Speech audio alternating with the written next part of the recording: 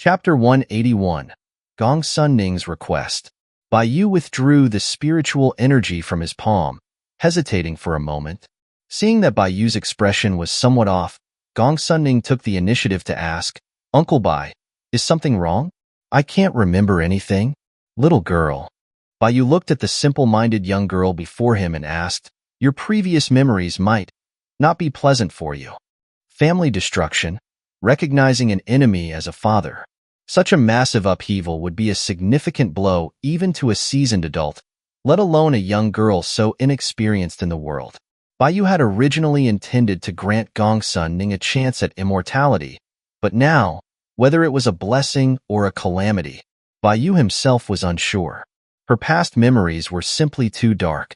If not careful, Gong Sunning's Dao heart could be shaken, leading her to fall into demonic ways. "I don't advise you to restore your memories. Of course, it's all up to you," Bai said. Hearing Bai's words, Gong Sunning felt a vague sense of unease. Her intuition told her that it would be best to follow Bai's advice and not unlock her past memories. But her eyes darted away for a moment, then she hesitantly said, "Uncle Bai, I still want to see them. Since you've made your decision, I won't say more."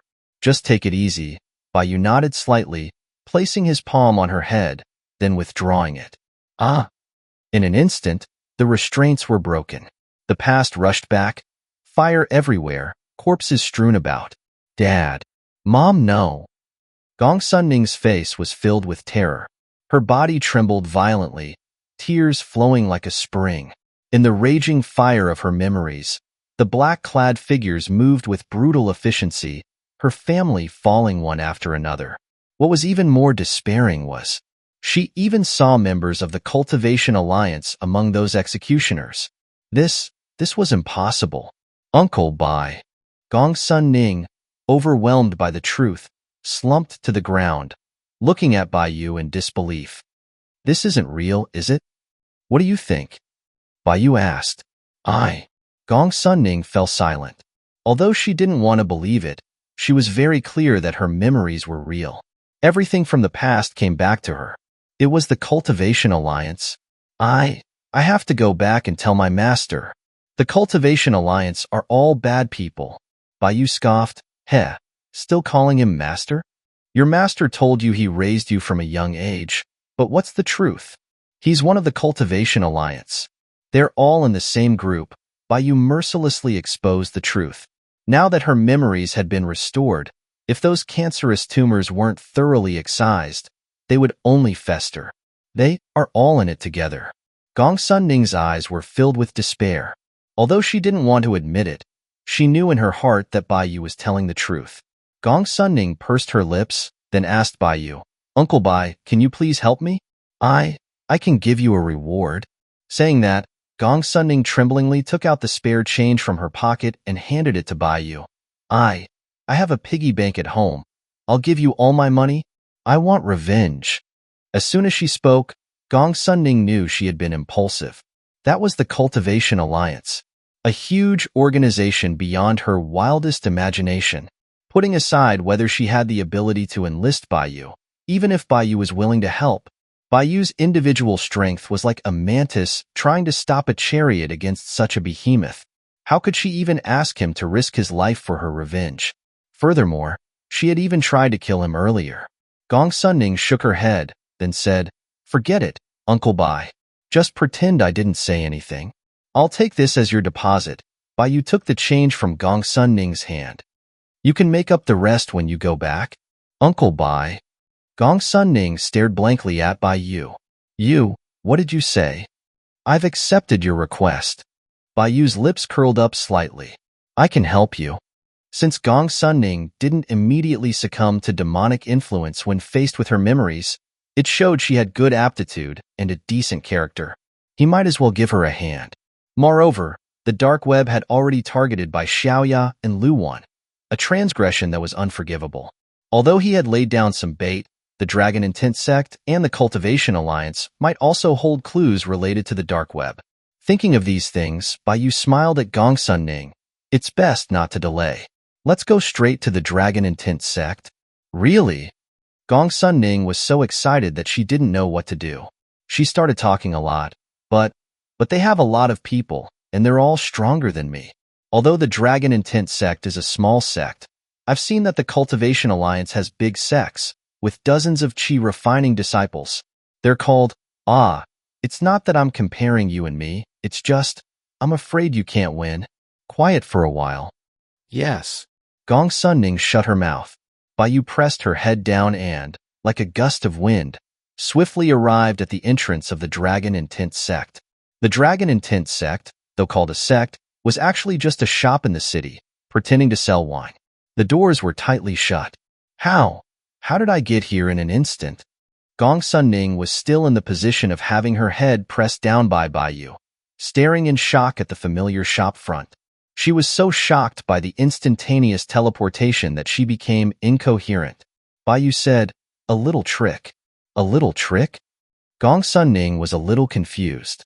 Even a Golden Core stage sect leader's maximum speed was only 100 meters per second, so how could Baiyu directly teleport? That's not right. He must have used some high-level talisman. It seems Uncle Bai is also a talisman cultivator. I heard talisman cultivators are all rich. No wonder he doesn't care about my reward. Gong Sunning secretly added another layer to Baiyu's identity.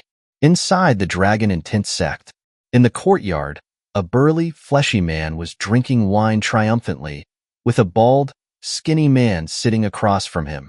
The skinny man, Chun, spoke first. "Hey, Brother Long, congratulations. According to my experience, once the first deal is done, the second one is coming soon. You can just sit back and count the money." The burly man was Long Daju, the leader of the Dragon Intent sect. He chuckled, then took another sip of wine, saying with pride, "Of course, I'll count money every day. And when the time is right, that girl will also." Chun smiled knowingly. Master Ning's soul-capturing technique is really useful. She can make people lose their memories whenever she wants. We've tricked quite a few geniuses using Master Ning's skills. Ha ha ha ha. I wonder if her taste is the same as her mother's. Back then, when I participated in that operation, bang, the door was suddenly ripped apart by a strong force, and the table and chairs they were sitting at instantly turned to dust. Ouch! Long Daju fell onto his backside, enraged, and shouted, "Who is it?" "Long Daju, you're going to die." Taking advantage of the smoke caused by Baiyu's breaking through the door, Gong Sunning pulled out a dagger she carried with her and rushed toward Long Daju. Humph!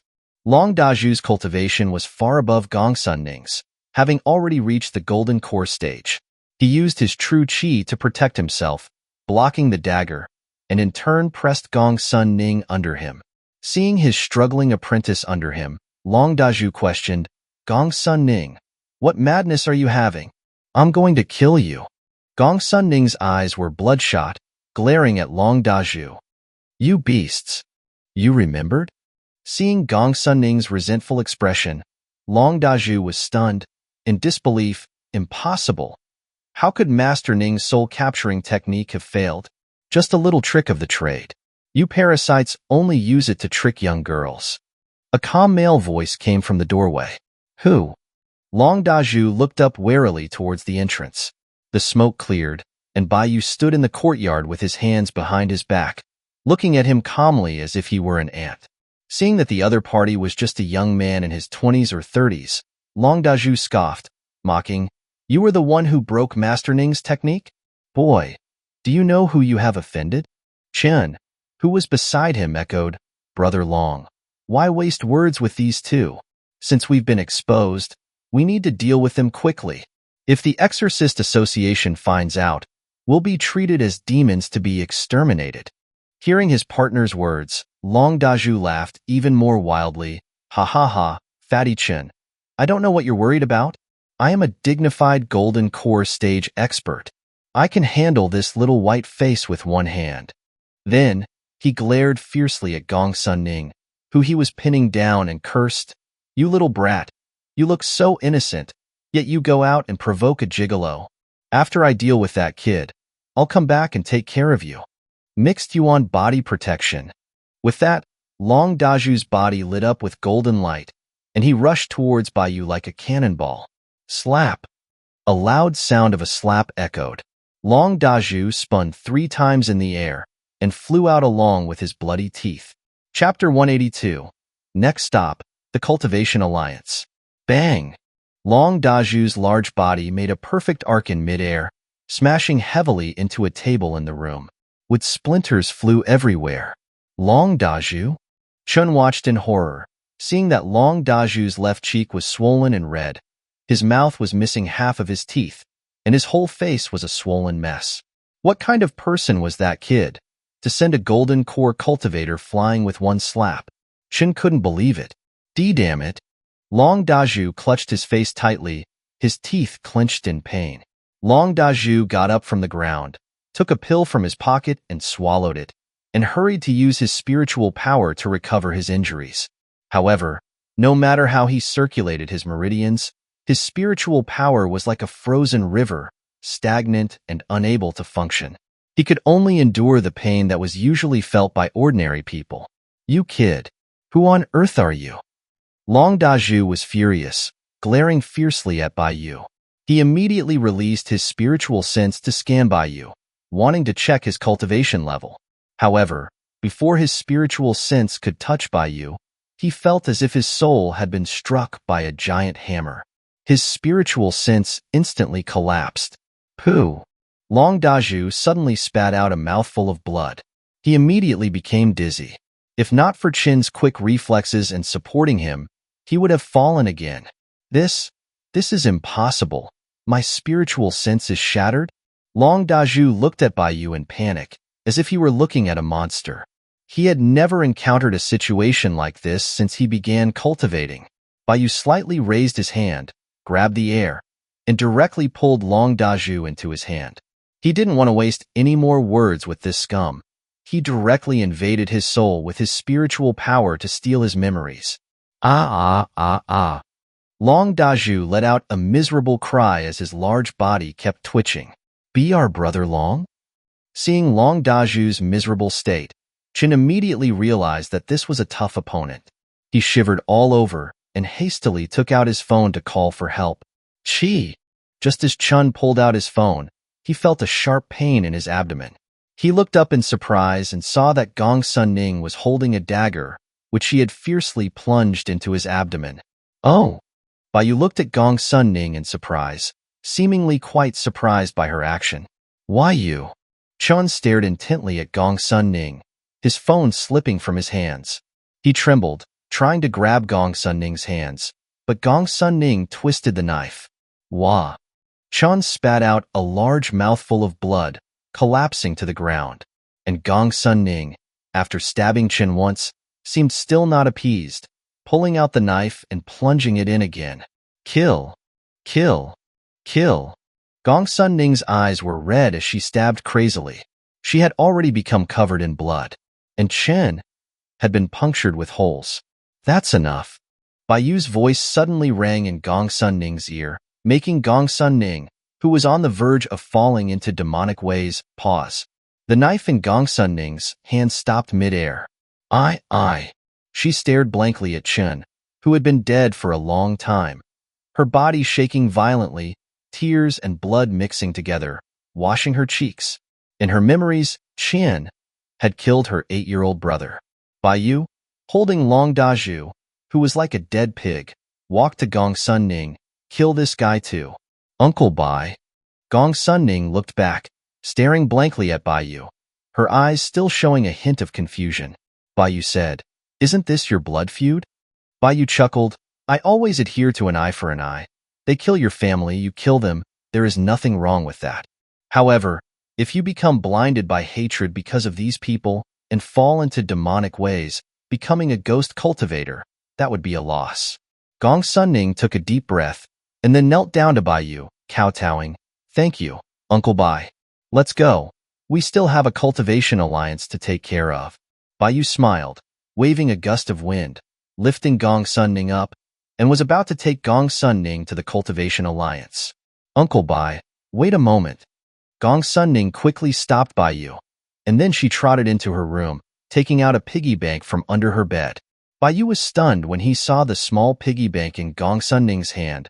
What's this? Uncle Bai, This is the reward I promised you. Gong Sunning held the piggy bank with both hands, handing it to Bai Yu. Bai Yu was stunned for a moment, then took the piggy bank and laughed. Okay, the contract is formed. You pay, and I will help you deal with the Cultivation Alliance. Gong Sunning then asked, Uncle Bai, is the Cultivation Alliance really not an official organization? Should we make some preparations before we go? I was taken to the Cultivation Alliance by my mas, by Long Daju before. There are many cultivators there who are stronger than Long Daju, especially one called Master Ning. He seems to be at the nascent soul stage. They're just a bunch of chickens forming a disorganized organization, nothing worth preparing for. Their backing organization is actually a bit interesting. Bai Yu smiled. In Long Daju's memories, Bai Yu discovered something interesting.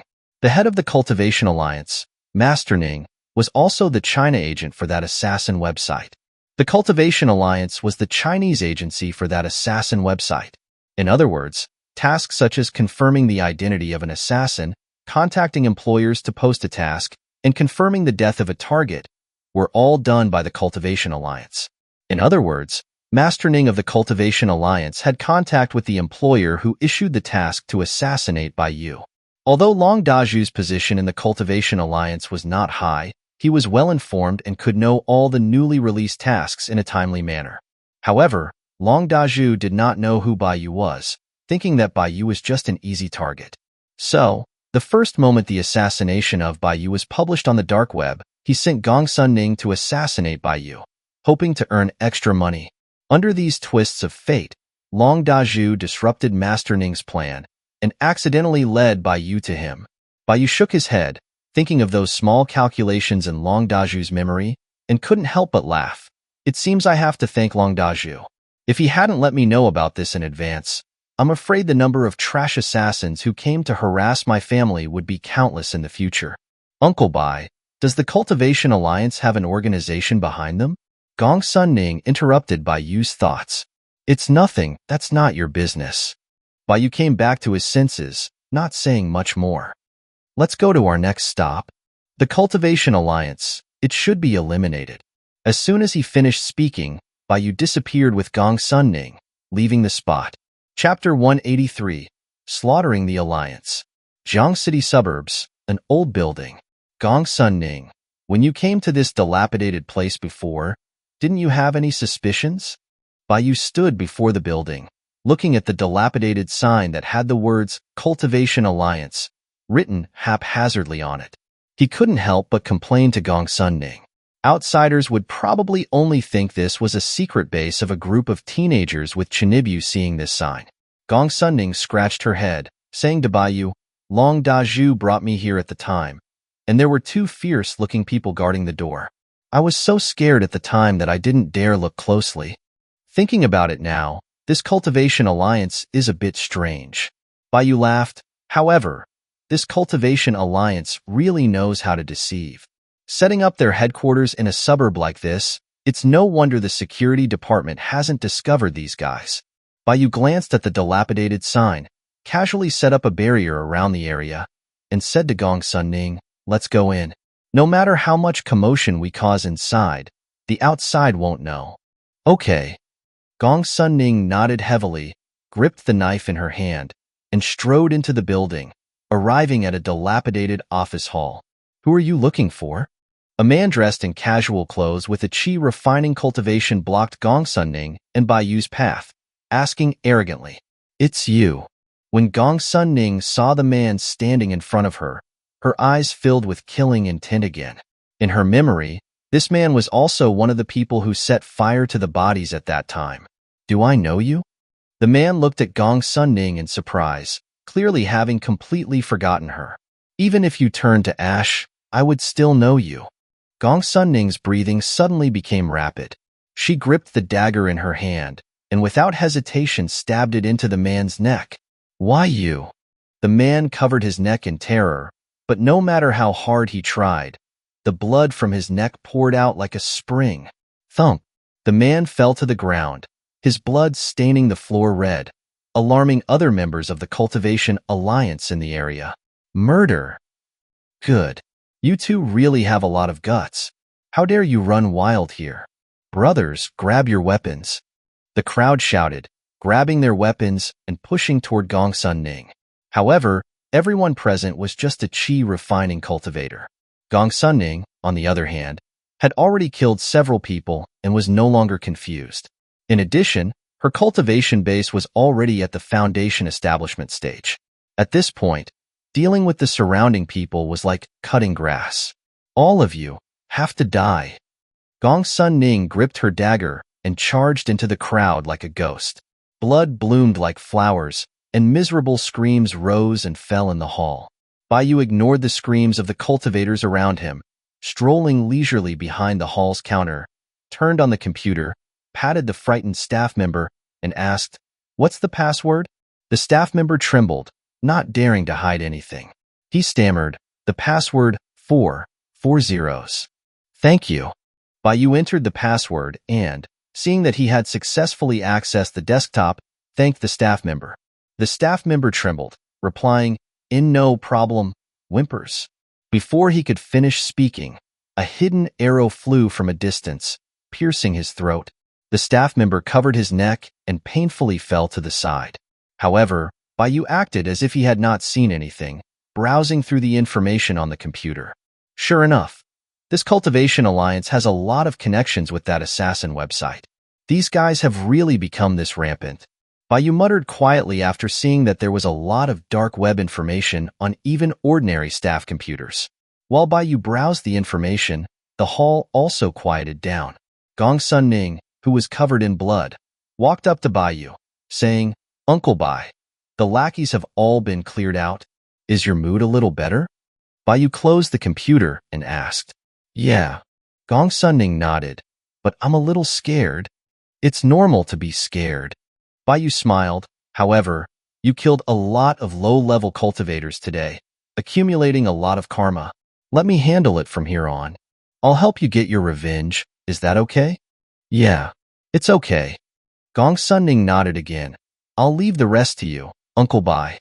At that moment, a wounded member of the Cultivation Alliance crawled up from the ground, gritting his teeth and cursing at Baiyu and Gongsun Ning. "Do you know where this is?" This is the headquarters of the Cultivation Alliance, which is comparable to the Exorcist Association and the Security Department. When Master Ning... Chi. Before that man could finish speaking, Gongsun Ning flung a hidden arrow, sealing his throat. She said lightly, "That guy pretended so much that he started to believe his own words.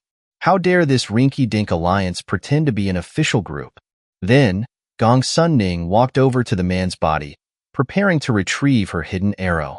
At that moment, a wave of energy flew out from the depths of the building, directly toward Gongsun Ning. Gongsun Ning's expression changed slightly, and she immediately dodged.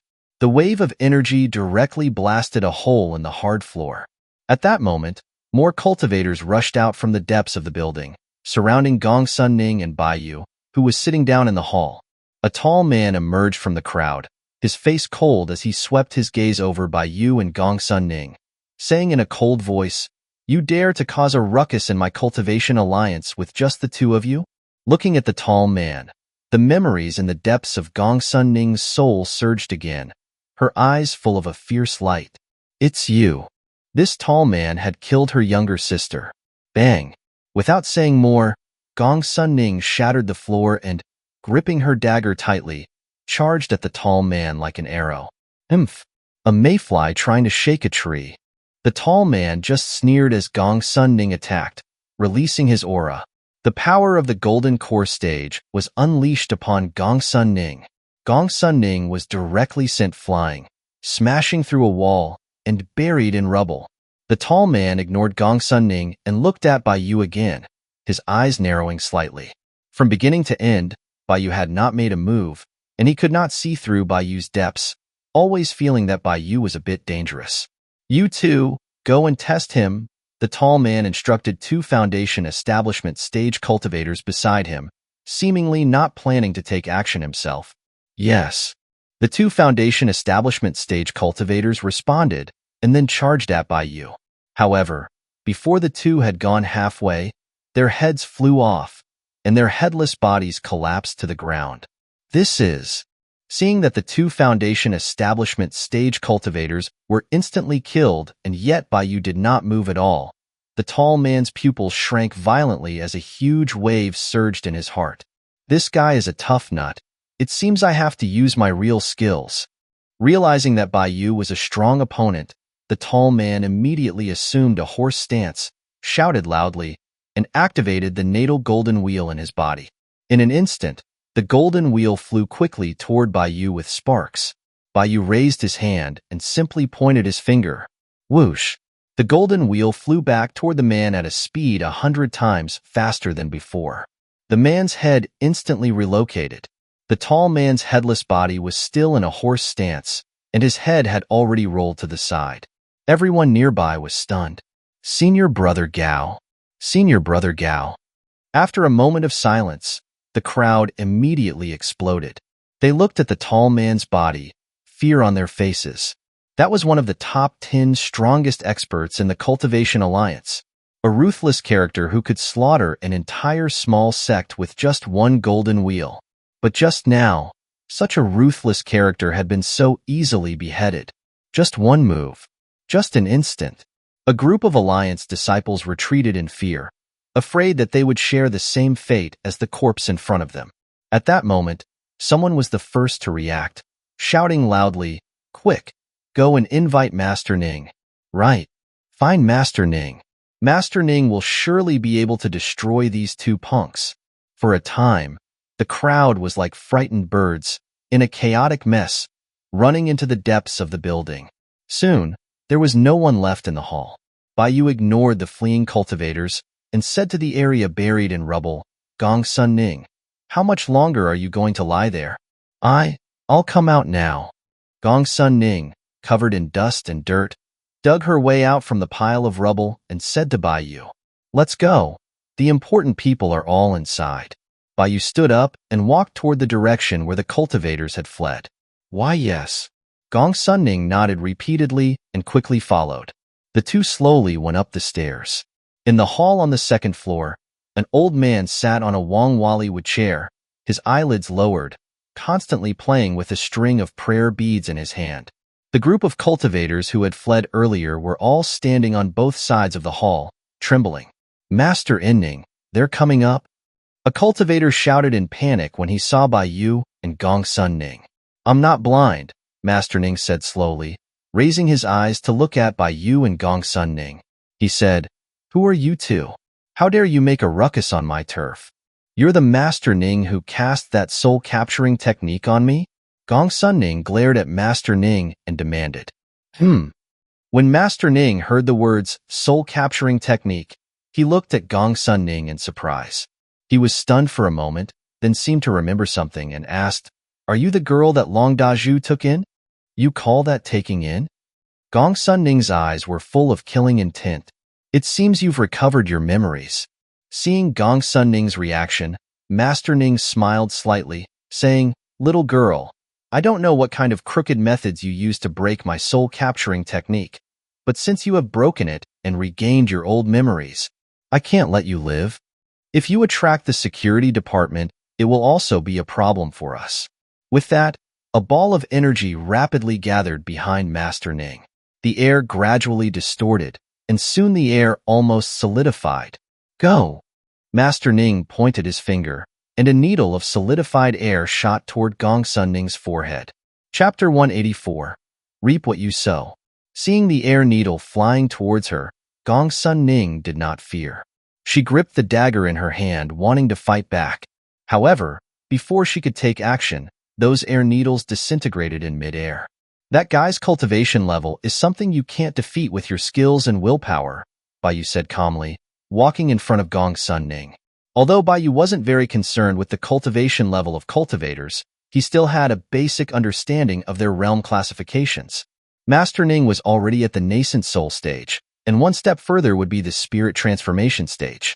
Such a level of cultivation made him a formidable expert in current human society.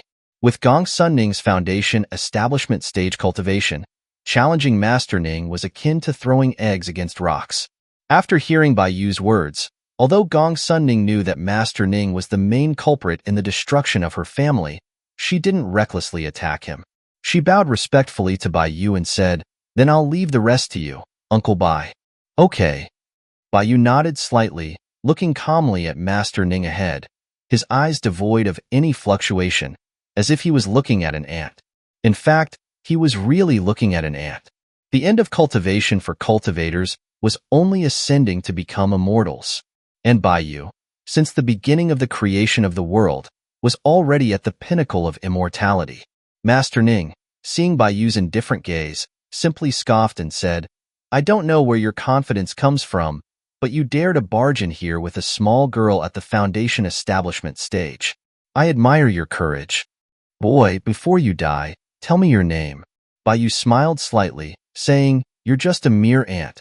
You're not qualified to know my name." "Ant?" Hearing Bai Yu's words, Master Ning's eyes flashed with a ferocious light, his hair almost standing on end. "It has been a long time since someone dared to call me that." Master Ning stared at Bai Yu with a sinister gaze. A purple poisonous snake crawled out of his sleeve, also staring directly at Bai Yu. When the others nearby saw the poisonous snake crawl out of Master Ning's sleeve, fear appeared in their eyes. It was obvious that the snake had left them with extremely unpleasant memories. Gongsun Ning instinctively sensed danger from the poisonous snake and warned Bai Yu, "Uncle Bai, be careful. That snake doesn't seem like an ordinary poisonous creature." "Little girl, your eyes are sharp," Master Ning said while stroking the head of the purple poisonous snake. "My snake is a 1,000-year-old snake demon that is raised with human blood. A single drop of its venom can kill an entire city. Moreover, those who are poisoned will die an extremely miserable death, suffering extreme torment before their death. So you too, don't get bitten by my precious snake." Master Ning smiled mischievously, and then flung the purple poisonous snake from his sleeve. A purple lightning flashed in midair as the purple poisonous snake revealed its sharp fangs, viciously biting toward Bai Yu. Seeing the purple snake attack, Bai Yu only smiled playfully and casually released a finger-sized sword chi. The sword chi sliced through the middle of the purple poisonous snake's mouth, precisely cutting the purple poisonous snake in half. It also shaved off the hair on Master Ning's scalp, turning his hair into a balding mess. Because it was cut in half, the purple poisonous snake's blood splattered out, landing on the other cultivators in the hall. The skin of those cultivators corroded at a visible rate as miserable screams rose and fell. However, strangely, the poisonous snake's blood was splattered everywhere. Yet there was not even a drop of poisonous blood on Bai Yu or behind him. Little purple? Seeing that his purple snake had been cut in half by Bai Yu, Master Ning stood up in shock, staring at the snake corpse on the floor, his whole body trembling violently, his face full of disbelief. "Impossible. Little Purple has 1,000 years of cultivation. Its scales can even withstand my full-strength attack. How could it?" Master Ning could not believe what he had just seen. He fell to his knees with a thud. Muddy tears poured out from both sides of his cheeks. Looking at the crying Master Ning, Bai Yu mocked, "Your subordinates are suffering because of your poisonous snake. Instead of thinking about giving them the antidote, you are crying over a dead beast. Those people who follow you must have been cursed for 8 lifetimes. Bastard! I will kill you. To avenge Little Purple." Master Ning's face contorted as he glared at Bai Yu, pouncing toward Bai Yu, seemingly wanting to fight Bai Yu in hand-to-hand combat. "Fool." Seeing Master Ning pouncing towards him, Bai Yu simply sneered. He then raised his hand and slapped Master Ning across the face. Slap! Several bloody teeth flew out of Master Ning's mouth. Master Ning also spun around several times in midair before crashing heavily on the ground. His face was buried directly in the poisonous blood of the purple snake.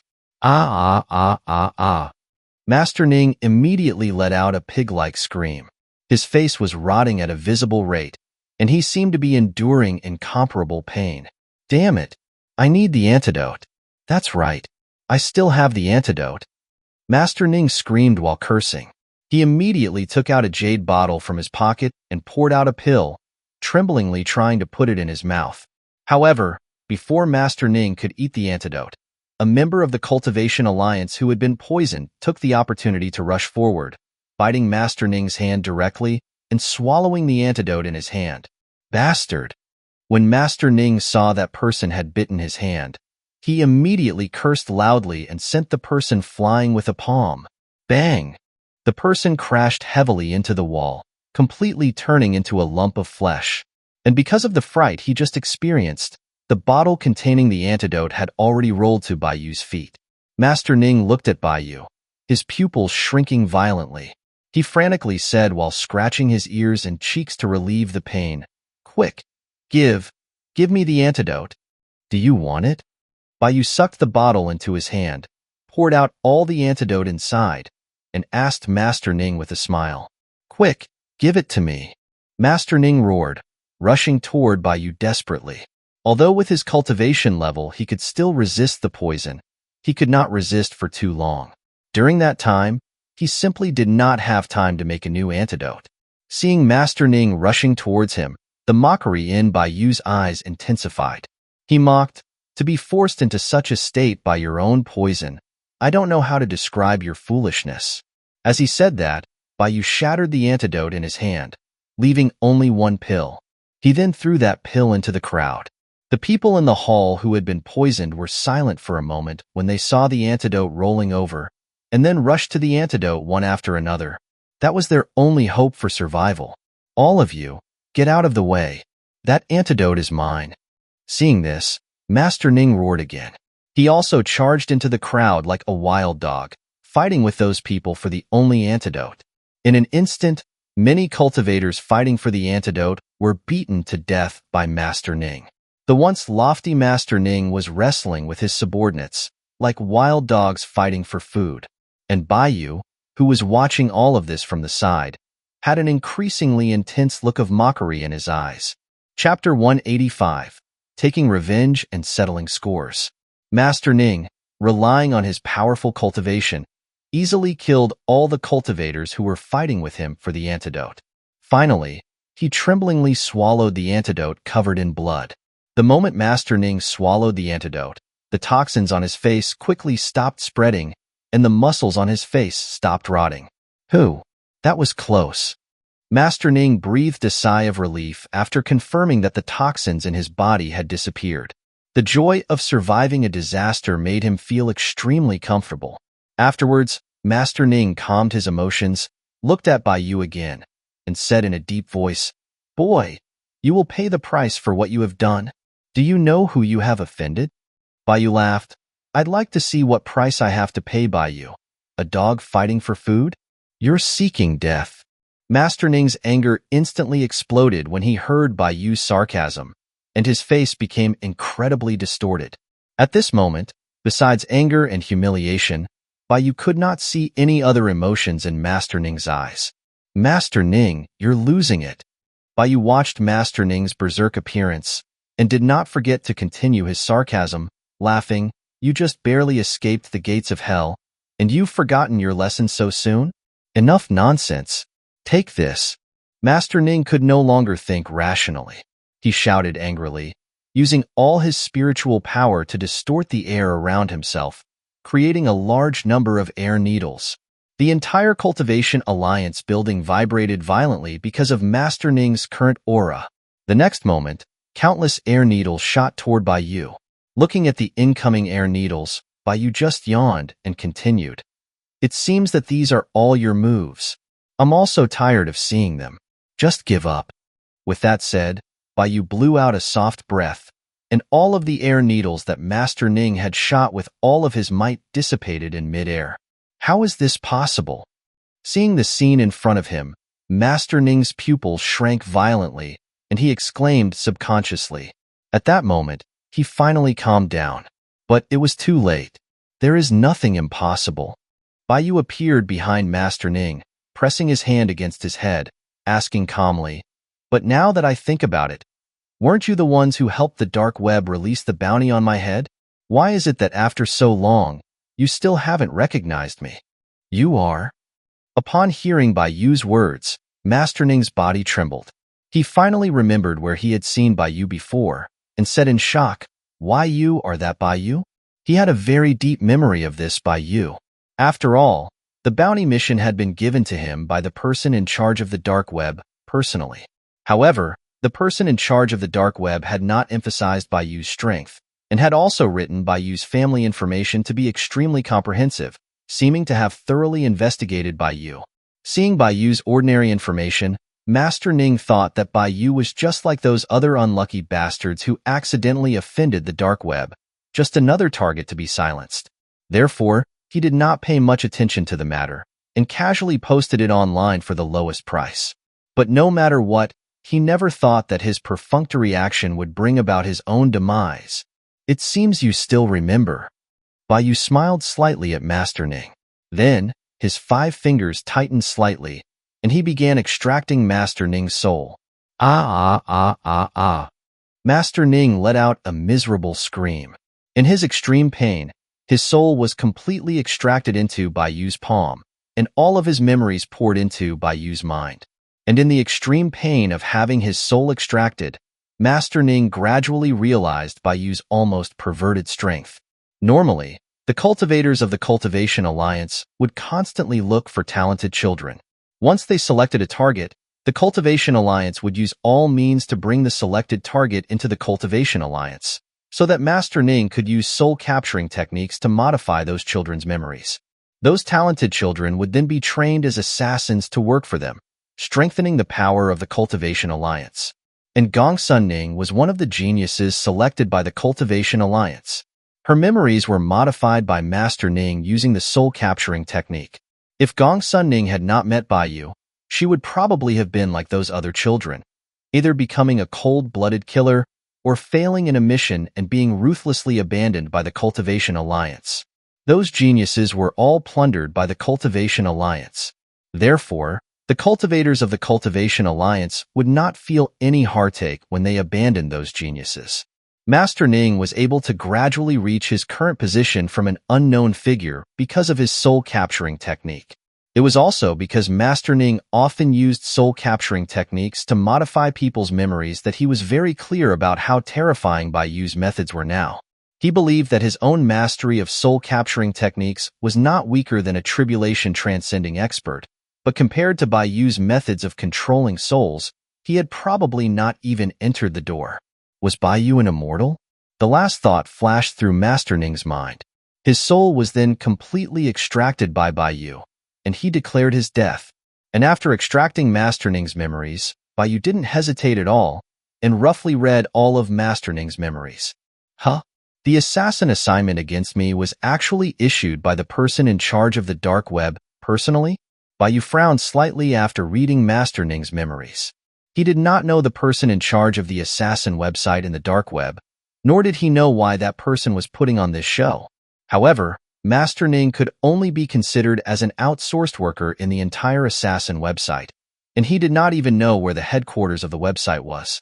From Master Ning's memories, Bai Yu had not obtained any useful information. It seems I still need to start with the fake corpse I created. Having not obtained the information he wanted, Bai Yu threw Master Ning's corpse to the ground in disappointment and completely destroyed Master Ning's soul. He let Gongsun Ning complete the mission and even specially created a fake corpse. His purpose was to lure out the big fish behind the scenes. No matter how fake his death was, as long as the photo of his body was revealed, the person who orchestrated all of this would definitely not be able to resist sending people to investigate the truth. And once someone approached the fake person made by Bai Yu would be able to completely lock onto that person's whereabouts. In other words, as long as the person behind the scenes sent someone to the scene to investigate, Bai Yu would be able to follow the clues and find the person behind the scenes. Thump! Just when Bai Yu was thinking, Gongsun Ning suddenly knelt down to Bai Yu, causing Bai Yu to come back to his senses. Little girl? Seeing Gongsun Ning kneeling, Bai Yu couldn't help but flash a trace of surprise. Gongsun Ning bowed 3 times solemnly to Bai Yu, saying respectfully, Uncle Bai, you helped me get my revenge. I really don't know how to repay you. Please accept my bow. Bai Yu laughed. Didn't I accept your request? I'm just completing a mission now. You don't need to kneel. Gongsun Ning shook her head, saying seriously, I know that my money is insignificant compared to the content of my request, so you don't need to comfort me, Uncle Bai. I've remembered everything you did for me today, and I will definitely repay you in full in the future. Looking at Gong Sunning's firm gaze, Baiyu knew that Gong Sunning was serious and sighed. Although hatred can make you grow a lot, it can also make you become biased. Little girl, you have already taken revenge and settled scores. Don't let your hatred delay your talent. I don't want to see this kind of tragedy again. Chapter 186. The bait is taken. Hearing Baiyu's words, Gong Sunning trembled slightly, and tears welled up uncontrollably in her eyes. She didn't know why, but she just wanted to cry now. You Uncle Bai. Gong Sunning sobbed. She looked directly at Baiyu with her big eyes, opening her mouth, then asked cautiously, Can you take me as your disciple? Take you as my disciple? Hearing Gong Sunning's request, Baiyu was slightly stunned. He did not have any plans to take Gong Sunning as a disciple. Although Baiyu had a good impression of this little girl, and Gong Sunning's talent was not bad, Baiyu did not choose his disciples based solely on their talent. After all, Baiyu had just experienced by Feng's matter, and now he had some lingering shadows about taking disciples. Now that Gong Sunning suddenly wanted to become a disciple, Baiyu was instead a bit embarrassed. Seeing Baiyu's reaction, Gong Sunning thought that she had offended Baiyu by suddenly requesting to be his disciple, and quickly apologized, You Uncle Bai? I'm sorry, I didn't mean to pressure you. Just now, I don't know why, I just got carried away. I understand your feelings. Baiyu came back to his senses and comforted Gong Sunning. For Gong Sunning, she had just experienced the pain of her family being destroyed. Although she had taken revenge and settled scores, she had also lost her goal. Gong Sunning, who had taken revenge and settled scores, felt extremely lost about her future life. She did not know where to go, so she subconsciously wanted to rely on Baiyu. To put it bluntly, Gong Sunning, besides her foundation establishment stage cultivation, was just a 15 or 16-year-old girl, the same age as Bai Xiaoya. Normally, Gong Sunning should have been spending her youth at school like other ordinary girls, but because of the Cultivation Alliance's evil deeds, whether Gong Sunning could integrate into normal society was now a question. In a sense, if Gong Sunning had not met Baiyu, her fate might have been even more miserable than Bai Xiaoya's. Looking at Gong Sunning at this moment, Baiyu suddenly felt like he was looking at his daughter Bai Xiaoya, and he felt a sense of pity. Gong Sunning bowed to Baiyu again, explaining, Uncle Bai, I was just a little lost just now. I didn't mean to put you in a difficult position. Thank you for helping me take revenge and settle scores. I was impulsive just now, and you don't need to take me as your disciple. If there is an opportunity in the future, I will definitely repay you. After speaking, Gong Sunning did not want Baiyu to think that he was taking her in because of pity or some other reason. She immediately got up to leave. Wait. Baiyu suddenly stopped Gong Sunning and asked, Do you want to study? Study? Gong Sunning looked at Baiyu in confusion, obviously feeling extremely surprised by those two words that Baiyu had spoken. Uncle Bai, are you going to give me some secret manual to read? Gong Sunning asked in confusion. She thought that Baiyu was going to give her some kind of cultivation technique. Baiyu shook his head, then said, My daughter is studying at Jiang City First High School. If you want to go to school, I can arrange for you to enroll. Ji go to school? Gong Sunning really did not expect that Baiyu really wanted her to go to school to study. She was a bit shocked, then said hesitantly, But, Uncle Bai, am I qualified to go to school? Not to mention her identity as a cultivator, she had just climbed back from hell, and she was now full of murderous aura. Even if she went to school, she would definitely be out of place in that peaceful environment. But she didn't know why. When Baiyu said that he wanted her to go to school, her heartbeat involuntarily accelerated. Baiyu laughed, If you want to go to school, you will naturally be qualified to go. Moreover, with your cultivation level and spiritual sense, you can master the knowledge of high school in half a day. It is still not a problem for you to go to school now and keep up with the school's teaching progress. Maybe you can even compete with my daughter for the top position in the whole school. Gong Sunning pursed her lips and asked again, Uncle Bai, can I ask why you suddenly want me to go to school? Baiyu replied, There's no particular reason. It's just that I think you're very similar to my daughter. You should be studying at school at your age. Of course, I won't force you if you don't want to go. After all, those knowledge in schools, and even the college entrance examination, have no meaning to cultivators. I want to go. After hearing Bai Yu's words, Gong Sunning almost blurted out subconsciously that she wanted to go to school. From the moment she said, I want to go, Gong Sunning realized that in the depths of her heart, she also yearned to return to the life of an ordinary girl, to return to the past that was stolen by the Cultivation Alliance. Seeing the sincerity in Gong Sunning's eyes, Bai Yu then smiled gently, saying, Okay, I will arrange everything for you. I hope you have a happy time at school. Of course, if you really don't like school, then you can come find me to become a disciple. I will take you as my disciple at that time. Uncle Bai. Gong Sunning looked at Bai Yu in a daze. You? Are you willing to take me as a disciple? I thought about it again carefully, and you're actually quite cute. It's not bad to have such a little disciple, Bai Yu laughed. You Uncle Bai, thank you. Gong Sunning's nose twitched again, wanting to cry for some reason. You little girl, do you love to cry so much? Seeing that Gong Sunning's eyes were red again, Bai Yu couldn't help but joke with Gong Sunning. You are also a foundation establishment cultivator. Your Dao heart is not that fragile, right? I'm just a little happy. Gong Sunning quickly wiped the tears from the corners of her eyes. I won't cry anymore. Haha, I was just kidding. Let's go. I'll take you to do the school enrollment procedures. Bai Yu laughed loudly, turning into a gust of wind, and leaving the Cultivation Alliance headquarters. In the following period of time, Bai Yu personally took Gong Sunning to find Xianxia, the director of the security department, to have Xianxia help with Gong Sunning's school registration and the enrollment procedures for Jiang City First High School. She successfully entered the class whereby Xiaoya was studying, and Wang Sha, who was still working part-time at the school, had now become the class teacher of Bai Xiaoya's class due to her excellent teaching ability. With Wang Sha, who possessed the Xinyuan sword, sitting in the school, Gong Sunning would not cause any trouble at the school. With Wang Sha and Bai Xiaoya taking care of Gong Sunning together, Bai Yu was not worried about Gong Sunning's situation at the school. During the time that Bai Yu spent half a day to resolve the Cultivation Alliance and settle Gong Sunning, the bait he left for the assassin website finally had a fish take the bait. On the roof of the building opposite Bai Yu's house, a man dressed in a suit was standing next to Bai Yu's fake corpse, talking on the phone. That's right. It has been confirmed. It is Bai Yu's corpse. Gong Sunning did indeed complete the mission. The man in the suit said calmly. It is impossible for Gong Sunning to kill Bai Yu. This should be a trap. You should bring that body back first. A hoarse voice came from the other end of the phone.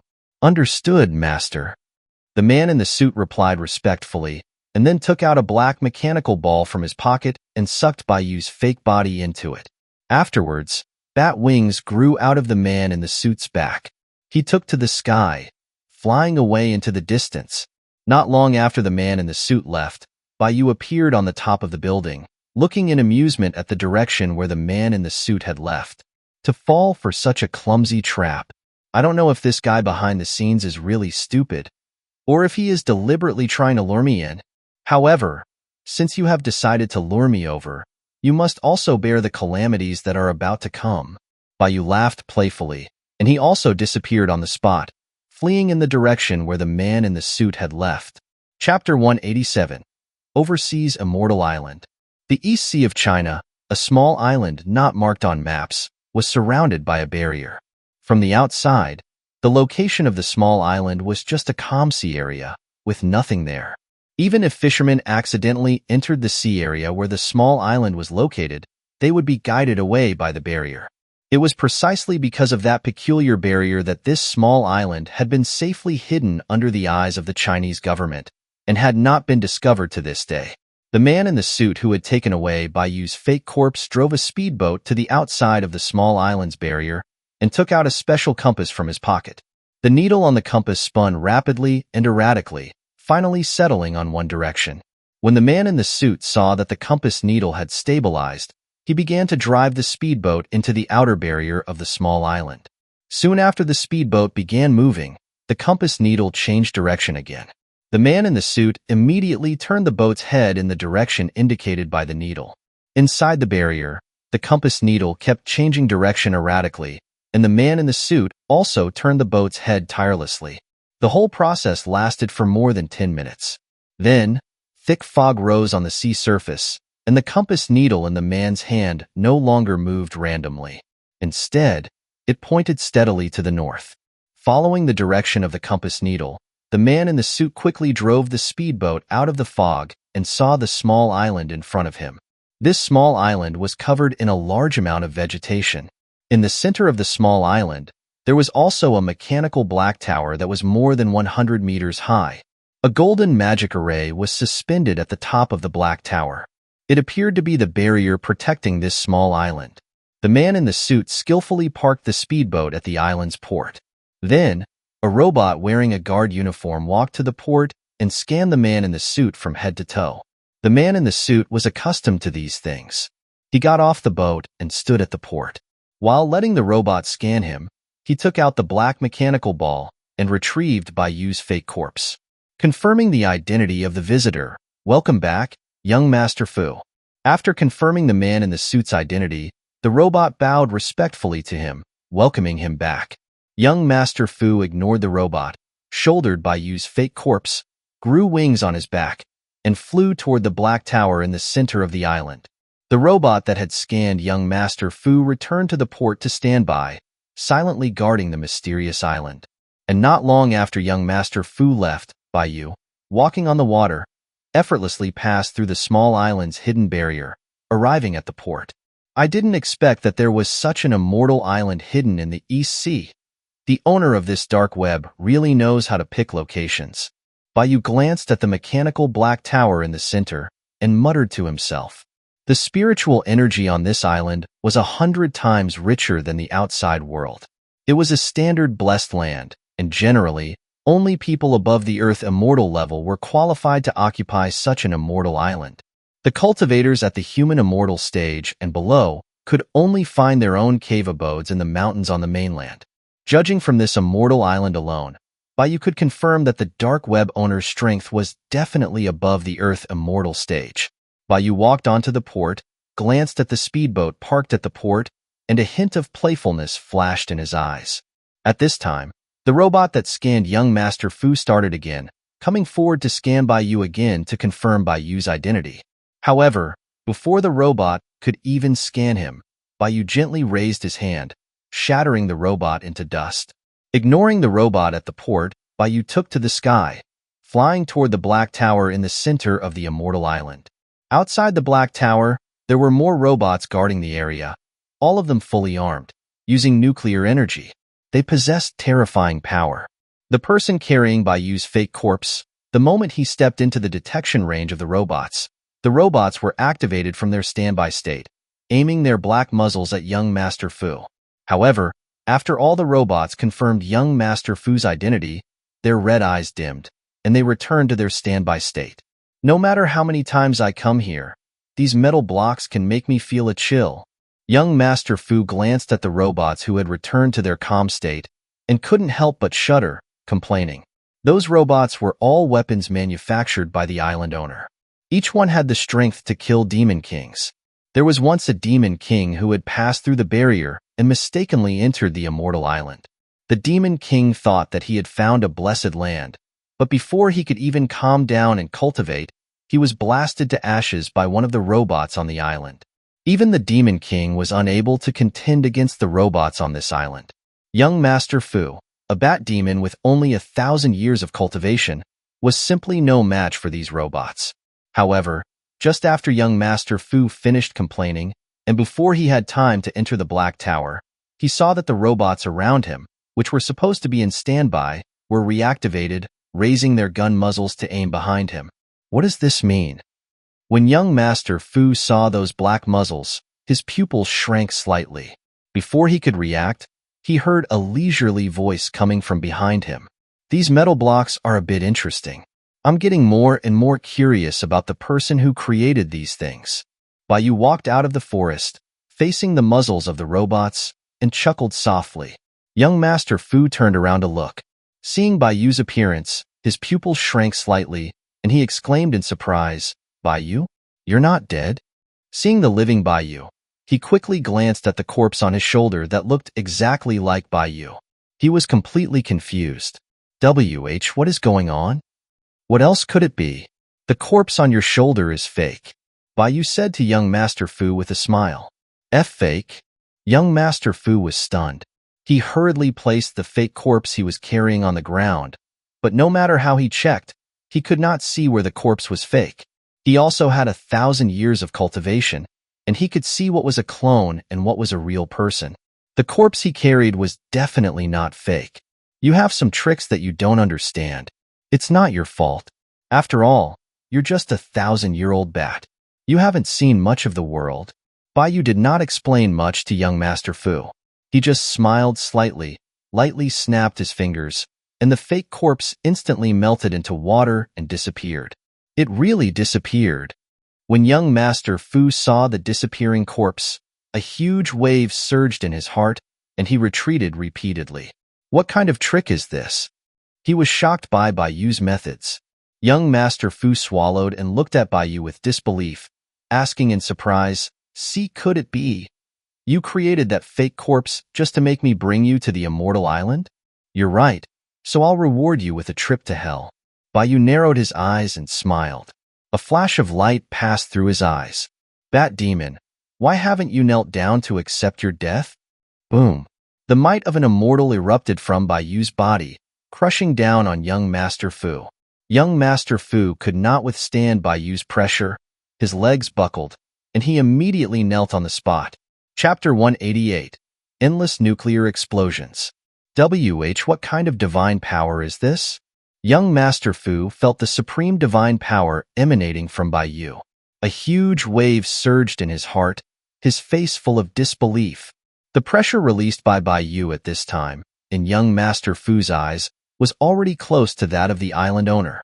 Only now did he understand why the island owner would personally inquire about Bai, who was just at the lowest bounty level.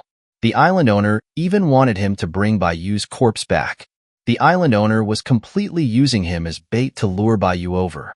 As for whether he would live or die after successfully luring him, the island owner had not considered it at all.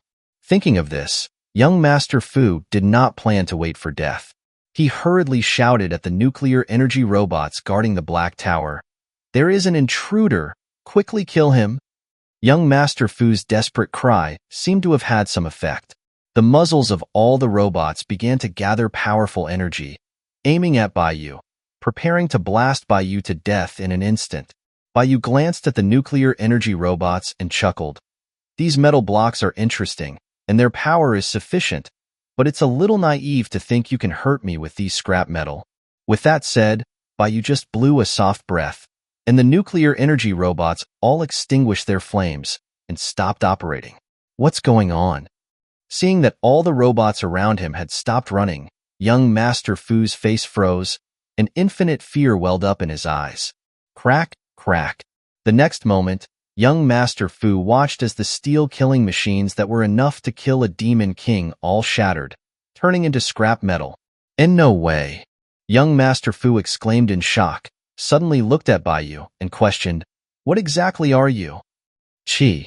Before young Master Fu could finish speaking, a spiritual blade flew past, and his head flew off, his headless body slowly falling into a pool of blood. Bai ignored young Master Fu, who had fallen into a pool of blood. He looked at the Black Tower in front and shouted loudly, "The person inside, come out. I'm already on your island." Bai's voice was like a thunderclap, reverberating around the Immortal Island, startling countless birds. The next moment, the Black Tower lit up with a creepy red light. Then, every closed door on the Black Tower was opened, and all kinds of machines flew out of the Black Tower. In addition to robots, those machines included flying birds and running beasts.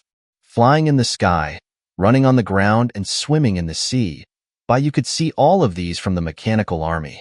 Soon, Bai was surrounded by a mechanical army, and even the Black Tower in the center of the island began to deform, finally becoming a huge robot, blocking out the sky and the sun. This array, it's really grand. Bai looked at the tower in front of him that had turned into a mechanical giant and couldn't help but sigh. However, although Bai sighed, there was not the slightest fluctuation in his eyes. Although these mechanical armies looked incredibly high-tech and could not have been created by modern Earth technology, The core of these robots were actually similar to the ancient Imo family's mechanisms.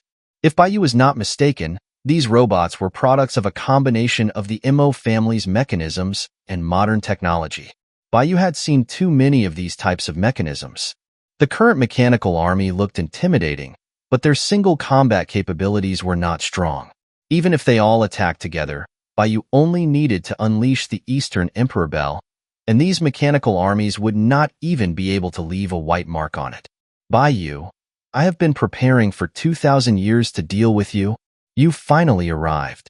At this time, a gloomy voice came from the mechanical giant. Baiyu, do you still remember me? Hearing the voice from the mechanical giant, Baiyu frowned slightly, thought for a moment, then relaxed his brows, and asked the mechanical giant, Who are you? Since ancient times, there had been too many enemies that Baiyu had encountered. He simply could not distinguish who the person in the mechanical giant was just by hearing his voice.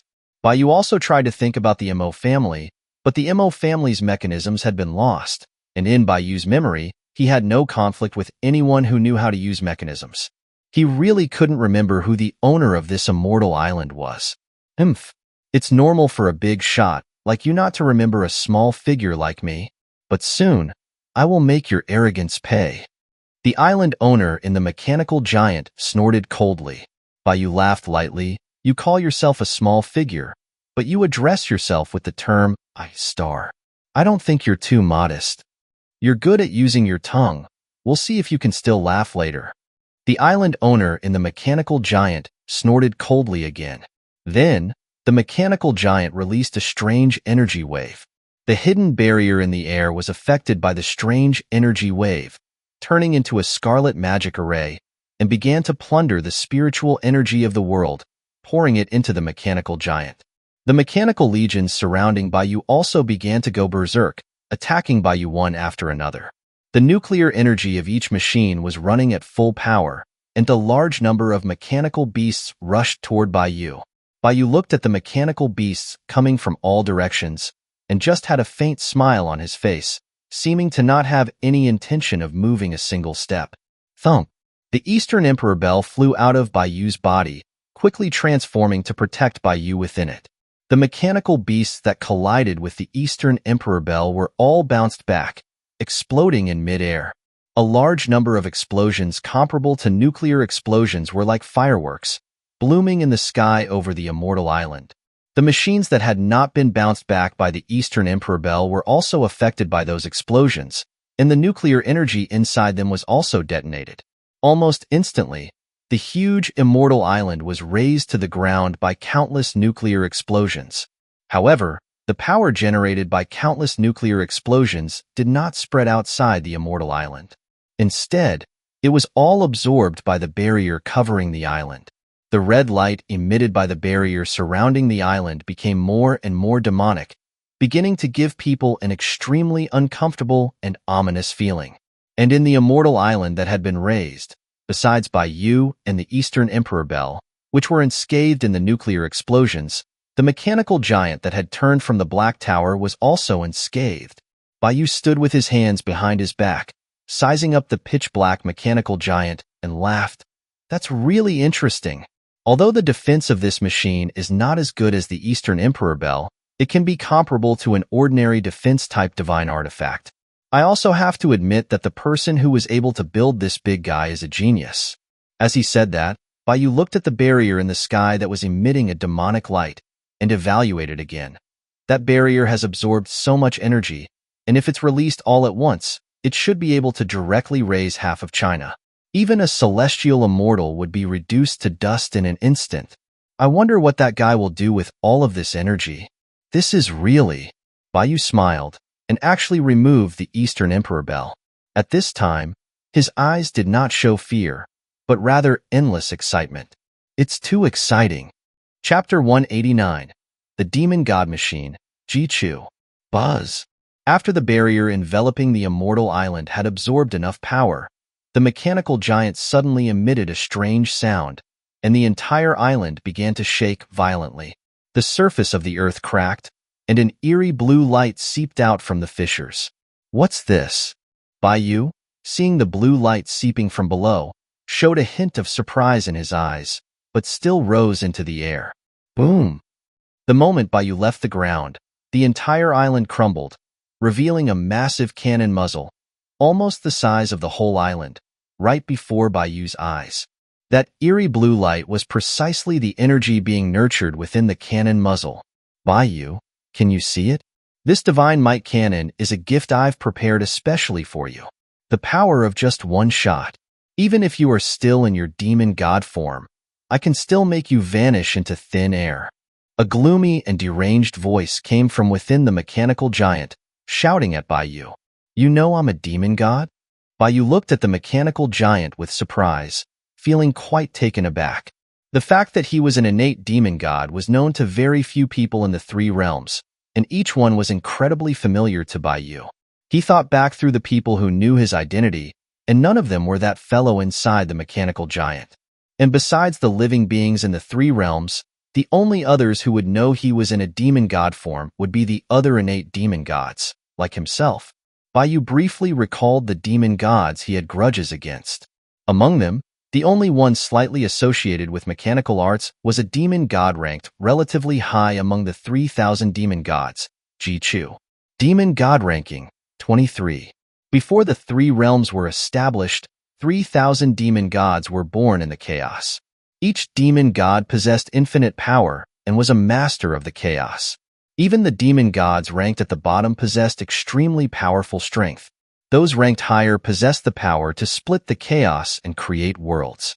The current three realms were the world created in the chaos by Pango, the demon god ranked first among the 3,000.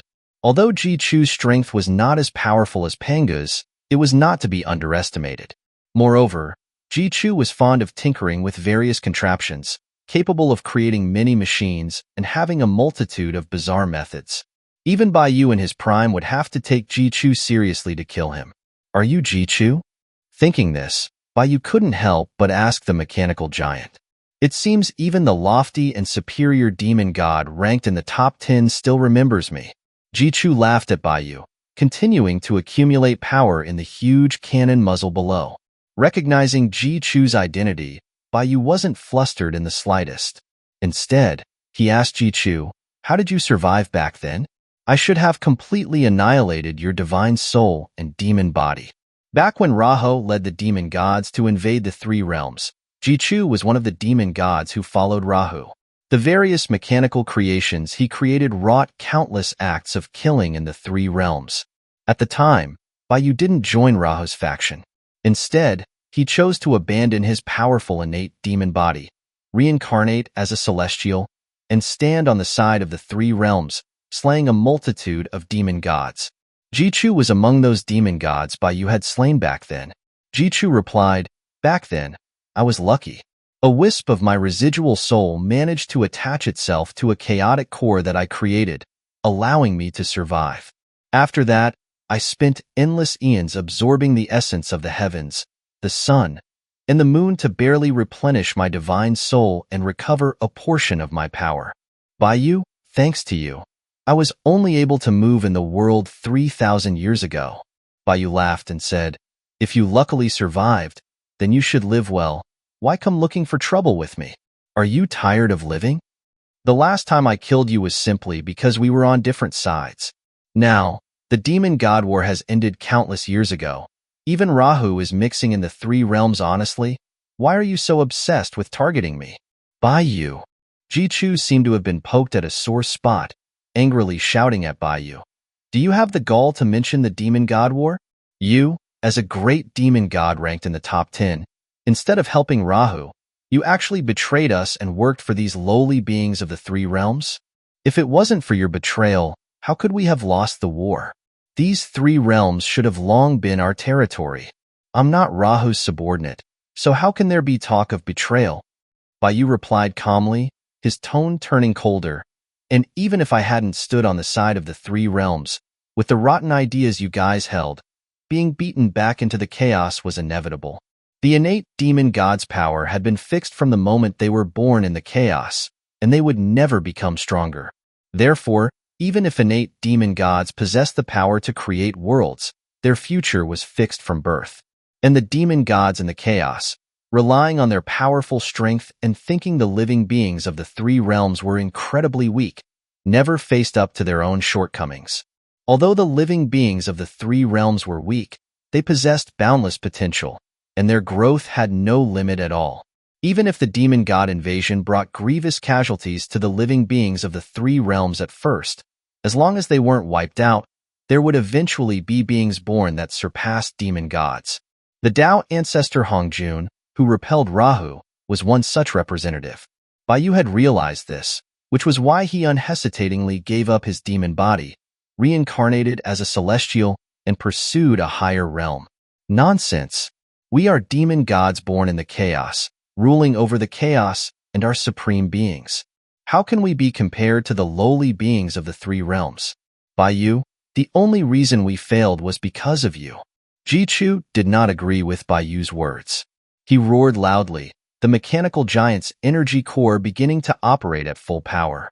The surrounding space was trembling due to the power emanating from the mechanical giant.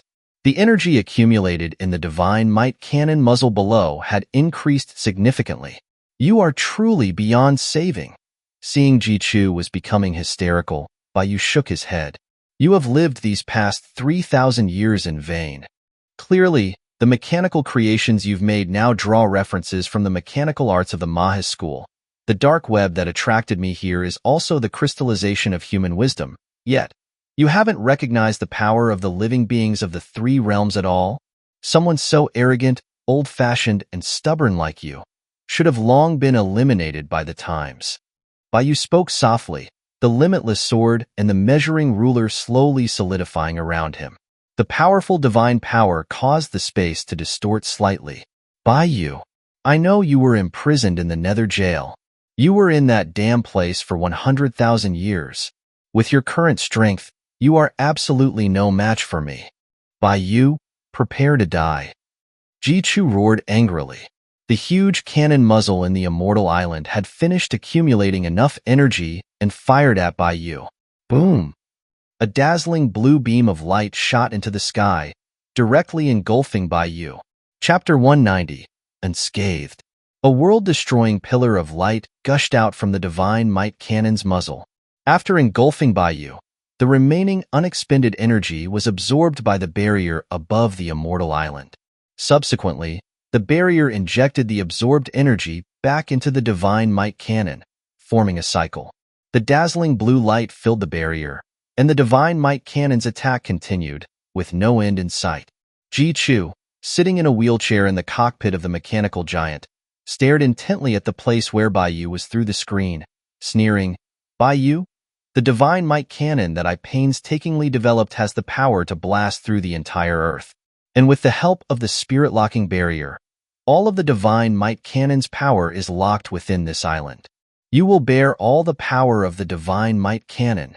Even if you are still in your demon god form, it's impossible for you to withstand such power, let alone your current state. Baiyu, I will make you pay for betraying the heavenly demons. Jichu roared to himself, his excitement growing, and his whole body trembling with it. If he had been able to get up from his wheelchair, he would have been raising his arms in triumph. However, the smile on Jichu's face did not last long before it completely froze. From within the blue light that was filled with destructive energy, he faintly saw a figure standing on a lotus platform, unmoving within the light pillar. No, impossible.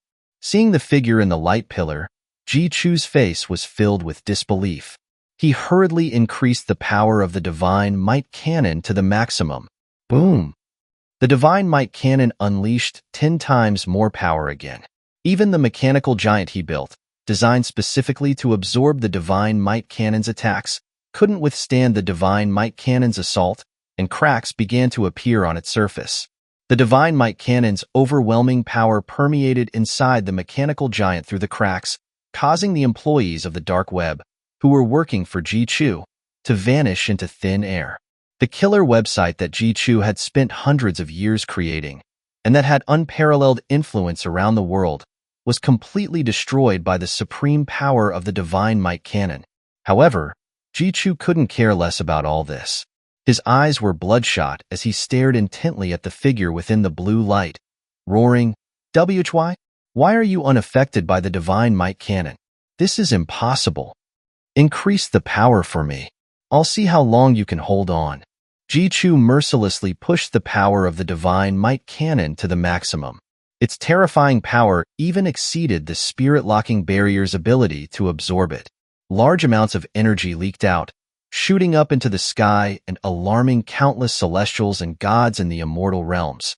At that moment, a large number of deities turned their attention to the mortal realm, to the immortal island in the east sea of the nation of Hua.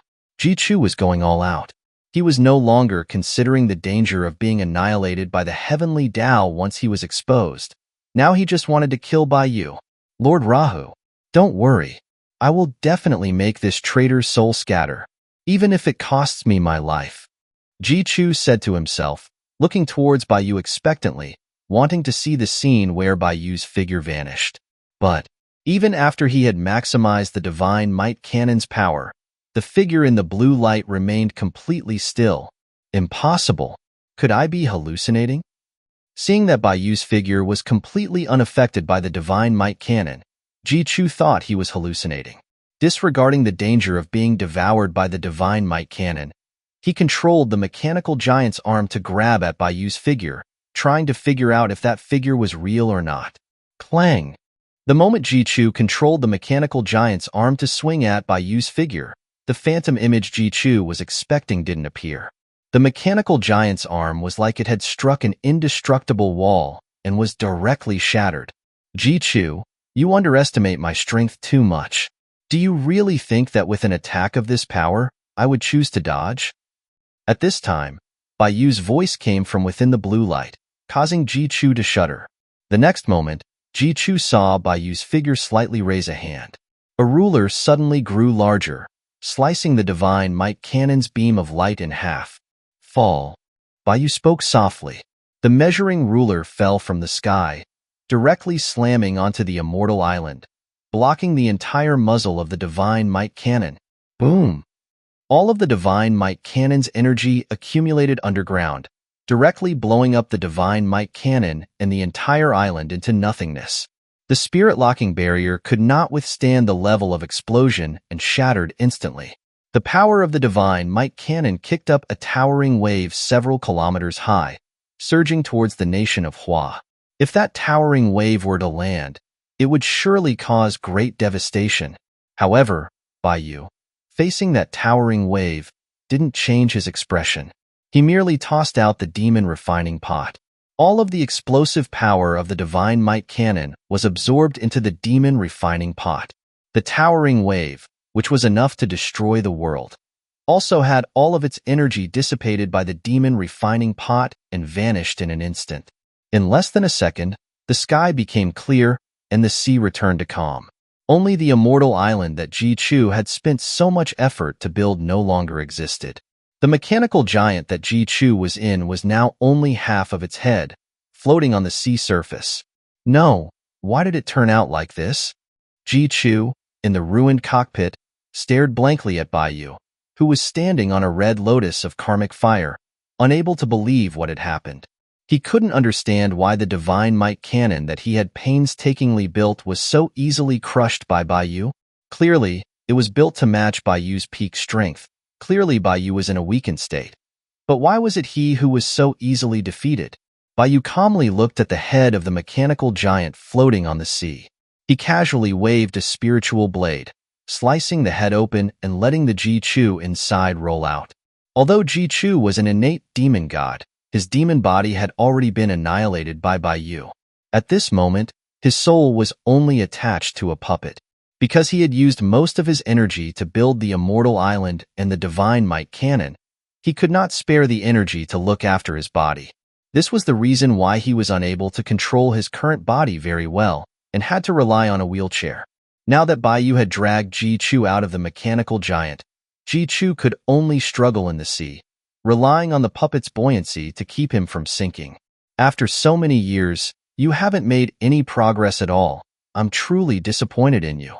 Baiyu looked at Jichu's frail body, a hint of disappointment flashing in his eyes. "I thought you could have learned something after mixing in the three realms for more than 2,000 years. but aside from the divine might cannon and a pile of scrap metal, you haven't created anything.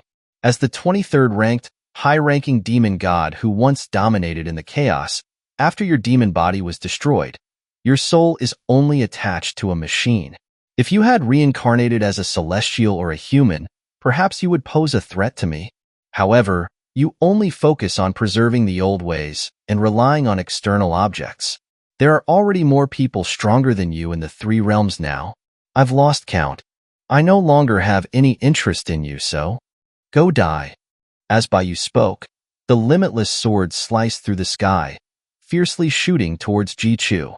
Chapter 191. The One Behind the Scenes. Seeing the limitless sword hurtling towards him, despair surged into Ji-Chu's eyes. In his current state, even moving freely was incredibly difficult, and trying to evade Baiyu's attack was simply wishful thinking. However, just as Baiyu's limitless sword was about to pierce Ji-Chu, the space in front of Ji-Chu twisted slightly, directly swallowing Baiyu's limitless sword. The next moment, a crack also appeared in the space behind Ji-Chu. After sucking in Ji-Chu's soul, the spatial rift quickly healed. Trying to rescue someone? Seeing someone had intervened to save Ji-Chu, a cold glint flashed in Baiyu's eyes, and he snorted, "Did you have my permission?" Baiyu raised his hand, and the limitless sword tore through the void, returning to his grasp. Chop! With a cold shout, Baiyu slashed open the void, and there he saw Ji-Chu's soul being grasped by a pair of black hands, forcibly dragged into the depths of the void. The person who had rescued Ji-Chu from behind seemed to sense Baiyu's icy killing intent and immediately accelerated their speed to escape with Ji-Chu. However, before those hands could carry Ji-Chu away, karmic flames ignited directly on those hands. The rescuer behind the scenes cried out in pain and was forced to release Ji-Chu and slice off their burning hand, fleeing on their own. The severed hand was reduced to ashes in an instant. They escaped quickly. Baiyu retrieved Ji-Chu's soul from the spatial rift, looked at the slowly closing spatial rift. A hint of gloom flashed in his eyes, and he snorted again. The rescuer behind the scenes was extremely shrewd, and the moment Baiyu had slashed open the spatial rift, their main body had escaped from the void, while simultaneously erasing all traces they had left behind. Even though Baiyu's speed was fast enough, he still hadn't managed to catch the tail of that person. However, Baiyu did not dwell too much on the escaped figure. Instead, he directly seized Ji-Chu's soul and began a soul search. Under Baiyu's brutal methods, Ji-Chu cried out in agony. All of his memories flooded into Baiyu's mind. After all, Ji-Chu was an innate demon god born in chaos, having lived for countless eons. The volume of his memories was considerable, even though Baiyu's speed of reading memories was extremely fast. With a century passing in an instant, the soul search still lasted for several hours. The bright moon in the sky had already risen. Even with Baiyu's powerful soul, he still felt quite fatigued after finishing the compilation of Ji-Chu's memories. As expected, someone was secretly guiding Ji-Chu to hate me this much. This Ji-Chu was nothing more than a pawn for that fellow. The aura of the one who rescued Ji-Chu just now didn't seem like Rahu's either. I wonder who that fellow is, and why they are targeting me. Baiyu murmured to himself, his brow furrowed slightly. He had never encountered that fellow's aura, and he didn't know when he had offended such a person. The only thing he was certain of was that the person manipulating everything behind the scenes harbored an extreme hostility towards him. If that fellow can control Ji-Chu, then that means there may be other demon gods under his control as well. It seems like I need to be a bit more careful in the future. I wonder if today's events are connected to the attack on my wife and daughter by the 9-headed Hydra earlier. If they are. At this point, an intense killing intent exploded from Baiyu's eyes, and the powerful spiritual pressure even caused the ancient creatures sleeping on the seabed to tremble. After dealing with Ji-Chu and destroying the entire dark web server, Baiyu didn't continue to linger on the sea. He returned to his home in Xianxia. Luwan and Qingshu were clearing the table after the meal, while Bai Xiaoya was studying in her bedroom, as if nothing had happened. When Qingshu saw Baiyu return, she immediately put down her household chores and hurriedly asked Baiyu, "Big brother Bai, did something happen?" During the day, My sister-in-law and I felt a powerful spiritual pressure coming from the East Sea. Were you fighting over there? Xianxia asked, while Lu Wen also looked at Baiyu with concern. After becoming a god, Lu Wen herself had become extremely sensitive to the fluctuations of the surrounding spiritual energy. The powerful spiritual energy fluctuation coming from overseas, even after becoming a god, was enough to make her feel fear. If she had been involved in a battle of that level, she would probably have vanished in an instant. I'm sorry, I worried you. Baiyu smiled at Lu Wen and Xianxia. I just ran into some minor problems, but they've all been resolved. Big brother Bai, was it really just a minor problem? You're not trying to lie to me. Xianxia stared at Baiyu and asked. Lu Wen also said, Yu, I know you better than anyone. The expression you have right now definitely isn't about a small matter. Seeing that the two women weren't so easy to fool, Baiyu shook his head and chuckled, before saying, Sigh. I knew I couldn't hide it from you two. Don't worry, the danger has been temporarily resolved, but I let a bastard run away, and I don't know who he is yet. But it's not a big problem. That bastard is already anxious today, and he carelessly revealed a few clues. If he acts again in the future, I can catch him at the first moment. This matter will be resolved sooner or later. It's just that before this matter is resolved, you need to be a bit more careful. We're fine. It's Xiaoya that's the problem. Lu Wen glanced at by Xiaoya's bedroom, a hint of worry flashing in her eyes. She and Xianxia both had a certain ability to protect themselves. Even if there was danger, they had ways to protect themselves. But Bai Xiaoya was different. Her cultivation had only just begun, and at the moment, she was only a little stronger than an ordinary person. If those people behind the scenes were to target Bai Xiaoya, it would be incredibly dangerous. Yu, why don't we let Xiaoya take a break from school for now? It's too dangerous for her to go to school, Lu Wen suggested to Baiyu. No need. Baiyu shook his head. I'll have the heavenly Tao protect Xiaoya. We don't need to be afraid and cower just because we've been targeted by rats in the gutter. That would be playing into their hands. Let's live our lives as normal. Heavenly Tao protection? Xianxia repeated, looking at Baiyu in disbelief. Can that really be done? Of course. Baiyu smiled slightly. I just helped the heavenly Tao clean up a troublesome demon god. On all accounts, the heavenly Tao should help me. And for the heavenly Tao, protecting Xiaoya wouldn't require too much extra effort. It just needs to notify me in time when Xiaoya is in danger. It's just a simple matter. In addition, Baiyu also took out the karmic flame Red Lotus and the Eastern Emperor Bell, and quietly sent these two divine weapons into Bai Xiaoya's body. With these two divine weapons protecting Xiaoya, even if Rahu attacks, Xiaoya would be able to hold out until I arrive. When Lu Wen saw that Baiyu had made all the necessary arrangements, the worry in her eyes gradually dissipated, and she smiled. I can be at ease now. Oh, right, Yu. Old Third Mouse came to visit our house before, saying he had something to discuss with you.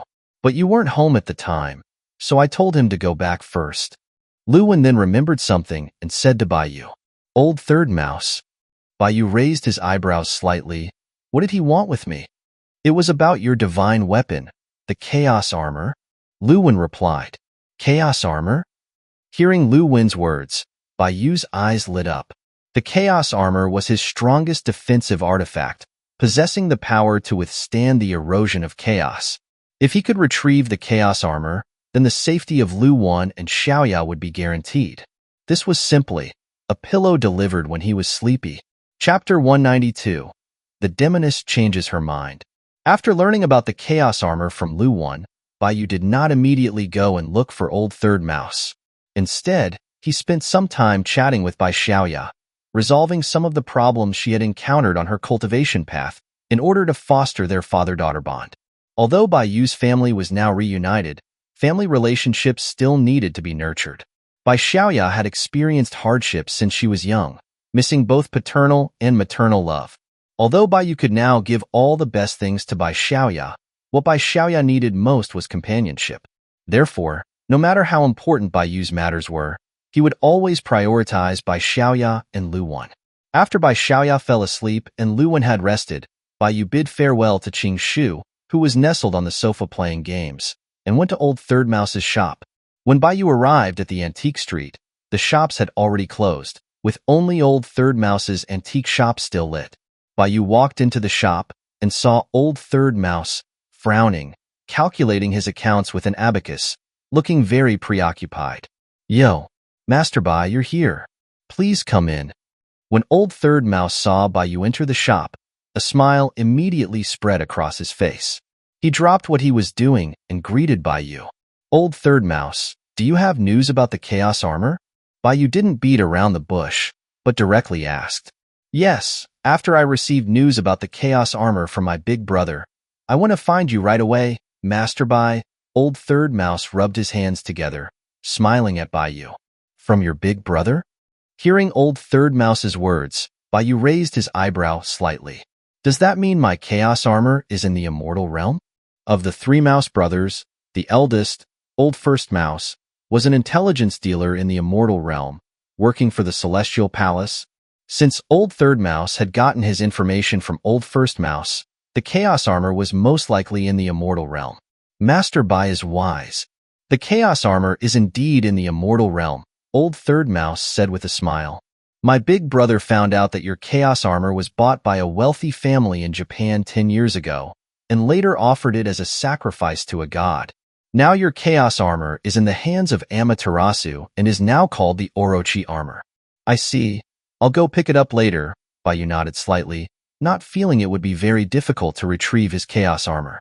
Although Amaterasu was the chief god of Takamagara in the land of gods and also the highest god in Japan, the size of all of Takamagara combined was not even a tenth of that of the Celestial Palace.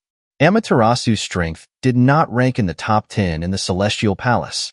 Although Baiyu was no longer the top war god of the Celestial Palace, his strength remained. If he went to Amaterasu's place to take back his armor, Amaterasu would not, and wouldn't dare to refuse. After learning the whereabouts of his chaos armor, Baiyu was no longer in such a rush to retrieve it. Instead, he asked Old Third Mouse, "By the way, how is your second brother?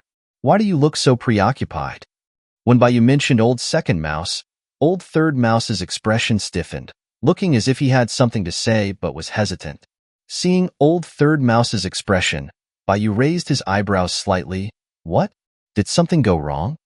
Old Third Mouse said with a bitter smile, "If this matter, I'll take care of myself, so no need for Master Bai to trouble yourself. Tell me about it.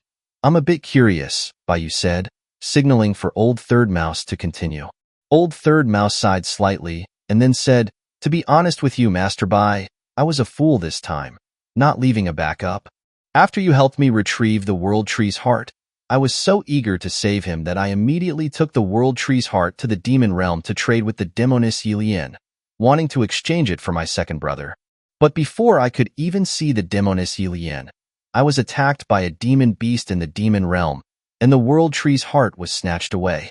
The demoness Yilian said that I failed to obtain the World Tree's heart, so she wants me to give her something else in exchange for my second brother's life."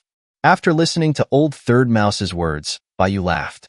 "Your World Tree's heart was clearly snatched by that demon, Yilian. She's completely using Old Second Mouse to threaten you, using you as a free laborer." Old Third Mouse sighed heavily. "I also know that it was definitely the demoness Yilian who instructed the demon beast to snatch the World Tree's heart, but the demoness Yilian doesn't admit it, and I have no proof. In the end, I can only swallow this injustice." Baiyu then asked, "What does Yilian want you to find this time?" "The heart of a three-legged golden crow," Old Third Mouse said softly. "The heart of a three-legged golden crow?" Hearing Old Third Mouse's words, Baiyu was startled. After Ho-E shot down 9 three-legged golden crows in the past, there is only one golden crow hanging in the sky now. That is the last sun in the three realms, not to mention that three-legged golden crow is protected by the heavenly Tao and the gods. No one can even take the life of the three-legged golden crow. Even if you had great power to take it, I would not allow you to kill that golden crow. To put it bluntly, your second brother's life is not even 1/10,000th as important as that golden crow." Old Third Mouse sighed. "I know as well. I'm incapable, and there's no way I can retrieve a living three-legged golden crow's heart. But among the 9 three-legged golden crows that the great god Ho-E shot down back then, some of them were not incinerated by the flames. Their bodies fell to the mortal realm. I'm currently looking through ancient books, searching for the whereabouts of the remains of the three-legged golden crows. Baiyu said, those 9 golden crows died in the prehistoric era. Even if their corpses didn't rot, they would have long been acquired by all kinds of capable people and strange beings. Whether those hearts are still there is an unknown. Old Third Mouse. I know as well that the chances of finding the heart of a three-legged golden crow are incredibly slim, but I have to do it. And my big brother is also using his connections in the Celestial Palace. As long as there is still a golden crow's heart left in the world, I will definitely be able to find it. Seeing the determined look in Old Third Mouse's eyes, Baiyu shook his head and smiled and said, I'm not doubting your ability to find things, but that demoness Yilian is clearly playing with you. Even if you really found a golden crow's heart, she would not let your second brother go. Hearing what Baiyu said, a trace of despair flashed in Old Third Mouse's eyes, and he said with a tremble, but I still have to try. As long as I can at least keep my second brother alive. Baiyu sighed slightly and said, all right, you've helped me out with a lot of things. It's also my fault for not reminding you to be careful of Yilian with the World Tree's heart. After I retrieve the Chaos Armor, I'll make a trip to the Demon Realm and rescue your second brother. Master Bai, you want to help us? Old Third Mouse thought he had misheard, looking at Baiyu in disbelief, his face full of excitement. Baiyu, I just so happen to have things to discuss with Rahu in the Demon Realm, so helping you is convenient. But I'm not helping you for free. Plop. Old Third Mouse immediately knelt before Baiyu. No matter what you need, Master Bai, I will definitely help you find it. Baiyu laughed. How about the three-legged golden crow's heart? If you can find it, then give me that heart. If you can't find it, then consider it a favor I'm doing for you. The heart of the three-legged golden crow nurtures endless scorching flames, possesses the purest yang flames in the world, and also infinite life force. If Baiyu obtained this heart, he could use the chaos refining furnace to create a pure yang heart of ultimate yang and steel, and that heart would be enough to allow Bai Xiaoya to evolve into a god. Chapter 193, Takamagara. No problem. I will do my utmost to help you find the heart of the three-legged golden crow, Master Bai. For Old Third Mouse, even if he was going to look for the heart of the three-legged golden crow anyway, he would much rather work for Baiyu. After all, Baiyu was a man of his word, and he did things differently from the demoness Yilian. When Old Third Mouse worked for Baiyu, as long as he succeeded, he would definitely get a reward.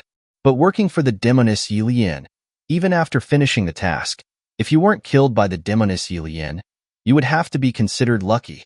Baiyu smiled at Old Third Mouse and said, there's no need for you to feel too much pressure about this matter. After all, it's still unknown whether the heart of the three-legged golden crow even exists in this world. If you can't find it, it doesn't matter. Rest assured, Master Bai, as long as the heart of the three-legged golden crow exists in this world, even if I have to dig 3 feet deep, I will help you dig it out. Old Third Mouse thumped his chest and said to Baiyu, then I'll wait for your good news.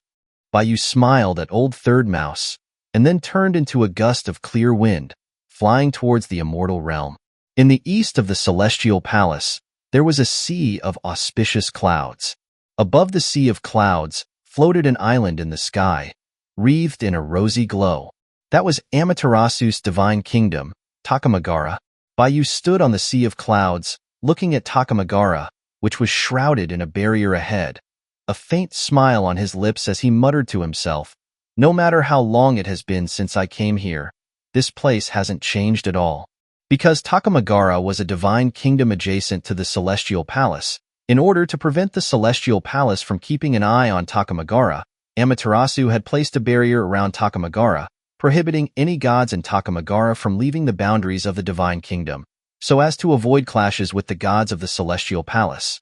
Therefore, the gods of Takamagara had basically not been active in the Immortal Realm. Even if any god wanted to descend to the Mortal Realm, they would only walk on the land of Japan and would not dare to travel west. Once, some gods in Takamagara were unwilling to stay on the small floating island, and they kept trying various methods to provoke the Celestial Palace in order to test the limits of the Celestial Palace. It was Baiyu who had intervened then, forcibly breaking Amaterasu's barrier and suppressing and killing the gods who had provoked the celestial palace inside Takamagara. After that incident, Amaterasu strengthened the barrier, and the gods in Takamagara never had the chance to leave Takamagara again. I guess the gods of Takamagara aren't too welcome to me. I just destroyed Asgard. The immortal realm is chaotic enough. I hope that there will be less bloodshed this time. Bayu murmured to himself, walking to the Torii Gate outside Takamagara's barrier. In Japanese legend, the Torii Gate was the gateway to the divine realm, and this Torii Gate outside the barrier was the only entrance to Takamagara. The realm ahead is Takamagara. Please stop, Immortal. Two fox spirit girls, dressed in kimonos, appeared in front of the Torii Gate, blocking Bayu's path. Bayu didn't try to force his way into Takamagara right away. He politely said to the two fox spirit girls, "Please go in and inform Amaterasu. Just say that the immortal venerable Luoyun, Bayu, requests an audience." Immortal venerable Luoyun? Upon hearing Bayu's words, the two fox spirit girls' expressions changed slightly. Then, they both gave Bayu a deep bow, respectfully saying, "Please wait for a moment, immortal venerable. We will report this immediately." With that said, the two fox spirit girls both transformed into wisps of green smoke and vanished from the spot. A moment later, the two fox spirit girls reappeared in front of the Torii Gate, opened the barrier, and bowed to Bayu. "Immortal venerable Luoyun, the great god Amaterasu invites you." Bayu nodded and smiled at the two fox spirit girls and stepped into the Torii Gate. The moment Bayu stepped through the Torii Gate, the scene before him quickly changed, and Bayu soon left the sea of clouds and arrived in a flower-filled meadow. On the other side of the meadow, Amaterasu, dressed in full regalia, was standing quietly, waiting for Bayu's arrival. Bayu walked forward and, looking at Amaterasu's attire, he couldn't help but laugh. "Why are you suddenly dressed like this? People who don't know would think you are a wife waiting for her husband to return home. It's just a necessary ceremony that I must do to welcome immortal venerable Luoyun." Amaterasu bowed slightly to Bayu, then asked respectfully, "I wonder what brings immortal venerable Luoyun to visit Takamagara?" Although Amaterasu had been staying in Takamagara and had not been active in the immortal realm, she was exceptionally sensitive to the changes happening in the immortal realm. The destruction of Asgard had already spread throughout the immortal realm, and all the gods who had previously guessed that Bayu had lost all of his strength had been proven wrong. Although Bayu had now left the celestial palace and become an independent immortal, his reputation was now even greater than before. When Bayu had been the top war god, he was still bound by the celestial palace. He had to consider the celestial palace in everything he did, and he couldn't act rashly. But now it was different. The celestial palace could no longer restrain Bayu. To other weak divine kingdoms, Bayu was like a wild horse running loose, and even if they were destroyed by Bayu, no god would stand up for them. After Bayu came out of the nether jail, countless gods and Buddhas had fallen at Bayu's hands. It could be said that Bayu's hands were stained with blood, and more than half of the karmic debt surrounding Bayu was from gods and Buddhas. Under such killing intent, Bayu had rightfully become a demon that many divine kingdoms feared. Amaterasu had been carefully protecting Takamagara, fearing that her divine kingdom might one day be swallowed up by the celestial palace. Now that Bayu had suddenly visited Takamagara, she was naturally worried and uneasy. Bayu was also clear about why Amaterasu was acting like this. He didn't beat around the bush and said to Amaterasu with a smile, "I won't beat around the bush with you either. Do you have a set of Orochi armor on your hands?" Hearing Bayu's words, Amaterasu's eyes changed slightly. Then she said to Bayu, "Yes, the Orochi armor is our national treasure. If immortal venerable Luoyun wants to borrow the Orochi armor, Amaterasu would be happy to offer it." "The Orochi armor is your national treasure?" Bayu raised an eyebrow slightly. "How come I remember that it should be my chaos armor?" Amaterasu hurriedly said, "Immortal venerable Luoyun, please don't falsely accuse us. The Orochi armor is truly our national treasure, and it's extremely important to us." "Is that so?" Bayu's eyes narrowed slightly. "Are you still going to insist on that now?" Amaterasu didn't dare to look directly at Bayu's gaze, and her forehead was already covered with fine beads of sweat. Bayu said lightly, "I'll give you one last chance. Return the chaos armor to me now, and I can pretend that everything before didn't happen. Immortal Venerable Luoyun, is there some kind of misunderstanding? Amaterasu couldn't hold it in anymore. The Orochi armor is an artifact that our believers offered to Takamagara. Now it is a divine pillar of Takamagara. We can't take it out. Your chaos armor is definitely not our Orochi armor. Whether the Orochi armor is my chaos armor or not, we'll find out by taking it out and looking at it. Bayu's tone also became a bit impolite, and he said coldly, Amaterasu, you don't want me to personally go and retrieve it, right? Chapter 194. The Divine Spirit Infant. Immortal Venerable Luoyun, there is no past grudge between us, and we have no recent enmity. There is no need to be so aggressive, right? Amaterasu's face also turned ugly. My Takamagara has never participated in the conflicts of the Immortal Realm. When you wreaked havoc in the Immortal Realm and were suppressed in the Nether Jail, we did not kick you while you were down. Bayu, we of Takamagara have never offended you. Today you have come to our doorstep demanding our national treasure. I'm afraid that makes no sense. When did my chaos armor become so important to you? Bayu chuckled lightly at Amaterasu. And I've only come to retrieve my own things. I haven't gone out of my way to cause you trouble.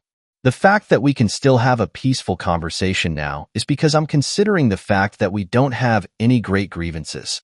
I intended to use polite means first. But if you insist on occupying my chaos armor, then our politeness is over. Bayu, don't push your luck. Amaterasu was enraged. This is Takamagara, my divine kingdom, not a place where you can act rashly.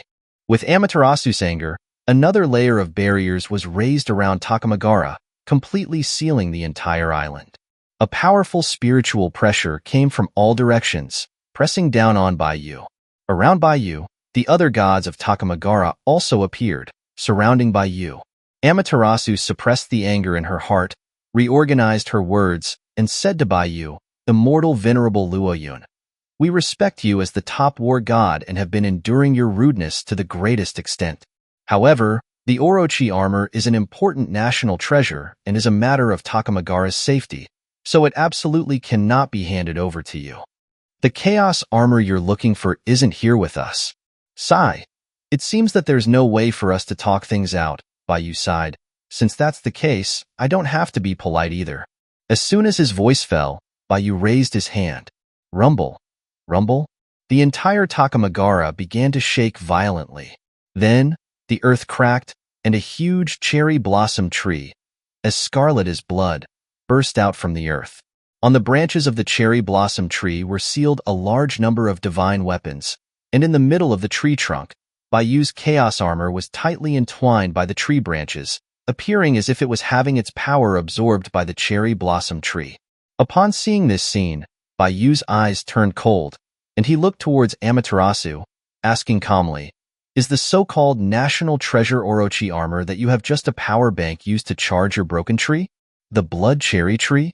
Seeing that Bayu had actually found their blood cherry tree, Amaterasu's expression changed slightly. This blood cherry tree was a divine tree that they had secretly planted, and it could absorb the essence of heaven and earth, nurturing a divine spirit infant from the chaos. A divine spirit infant possessed strength comparable to a heavenly demon from birth, and unlike a heavenly demon, the divine spirit infant would continue to grow stronger as it aged.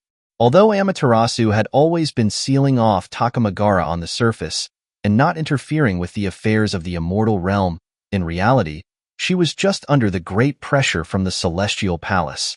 She wanted to lead Takamagara to break free from the celestial palace's restraints at any time and become one of the top nations in the immortal realm, and the divine spirit infant was their hope. The reason why Amaterasu had placed the blood cherry tree underground in Takamagara and then placed a barrier around Takamagara was to prevent the existence of the blood cherry tree from being discovered by the outside world. But now, Bayu had simply waved his hand and discovered their well-hidden blood cherry tree, which had completely exceeded Amaterasu's expectations. Bayu looked at the blood-red cherry blossom tree and sneered, Humph. It seems that you people of Takamagara appear to be honest, but you have never stopped doing sneaky things in secret. Although Bayu had never seen a blood cherry tree before, He could also sense that some ominous being was being nurtured inside the blood cherry tree. And the divine weapons on the blood cherry tree were all providing energy to that ominous being.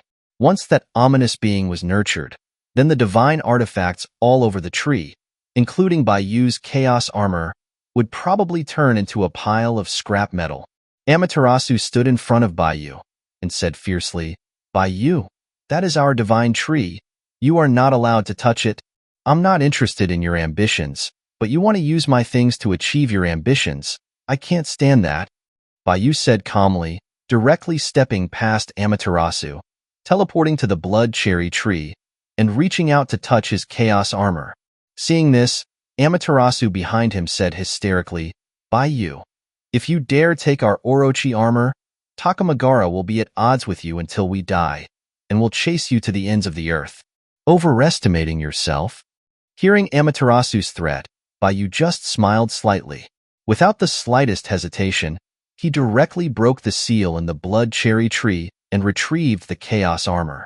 After being freed from the blood cherry tree, the chaos armor sensed Bayu's aura, and just like a lost child finding their parents, it directly transformed into a beam of black light, entering into Bayu's body. Soon, Bayu's entire body was covered in a pitch-black armor, with the breath of chaos swirling around him, causing the surrounding space to distort slightly. "Old partner, you've been wronged these past few days," Bayu said softly, feeling the emotions of the chaos armor. The chaos armor also trembled slightly, seemingly in response to Bayu's call. The next moment, the chaos armor returned all of the original power that Bayu had stored in its body to Bayu. Bayu's aura surged again. Wah! After Bayu retrieved the chaos armor, an ear-piercing cry of an infant suddenly erupted from the blood cherry tree, and the enormous blood cherry tree began to wither rapidly. The divine artifacts sealed on the branches were quickly drained of their energy, turning into ashes. It's over. The divine spirit infant was born prematurely. Everything is out of control. Seeing the current state of the blood cherry tree, fear emerged in Amaterasu's eyes, and her body trembled violently. Bayu looked in surprise at the raging blood cherry tree in front of him. Before he could figure out what was happening, the roots of the blood cherry tree burst out of the ground, stabbing towards Bayu. Seeing this, Bayu couldn't help but step back, evading the attack of the blood cherry tree. And that blood cherry tree was not only attacking Bayu, but its roots also shot out in all directions, aiming for all of the gods in Takamagara. The other gods in Takamagara did not have Bayu's speed. They could not evade the attack of the blood cherry tree. They were all pierced by the trunk of the blood cherry tree. Within a very short period of time, they were drained of their blood and turned into dried-up corpses. Within just a few minutes, most of the gods in Takamagara had been killed or injured, and the remaining gods had no way to escape the barrier of Takamagara. After struggling for a while, they were also entangled by the blood cherry tree. Soon, in the entire Takamagara, only Bayu and Amaterasu remained alive. Bayu stood in midair, casually slicing off a few roots that were attacking him, and asked Amaterasu, "What exactly is that thing you raised?" Amaterasu said in terror, "The blood cherry tree is a seed that I obtained by chance from the chaos. It can nurture a divine spirit infant with infinite power. Now, without the Orochi armor providing energy, the divine spirit infant has gone berserk. In order to survive, it will definitely absorb all the living things it sees. Next, not only Takamagara, but the entire immortal realm will probably suffer." Chapter 195, The Tragedy of Takamagara. "It seems you guys created something quite extraordinary."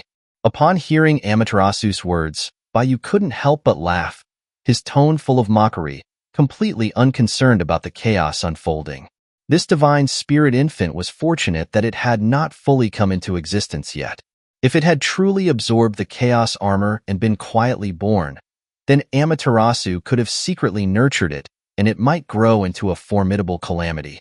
At that point, even Bayu himself would have a hard time dealing with it. At this time, Amaterasu had a serious expression. Frowning, she said to Bayu, "Immortal Venerable Luoyun, you are still speaking so carelessly here. Please hurry and help me. Let's get rid of this divine spirit infant first." Bayu looked at the blood cherry tree that was wreaking havoc in Takamagara below and said to Amaterasu, "You guys created this thing yourselves? I have no obligation to clean up your mess, do I?" Amaterasu said angrily, "But if you hadn't forcefully taken the Orochi armor, things wouldn't have turned out like this. Bayu, I won't pursue the matter of you taking the Orochi armor, as long as you can help us deal with the divine spirit infant." Halfway through her sentence, Amaterasu's tone gradually softened. Although in her eyes, this big problem was also created by Bayu. At the moment, only she and Bayu could join forces to suppress the divine spirit infant. If Bayu did not take action, not only would Takamagara be unable to ascend to the top of the immortal realm, but whether Takamagara could continue to exist from now on was also an unknown. However, Bayu had no intention of taking action. He chuckled and said, "Amaterasu, I'll remind you one last time. I was just taking back my own chaos armor.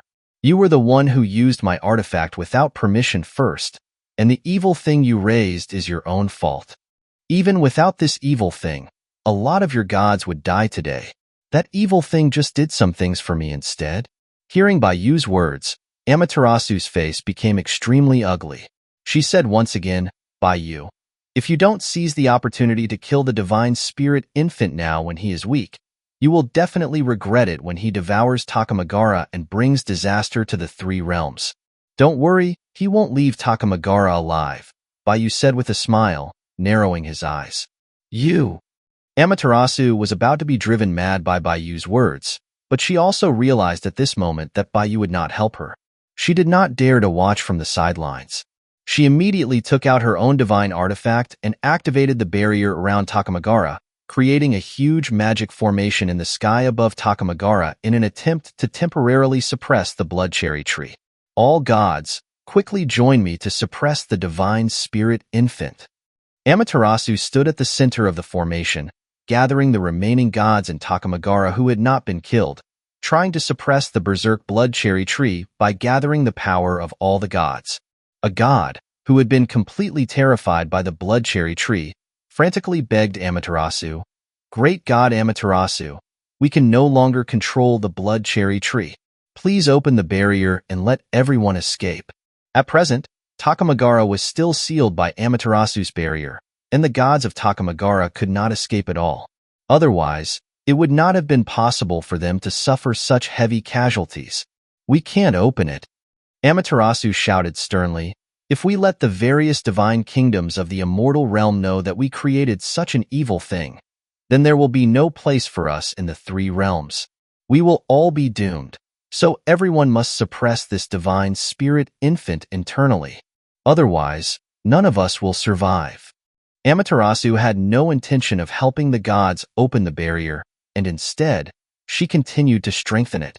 Seeing that Amaterasu had strengthened the barrier, the gods of Takamagara knew that they had no way to escape. They could only give it a do-or-die effort, joining Amaterasu's formation to assist Amaterasu in suppressing the blood cherry tree below. Under the combined divine power of Amaterasu and the gods, the berserk blood cherry tree was also temporarily suppressed, and the roots that had been wreaking havoc in Takamagara all retracted back underground. Bayu just stood in midair, watching Amaterasu and the gods suppress the blood cherry tree, acting as if it was none of his business. Bayu looked at the blood cherry tree that was being suppressed by the gods and shook his head. "It's a pity. If Amaterasu had gathered the power of all the gods to suppress the evil tree from the very beginning, perhaps the divine spirit infant could have truly been suppressed. Now that the divine spirit infant has absorbed a large amount of the blood of the celestials and gods, its strength has increased greatly. Amaterasu and the others cannot suppress it any longer. Today, Takamagara will probably suffer major damage." Wah! As soon as Bayu's words fell, a loud infant's cry came from the bottom of the blood cherry tree. Then, a powerful spiritual pressure, like a volcanic eruption, directly broke through the formation that Amaterasu had constructed. A large number of blood-colored roots shot out of the ground, piercing through the chests of the gods in the sky with extreme speed, draining their blood. A large amount of divine power transformed into nourishment for the blood cherry tree, flowing into the divine spirit infant within it, transforming into the power of the divine spirit infant. The corpses of the gods of Takamagara continued to fall from the sky like rain. It's over. When Amaterasu saw the blood cherry tree become even stronger, despair emerged in her eyes. The divine spirit infant has completely gone berserk. We cannot suppress him. PSHH. As Amaterasu wailed in despair, a thick root burst out from the ground, directly piercing through Amaterasu's chest. What is this? Seeing Amaterasu pierced by the root, Bayu couldn't help but pause. Although the formation that Amaterasu was presiding over had been broken, and the gods no longer had the power to suppress the growth of the divine spirit infant, Amaterasu still had some power left. There was no problem for her to escape. Amaterasu letting that root pierce her seemed more like a suicide. Gurgle, gurgle. The root continued to absorb Amaterasu's blood, and after obtaining the power of a god-king level, the divine spirit infant rapidly grew into an adult, and its momentum began to explode. The situation is a bit out of control. Bayu frowned slightly as he saw the infant's power surge in the blood cherry tree. The reason why he had chosen to observe from the sidelines was, on the one hand, to teach Amaterasu a lesson and make her pay the price for using the chaos armor. On the other hand, it would still take time for the divine spirit infant to grow, and everything was within his control. He could completely eliminate the divine spirit infant after Takamagara had paid a heavy price. But now, Amaterasu's sudden sacrifice had completely exceeded his expectations. The divine spirit infant was growing too fast right now. Amaterasu, with her hands still tightly grasping the root of the blood cherry tree, said to Bayu, "Bayu, the divine spirit infant is no longer under control. The gods of Takamagara have been almost completely killed. As the main god, I no longer have any meaning to continue living. Instead of being pursued by the gods of the immortal realm in the future, I might as well merge with the divine spirit infant and destroy this world myself. Bayu, you will regret what you did today." Boom. After saying that, Amaterasu directly exploded. All of her blood essence surged into the blood cherry tree, making the blood cherry tree even more vibrant. The divine spirit infant inside grew into the image of Amaterasu in a very short period of time and reached almost a perfect form. The entire Takamagara began to decay rapidly, turning into dust. That crazy woman. She still has to push the blame onto me at the end. Bayu muttered to himself. He looked at the divine spirit infant's rapidly rising momentum, and he knew that he could no longer stand idly by, and summoned the limitless sword. He looked at the blood cherry tree below, and intense fighting intent emerged in his eyes. Let me cut down this evil thing. Chapter 196. Unlocking Potential. After absorbing Amaterasu's power, the blood cherry tree in the center of Takamagara grew blood-red cherry blossoms on its branches, and the air was filled with a strong smell of blood. Even the south gate of the celestial palace could smell the scent emitted by the blood cherry tree. Takamagara, which had been a place of birds and flowers, was now like hell, with the corpses and blood of gods everywhere. The land of Takamagara was still decaying, and the corpses of the gods were entangled by the blood cherry tree. It was likely that it would not be long before the entire Takamagara became a thing of the past. A gust of wind blew past, and the blood-red cherry blossoms floated in the wind, scattering throughout the world. Even in Japan in the mortal realm, it began to rain blood-red rain, causing shockwaves throughout the entire country. At this time, in the center of the blood cherry tree, the divine spirit infant who had transformed into Amaterasu walked out from within, calmly looking at Bayu. The blood cherry tree behind her quickly grew larger, and the branches soon covered the entire Takamagara. Blood-red cherry blossoms fell from the tree, transforming into blood upon touching the earth.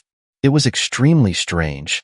Even the air and spiritual energy that Bayu inhaled had a sticky blood-like consistency. This is a truly rare enemy in the three realms. Bayu gripped the limitless sword and said softly, "It's just a pity. You are still lacking a little something. Let me help you out." In fact, the current divine spirit infant strength had already exceeded that of ordinary innate demon gods. Even in the chaos era, The Divine Spirit Infant strength could be ranked in the top 100, belonging to the top powerhouses in the chaos. However, the current Divine Spirit Infant's aura was extremely unstable, and it seemed that it had not fully mastered its own strength and could not use its full power. A Divine Spirit Infant that was unable to unleash its full power was unable to meet Baiyu's desire for an exciting fight. Baiyu, let me make you my next sacrifice.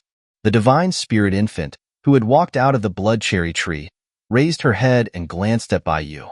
Suddenly, she grinned and extended her fair palm towards Baiyu. Soon, the Divine Spirit Infant's 5 fingers transformed into wooden sticks, rushing towards Baiyu at an extremely fast speed. Whoosh! The 5 wooden sticks transformed into sharp thorns, carrying blood-red poison, tearing through the sky and shooting straight for Baiyu's vital points. Too slow. Seeing the poisonous wooden sticks approaching, Baiyu shook his head.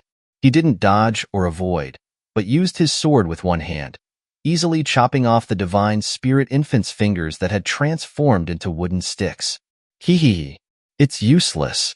When the Divine Spirit Infant saw Baiyu had chopped off her fingers, she only gave a sinister laugh. Her chopped-off fingers grew back again and once again attacked Baiyu. Your regeneration ability is too immature. It's useless. When Baiyu saw the wooden sticks attacking him again, a smile flashed in his eyes. The limitless sword once again shattered those wooden sticks, and at the same time, the limitless sword energy was attached to the Divine Spirit Infant's finger wounds, preventing the Divine Spirit Infant from regenerating. Humph, it's useless, huh? The Divine Spirit Infant sneered and was about to regenerate her fingers again, but discovered that the fingers that she had severed could not grow back at all, and she was stunned. What surprised her even more was that she actually felt the pain of the severed finger. She clearly did not have a nervous system. What's going on? The Divine Spirit Infant, who had a smile on her face, saw that her severed fingers had not grown back. A deep sense of confusion emerged in her eyes. She was unable to understand what was happening. Pshh. At this moment, the limitless sword tore through the air, mercilessly piercing her chest. Crimson blood flowed from the tip of the limitless sword, and an indescribable pain began to torment the Divine Spirit Infant's soul. No, that's not right. It shouldn't be like this. Feeling the increasing pain in her chest, the Divine Spirit Infant's expression gradually twisted, and her breathing gradually became rapid. Subconsciously, the Divine Spirit Infant reached out and grasped the hilt of the limitless sword, wanting to pull it out, but the moment she grasped the hilt, her hand was cut off by an invisible spirit blade. Blood sprayed out. The next moment, the limitless sword that had pierced through the Divine Spirit Infant's chest suddenly disappeared. The Divine Spirit Infant stared at the bloody hole in her chest, which could not heal because of the sword energy that was sealing it. She did not even have time to try to repair the anomaly in her body when the limitless sword once again tore through the air, piercing through her head and pinning her to the blood cherry tree. Baiyu slowly landed in front of the Divine Spirit Infant. He raised his hand, and 4 more limitless sword energies solidified around him, pinning down the Divine Spirit Infant's limbs, making it impossible for her to move again. You are still too weak right now. You clearly possess considerable power, but you don't know how to use it. It's just a complete waste of potential, Baiyu said lightly, looking at the Divine Spirit Infant who was pinned down by the limitless sword. The Divine Spirit Infant endured the pain in her body and questioned Baiyu. What did you do to me? Why can't my body regenerate? Why can I feel pain? Even though the Divine Spirit Infant possessed great strength, in essence, she was just a newborn baby. Even if she had inherited the memories of Amaterasu and the gods of Takamagara, her current perception of the outside world was still in a state of ignorance. Absorbing the power of the gods was her instinct to grow, and seeing Baiyu as an enemy was the influence of Amaterasu on the Divine Spirit Infant. At this moment, she knew nothing but killing and hatred. Baiyu looked at the Divine Spirit Infant's confused expression and chuckled. Don't panic. I don't plan to kill you yet. I'm just helping you develop your potential a little bit. Develop my potential? The Divine Spirit Infant was stunned and did not react for a moment. That's right. It's not easy for me to meet such a new thing like you. Before I kill you, I would also like to see where your limits are. Baiyu smiled, seemingly not worried at all that the divine spirit infant would become a calamity. The divine spirit infant seemed to have been completely enraged by Baiyu's condescending and arrogant attitude. Her eyes turned scarlet, and her beautiful face transformed into blood-red bark. Baiyu, don't look down on me. Boom. The divine spirit infant gritted her teeth. It seemed as though a certain valve in her body had been completely opened, and her aura began to rise rapidly. The limitless sword energies that Baiyu had used to pin down the divine spirit infant were all shattered by the divine spirit infant's aura. The severed fingers and palms of the divine spirit infant also grew back again at this moment. Baiyu, I will make you regret what you did today. The divine spirit infant gritted her teeth and said, tightly gripping the hilt of the limitless sword, pulling it out of her head.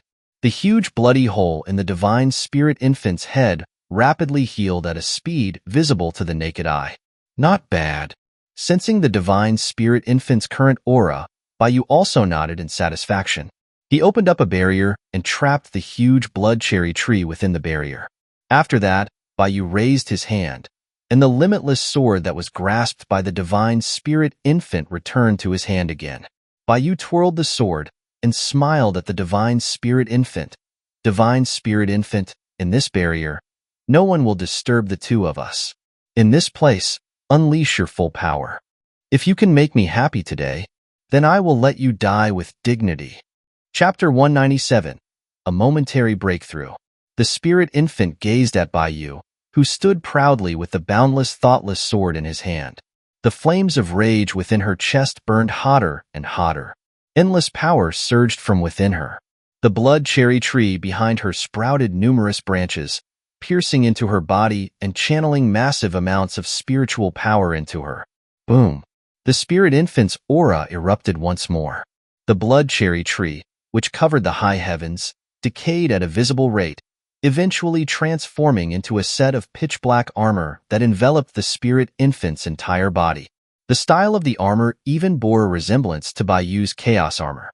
The spirit infant's hands transformed into black greatswords, swirling with dense, blood-soaked energy that sent shivers down the spine. Is it because she absorbed some of the chaos armor's power that she possesses some of its characteristics? Baiyu's eyes narrowed slightly as he observed the armored spirit infant. He began to take the situation more seriously. After his goading, the spirit infant had completely merged with the blood cherry tree.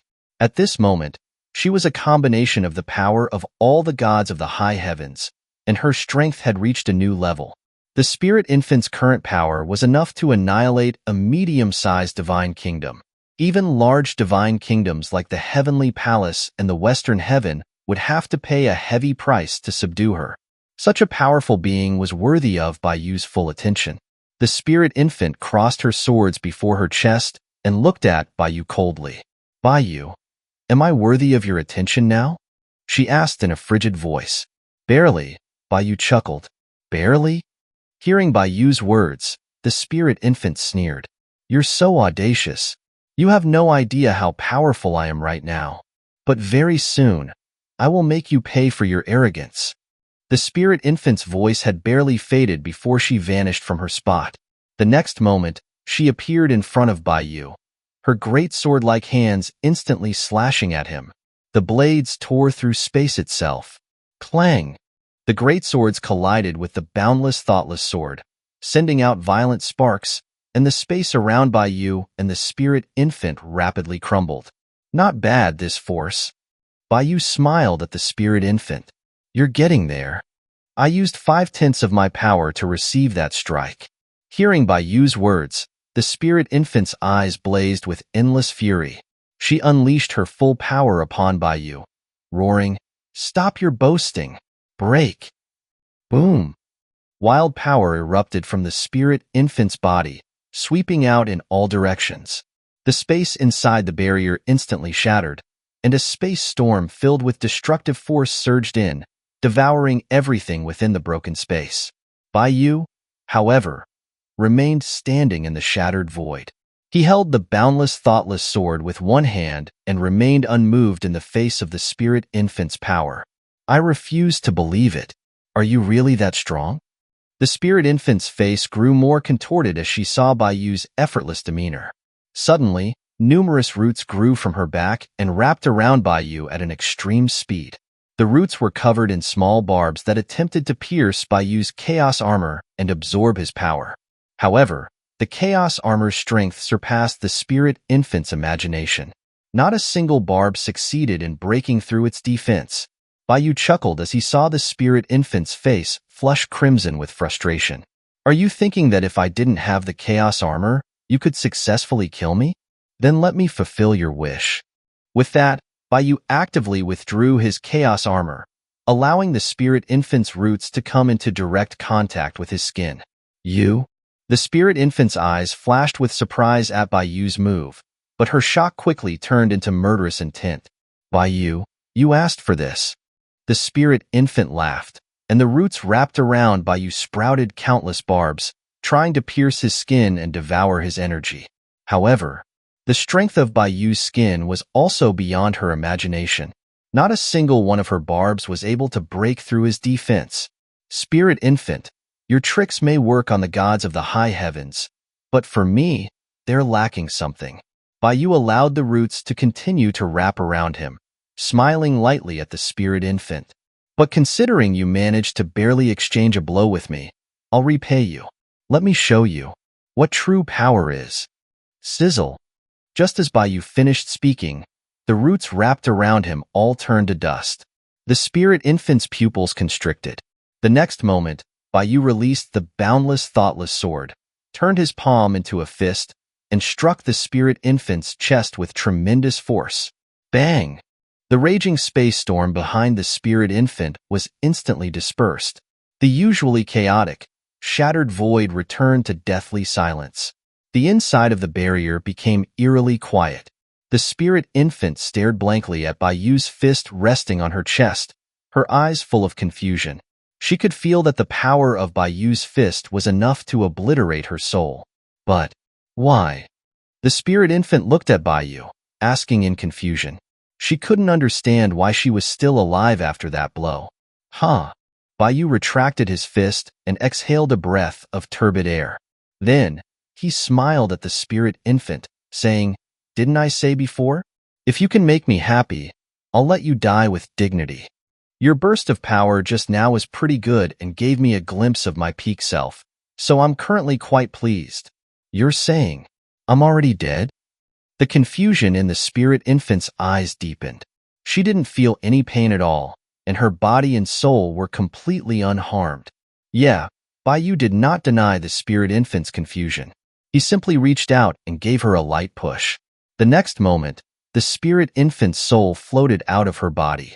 She could see her own armored body slowly turning into dust, and her entire being was fading. Only then did the spirit infant realize that she no longer felt any emotional fluctuations, whether it was hatred, anger, or even fear. She could not sense anything at all. The spirit infant looked at her fading soul, her eyes full of only confusion, and asked Baiyu again, What is happening to me now? Savor the power of my punch from earlier. Baiyu smiled at the spirit infant. Your strength was only one step away from the realm I am currently in. The power of Tao within that punch, if you could understand it, you can break through before death, allowing you to glimpse the view from the higher realm. The Tao within that punch. The spirit infant muttered and subconsciously closed her eyes to experience the power of Baiyu's punch. The spirit infant entered a state of enlightenment. So that's it. Soon, the spirit infant's aura began to surge. She opened her eyes, only infinite shock remaining. She said to Baiyu, I finally understand. Why you are so arrogant? With such power, all beings are insignificant as dust. To see such a view, this life was not in vain. The spirit infant's voice trailed off as her soul vanished into nothingness. The shattered void inside the barrier was restored. Chapter 198. The Myriad Immortals Grand Formation. As the spirit infant's soul scattered, Baiyu also removed the surrounding barrier. The high heavens above the sea of clouds had completely disappeared from the map of the immortal realm. After retrieving his chaos armor, Baiyu was about to leave the immortal realm, but before he could, he was surrounded by a large group of gods and Buddhas. Among the group were the heavenly soldiers and generals of the heavenly palace, the Buddhas of the western heaven, and other beings from medium and small divine kingdoms. Baiyu scanned the gods and Buddhas who had appeared around him and chuckled. Oh, why is everyone so lively today? A Buddha sitting on a lotus platform flew out and said to Baiyu, Baiyu, you previously destroyed Asgard, causing chaos in the immortal realm, making the gods resentful. Not only have you not restrained yourself, but you've also destroyed the high heavens. Do you really think we'll let you do as you please? Baiyu looked at the Buddha who was questioning him and chuckled. I admit that I destroyed Asgard, but the destruction of the high heavens has nothing to do with me. You still dare to quibble? The Buddha glared at Baiyu. We all sensed the barrier you created that enveloped the high heavens. After your barrier disappeared, the high heavens were completely obliterated. Are you really going to keep making excuses, treating us like fools? This is indeed not easy to explain. Baiyu was too lazy to explain to the gods, so he asked instead, So, what do you all want? The Buddha said coldly, Now the gods of the immortal realm can't tolerate your actions anymore. If you can abandon your cultivation right now, we can give you a chance at life and allow you to enter the cycle of reincarnation so you can cultivate again in your next life. Hearing the Buddha's words, Baiyu narrowed his eyes slightly and scanned the surrounding gods. He loudly asked, Are those words of that Buddha just his own opinion, or is that everyone's intention? The gods remained silent, but they continued to surround Baiyu. The Buddha on the lotus platform said loudly, Baiyu, this is the intention of all of us gods and Buddhas. You have consecutively destroyed Asgard and the high heavens. If no gods and Buddhas stop you now, then perhaps more divine kingdoms will fall under your demonic claws. Baiyu, today you either abandon your cultivation, or you will be annihilated. It's your choice. It seems like there's no way to have a decent conversation. If you think of me as a demon, then so be it. Baiyu was too lazy to explain. The boundless, thoughtless sword and the heaven-measuring ruler slowly materialized behind him. Everyone, I am not a bloodthirsty man. If you retreat now, I will not hold your actions against you today. But this is the last chance I am giving you. If you don't leave now, then you will become my enemies, and I won't hold back in the slightest. As soon as Baiyu spoke these words, some of the gods and Buddhas who had come because they knew of Baiyu's reputation and were now regretting it immediately cowered. Without a word, they retreated into the clouds and left. Seeing that some gods and Buddhas were actually intimidated by Baiyu, the Buddha on the lotus platform's expression shifted slightly. He quickly shouted, Everyone, Baiyu is spreading false rumors. He is trying to divide us. Don't fall for his tricks. As long as we work together, we will definitely be able to kill this demon Baiyu. With the Buddha's words, some of the gods and Buddhas who had previously been wavering became firm once again and continued to surround Baiyu. Baiyu watched those who had initially wanted to leave, but ultimately stayed. He didn't try to persuade them further, and his eyes held no trace of pity. As gods and Buddhas, they had already lived for countless years and experienced much. They should bear the consequences of all their choices. It's hard to reason with those who are intent on dying. Baiyu never showed mercy towards those who rushed in to die. Seeing that the majority of gods and Buddhas had not left, the Buddha on the lotus platform sighed in relief. Then, he encouraged the gods and Buddhas, saying, Do not be afraid, everyone. Baiyu has only just emerged from the nether prison. His strength must not be at its peak, and he has just destroyed the high heavens. He must be exhausted. He is nothing but a spent force at this point. As long as we form the myriad immortals grand formation, we can kill Baiyu in a short while. Encouraged by the Buddha's words, the gods and Buddhas regained their spirits and confidence. Oh, you even practiced the myriad immortals grand formation just to kill me? Baiyu's eyes gleamed with amusement as he heard the Buddha encouraging the gods. He chuckled. The myriad immortals grand formation cannot be formed by just a bunch of rabble. To perfectly unleash the power of the formation, it needs a long period of training. You guys came to surround me today.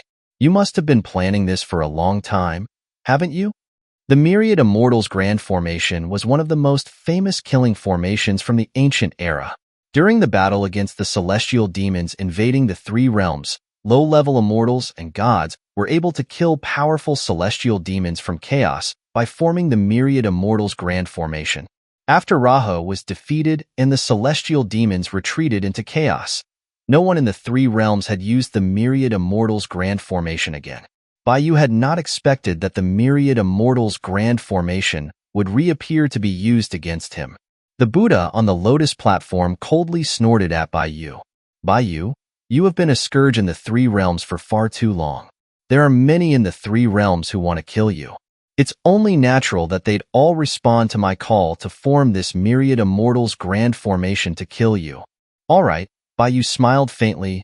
Back then, I was on the side of the three realms and did not get to experience the power of the Myriad Immortals Grand Formation. I have just limbered up and am now eager for a fight. Use your Myriad Immortals Grand Formation.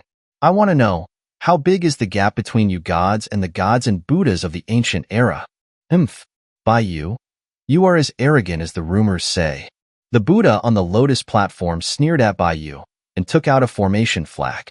He waved it as he shouted, "Everyone, form the Myriad Immortals Grand Formation. Form the Myriad Immortals Grand Formation." The surrounding gods and Buddhas shouted in unison, their voices echoing throughout the immortal realm. Countless immortals and gods in the immortal realm flew out of their residences or immortal courts, gazing towards the high heavens. Although those who were besieging Baiyu were only a small portion of the immortals and gods in the immortal realm, all the immortals and gods in the immortal realm were deeply concerned about this battle.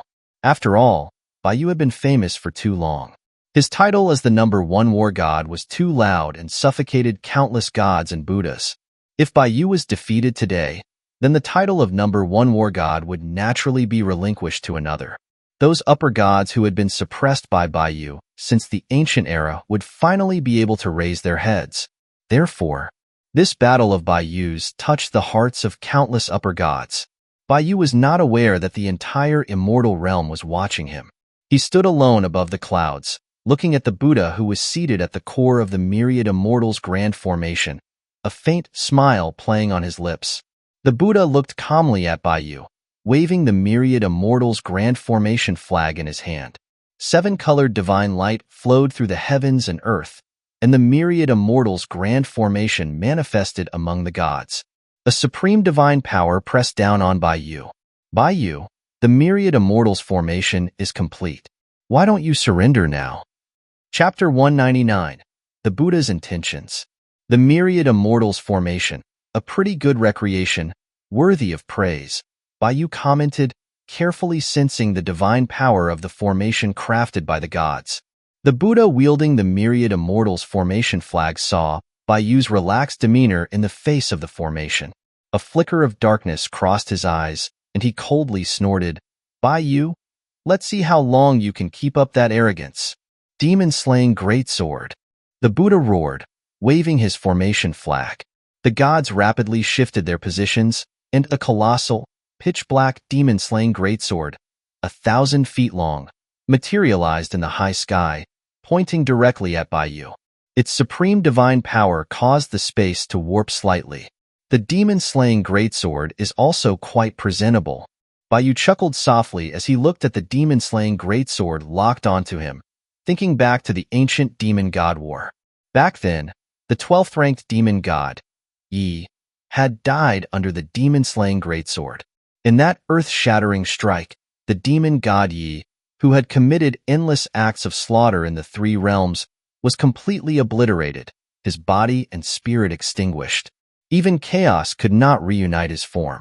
That day, many demon gods were intimidated by the Myriad Immortals Formation. Although the current demon-slaying greatsword was not as powerful as that one from the past, it still possessed about 40 to 50% of its power. It seems the gods have put in a lot of effort to practice the Myriad Immortals Formation, Baiyu chuckled. Baiyu, do you dare to take this sword? The Buddha stood up from his lotus platform, his eyes wide with fury as he addressed Baiyu. Why wouldn't I? Bai smiled faintly and beckoned the Buddha with his index finger. Just attack. Don't worry, I've already set up the stage for you. I won't break your formation before you've used all your skills. Bai was also an ancient being who had participated in the Demon God War. When Hongjun created the Myriad Immortals formation, he had even offered some advice. It could be said that Bai was intimately familiar with the weaknesses of this Myriad Immortals formation. If Bai were to take the situation seriously, the gods would probably be annihilated by Bai while they were still in the process of forming the formation. Hearing Bai's words, the Buddha couldn't help but reveal a hint of mockery in his eyes. He coldly laughed and said, Bai, you will soon pay the price for your arrogance. Do you really think this is the Myriad Immortals formation that you are familiar with? As he spoke, a clump of black mud quietly appeared in the Buddha's palm, attaching itself to the Myriad Immortals formation flag. Almost instantly, Bai sensed a subtle change in the aura of the Myriad Immortals formation. Bai's eyes narrowed slightly as he looked at the formation flag in the Buddha's hand. Although the change in the aura of the Myriad Immortals formation was very faint, almost imperceptible, Bai could still see it. If the previous Myriad Immortals formation was a formation used to slay demons, the current formation had a hint of evil. Compared to the Myriad Immortals formation, it was more like a Myriad Demons formation. Is that Buddha behind this? Bai focused his gaze on the Buddha at the center of the formation as his thoughts began to flow.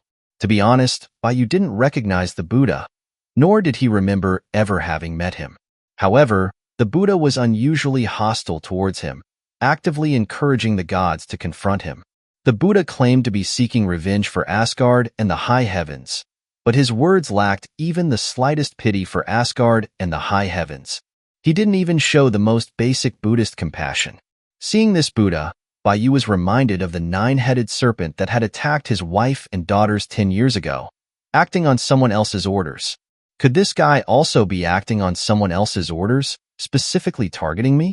Realizing this, Bai became a bit more serious and focused his mind. After all, he still didn't know who was the enemy hiding behind the scenes, nor their purpose.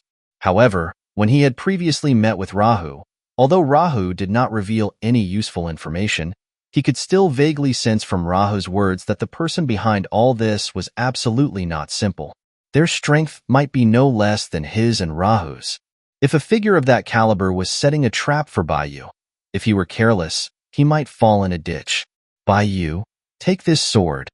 The Buddha in the center of the formation roared at this moment, frantically shaking the formation flag. The demon-slaying greatsword formed in the sky drew power from all the gods and shot towards Bai. The sky was torn apart by the demon-slaying greatsword. Bai came back to his senses. He looked at the enormous demon-slaying greatsword, and he finally decided not to use his bare hands to meet it. He instead summoned the Heaven Measuring Ruler to meet the attack. Heaven Measuring Ruler, break that sword. Whoosh! The Heaven Measuring Ruler responded and quickly grew larger in midair, colliding with the demon-slaying greatsword. Boom! The two giants collided, and a storm of power swept out in all directions, churning the surrounding sea of clouds.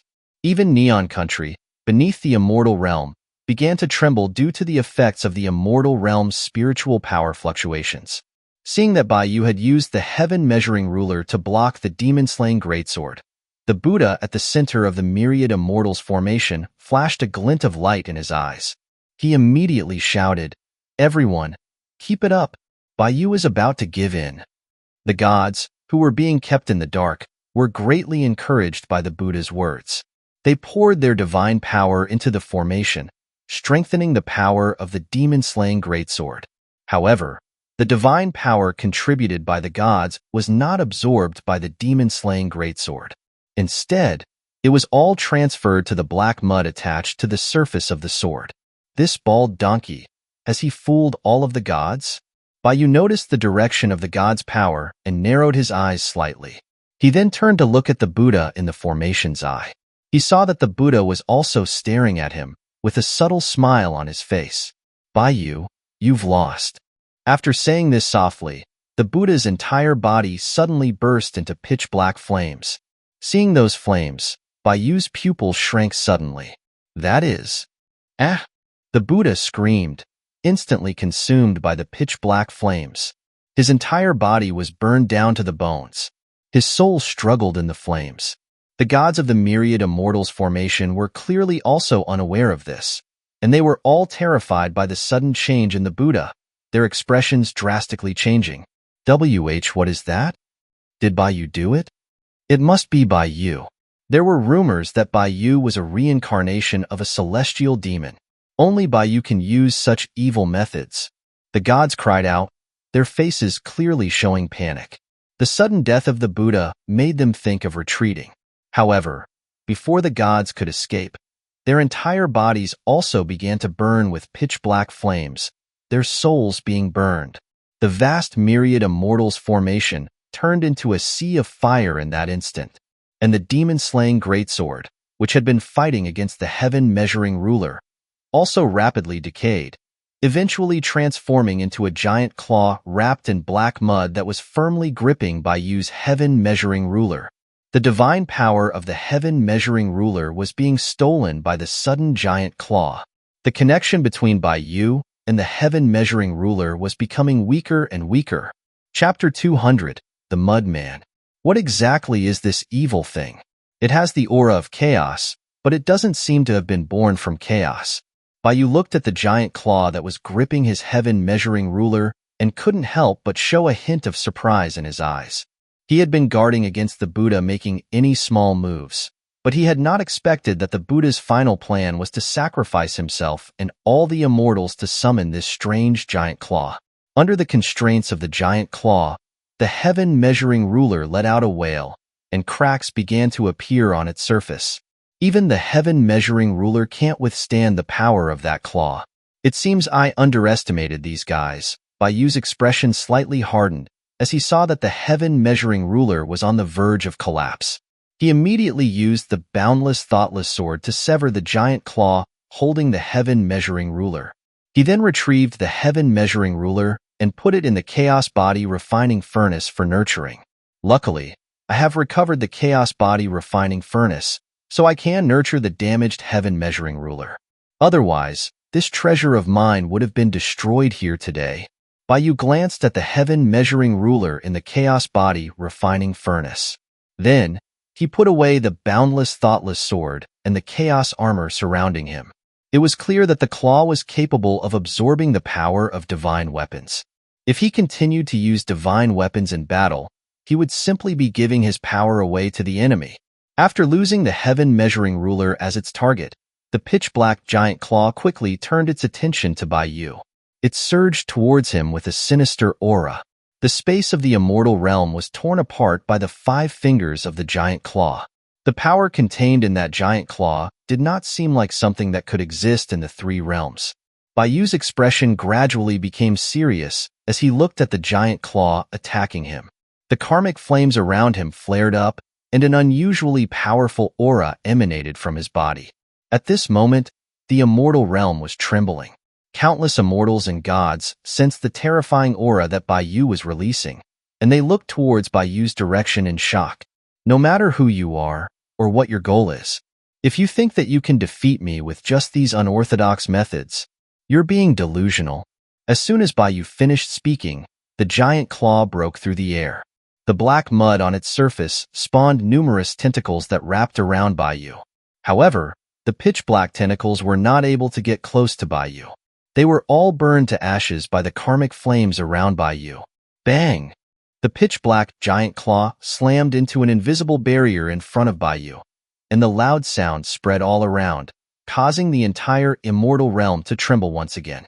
Baiyu looked at the black giant claw struggling to break through the barrier in front of him and said calmly, "There's something I think I need to explain. In fact, I am even stronger without using divine weapons." When chaos had not yet been born, when Baiyu was still one of the 10 great demon gods, he did not rely on his divine weapons to suppress all the demon gods in chaos. In a way, Baiyu used divine weapons in battle more for self-cultivation and to control his own power.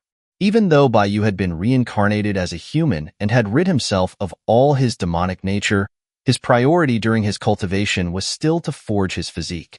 Long ago, Yu had forged his physique to be the same as when he was still a demon god.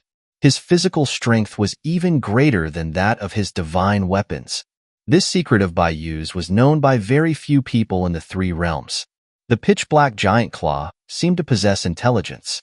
After hearing Yu's words, it released even greater power, constantly breaking through Yu's barrier, as if it was provoking Yu. It seems you still don't believe it. Seeing the efforts of the pitch-black giant claw, a hint of amusement flashed in Yu's eyes.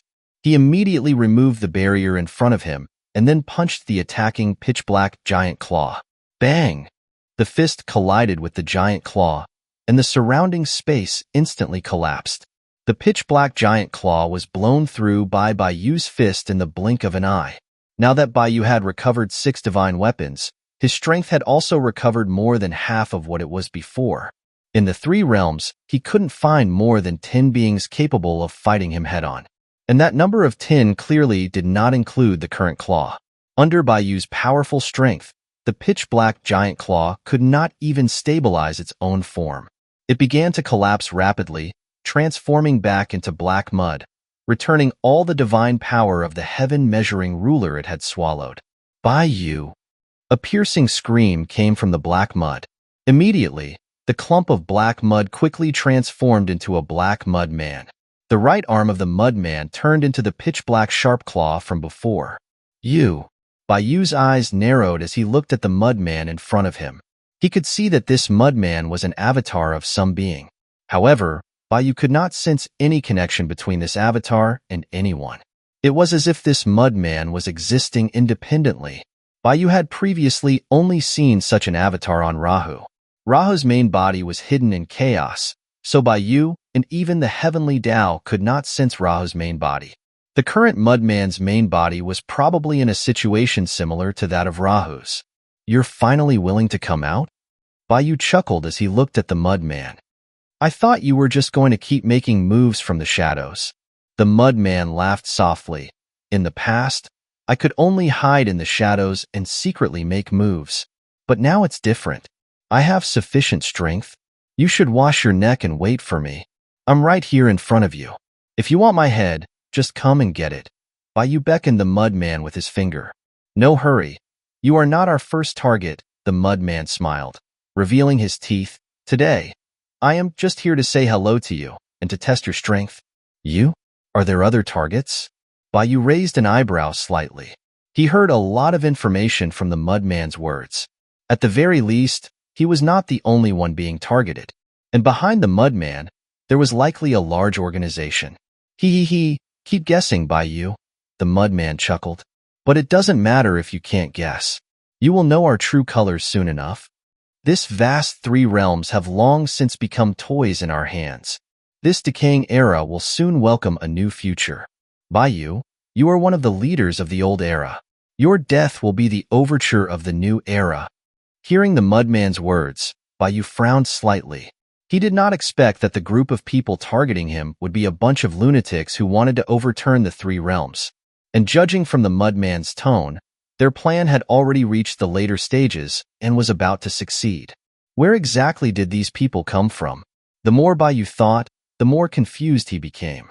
The Mudman saw Yu's frown, and the smile on his lips grew even more intense. He grinned and said, Yu, just wait and see. Today was just a small gift I sent to you. Soon, I'll give you a bigger one. Chapter 201. The Demon Lord Seriously Injured? After speaking to Yu, the Mudman knew that he was in no state to harm Yu. He did not attack Yu again. His eyes went black, and his entire body turned into a lump of mud, falling from the sky. Yu casually waved his hand and sucked the lump of black mud into his hand, but he discovered that it had completely lost its spiritual power. Runs away pretty fast. Yu also knew that he could not capture the mastermind behind the scenes. He casually shook the black mud into dust. It seems there are truly hidden undercurrents in the three realms. Yu muttered, his eyes becoming incredibly deep. Although the mastermind behind the scenes had not caused any actual damage this time, he knew that this was just a probe. Next time, they would probably come for real. Oh well, if soldiers come, we will block them. If water comes, We will, damn it. I can't be frightened by a bunch of rats hiding in a sewer, right? Baiyu came back to his senses, putting the Mudman incident behind him. He looked around at the empty world and shook his head with a wry smile. It seems that I will have to shoulder the blame for the deaths of the high heavens and the gods. In the eyes of the immortals, I probably have become a demon and a heretic, right? Although Baiyu said this, he didn't really care about his reputation anymore. Ever since he was thrown into the nether prison 10 years ago, due to his wife and daughters, his reputation in the three realms had become quite bad. Otherwise, Rahu wouldn't have invited him to join the demon realm as soon as he was released. In the current situation, Baiyu would at most become a demon that caused the gods to tremble in fear. Things couldn't get much worse than that. After retrieving the chaos armor, I'll go to the demon realm and rescue Rat Second. Baiyu settled his mood and didn't forget what he had promised Rat Third. He was just about to go to the demon realm when, Lord Bai. At that moment, an old, hoarse voice called out to Baiyu. Baiyu looked over and saw a rat demon wearing a lab coat and glasses, looking very similar to Rat Third. He was flying towards him on the clouds. Rat First? Baiyu was surprised to see Rat First flying towards him and asked, "What do you want with me?" Lord Bai, a big thing happened. Rat First arrived in front of Baiyu, panting heavily. Take a drink of water first, rest for a while, and then slowly tell me what happened. Baiyu took out a bottle of water and tossed it to Rat First, saying, "Thank you, Lord Bai." Rat First took the water Baiyu tossed to him and drank it all in one go. He exclaimed with surprise, "What kind of immortal water is this? It is so pure." "Just a bottle of bottled mineral water that costs 2 yuan on Earth," Baiyu replied. "Is the human realm so powerful now? It can create such good water. It seems I must find some time to visit Old 3. Rat First exclaimed in admiration. 1 day in the heavens is equivalent to 1 year on Earth. He had been in the immortal realm for many years, and his understanding of the human realm was still stuck in the past few decades. Seeing the shocked look on Rat First's face, Baiyu just shook his head. Then, he said, "Okay, what happened?" "Right. There's also something important." Rat First came back to his senses and quickly said to Baiyu, "Lord Bai, I heard from Old 3 that you were going to the demon realm to save Old 2? "Yes," Baiyu nodded slightly. "What about it?" "Lord Bai, the demon realm is not a place to go right now." Rat First quickly said, "According to the latest news I've received, Demon Lord Rahu has been assassinated and is now on the verge of death. The entire demon realm is in chaos. Lord Bai, you are the immortal venerable Luo Yun. All your actions are watched by the beings of the 3 realms. In addition to this, you just created a huge commotion in the immortal realm. If you go to the demon realm now, the demon realm will likely think that you are planning to take advantage of the situation and will see you as an enemy." "You're saying Rahu is seriously injured?" Baiyu looked at Rat First in shock and asked in a loud voice. Rahu was a demon god of the same level as Baiyu. In fact, in chaos, Demon Lord Rahu was ranked higher than Baiyu among the demon gods. Among the 3,000 demon gods, Manga was first, Rahu was second, and Baiyu was third. Since Manga died after opening the heavens and earth, Rahu was the undisputed strongest demon god in chaos. Although Rahu's invasion of the 3 realms failed that year, he also left his mark in the heavenly Tao after he retreated into chaos. This caused cultivators in the 3 realms to have to undergo the heart demon tribulation when trying to transcend tribulations. Rahu's avatars left in the 3 realms were, in a sense, also part of the heavenly Tao's avatars. There were only a few powerful figures in the 3 realms who could barely defeat Rahu's avatars, not to mention those who could seriously injure Rahu. Those powerful beings who could defeat Rahu's avatars had basically retreated for endless years and had not appeared in the world until now. It could be said that Rahu's serious injury was the most impossible thing that Baiyu had heard so far. After all, Rahu was not him. He had never entered the nether prison, and his strength had always been at its peak. Rat First swallowed hard and said, "Lord Bai, this news is absolutely true. I obtained it through a special channel. The demon realm is currently trying to hide this secret with all its might, but I think it won't be long before this secret is exposed. At that time, the immortal realm and the demon realm might very well end up in a war." Lord Bai, if you go to the demon realm before this sensitive time, it will definitely accelerate the exposure of Rahu's serious injuries. At that time, the demons of the demon realm will likely turn their attention to you. Hearing Rat First's words, Bayu took a deep breath, calmed his emotions, and asked Rat First again, "Do you know any other details about Rahu's serious injuries?" He had just met with the Mudman, and his gut told him that Rahu's serious injuries were probably related to the forces that were targeting him. Rat First said, "I heard that Rahu seemed to be training demons in the training grounds when his adjutant suddenly launched a sneak attack and seriously injured Rahu."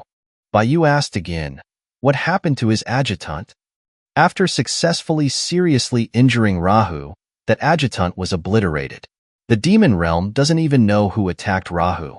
But the mainstream theory in the demon realm is that the heavenly emperor of our heavenly palace did it. Currently, the demoness Yilian is training death warriors, who might send demon soldiers to the immortal realm at any time to assassinate the heavenly emperor. I see. Bayu nodded. Then, he asked Rat First again, "But what will happen to your brother if I don't go to the demon realm?" "You don't have to worry about that, Lord Bai." Rat First rubbed his hands and smiled at Bayu. "I still have some connections in the demon realm. I'm currently working things out over there. There shouldn't be any problem saving old two. After all, my second brother has been working for the demon realm and is in charge of the demon realm's intelligence network. The demoness Yilian cannot really kill him." "All right, I'll leave the matters of Rat Second to you." Bayu nodded to Rat First. Then, he said, "However, I still have to make a trip to the demon realm." "Ah." Rat First was stunned. Chapter 202, Wang Sha's Mission. Lord Bai, what are you? Rat First was on the verge of tears after hearing Bayu's words. He had put so much effort into explaining everything to Bayu, because he didn't want Bayu to take a risk by going to the demon realm. After all, Bayu had already done a lot for the three Rat brothers, and Bayu's situation in the three realms was not optimistic. He had a lot of enemies. If Bayu made more enemies in the demon realm, Rat First couldn't imagine how difficult Bayu's situation would be in the future. Rat First was in the intelligence business, and he was extremely sensitive to the changes in the three realms. The three realms might seem very peaceful on the surface, but in reality, undercurrents were raging. If something slightly out of place happened, the entire three realms might be overturned. At that time, the three realms would fall into chaos, the divine kingdoms would collapse, and Rat First would lose the heavenly palace as his backer, forcing him to rely on Rat Third. At that time, Bayu would be the backer that Rat First would need to rely on. If Bayu made a bunch of demon realm experts into enemies at this critical time, the situation of the three Rat brothers would become extremely difficult. Bayu smiled as he saw the anxious look on Rat First's face. He shook his head and said, "Don't worry, I'm not as weak and foolish as you think. I have my own purpose in going to the demon realm." "Lord Bai, aren't you afraid of creating more enemies?" Rat First asked. Bayu said, "It makes no difference to me how many enemies there are in the three realms. What's important now is the evil spirits outside of the three realms." "Evil spirits outside the three realms?" Hearing Bayu's words, Rat First's heart skipped a beat. He seemed to have thought of something. Bayu said to Rat First, "Since you've come today, help me investigate something. With your intelligence network in the immortal realm, it shouldn't be difficult to find out what I want to know." Rat First stood up straight immediately and said, "Please command me, Lord Bai. My disciples and I will do our best to serve you." Bayu said, "You should know about the group of immortals and gods that came to form the myriad immortals formation to besiege me, right? The organizer was a Buddha I had never seen before. Find out his identity and background, and who he usually contacted." As he said this, Bayu created a portrait of the Buddha and handed it to Rat First. "No problem." Rat First took the portrait from Bayu and patted his chest, saying, "As long as that guy has been active in the immortal realm, he won't escape our eyes. If you complete this, I owe you a favor." Bayu nodded slightly and said, "You can go now." "Thank you for your patronage, Lord Bai." Rat First smiled and bowed to Bayu before leaving on the clouds. To Rat First, a favor from Bayu was much more valuable than any other heavenly treasure. After watching Rat First leave, Bayu didn't linger in the immortal realm. He returned to the human realm. Although the demon realm was said to be similar to the immortal realm, it was only an independent world that was attached to the human realm. It was precisely because the demon realm was an independent world that was attached to the human realm that there were many channels connecting the demon realm and the human realm and the human realm. Demon creatures often mistakenly entered the human realm from the demon realm, and some unlucky people mistakenly entered the demon realm. Those who mistakenly entered the demon realm, unless they were extremely lucky and managed to find a channel to return to the human realm, or they were rescued by a demon general who was in a good mood, would eventually transform into a demon. In most cases, those who mistakenly entered the demon realm could not be saved. They would only become food for demon creatures. The demons that mistakenly entered the human realm and wreaked havoc in the human realm. In China, exorcists were in charge of eliminating them and maintaining peace in their regions. Other countries overseas had similar professions to exorcists who protected the peace of mankind in the dark. It could be said that in today's society, humans and demons coexisted peacefully, and the fact that demons had not disturbed society was largely due to the efforts of the exorcists. Exorcists had been fighting against demon creatures since ancient times, and the channels connecting the human realm and the demon realm were now basically sealed off by the exorcists. However, when Bayu came out of the nether prison and returned to Jiang City, Demon Lord Rahu specially opened a new channel in Jiang City that connected the demon realm and the human realm in order to recruit Bayu. Because Rahu's aura remained at the channel, most people would subconsciously avoid it. The demon creatures on the demon realm side didn't dare to cause an alarm. Therefore, even if the channel was wide open, no demon creatures came out of it. Therefore, the Exorcist Association was still unaware of the channel. Bayu hadn't had the time to close it either. Now, that channel had conveniently become a way for Bayu to go to the demon realm. Jiang City, Southern District, in front of an unfinished building. Wang Sha was cautiously approaching this unfinished building. Recently, many people had gone missing near this unfinished building. The Exorcist Association initially thought that some small demons were causing trouble, so they only sent a few B-level exorcists to investigate. However, after even A-level exorcists went missing after heading to the unfinished building, the Exorcist Association realized the severity of the situation and raised the mission difficulty to S-level. And Wang Sha was rated as an S-level exorcist by the Exorcist Association's headquarters after she obtained the Xianxia sword. Currently, all the other S-level exorcists in the association had missions, and only Wang Sha, who was still working part-time as a teacher at school, was available. Therefore, the task of exploring the unfinished building naturally fell to Wang Sha. It's okay. I can do it alone. Wang Sha stood in front of the unfinished building, took a deep breath, and tried to calm her nervous mood. After she became an S-level exorcist, she had never carried out an S-level exorcist mission. This was her first time. It should be known that Wang Sha was only a B-level exorcist before she obtained the Xianxia sword. She had not fully accepted her change of role herself yet. Buzz. At this moment, the Xianxia sword in Wang Sha's body let out a sword cry. Gentle spiritual power was released from the Xianxia sword, calming Wang Sha's nervous emotions. Thank you, Xianxia sword. Feeling the power of the Xianxia sword, Wang Sha thanked the Xianxia sword with a smile. After regaining her composure, she took a deep breath and quickly walked into the unfinished building. The moment Wang Sha stepped into the unfinished building, the temperature around her dropped by more than 10 degrees, causing her to shiver involuntarily. It's so cold here.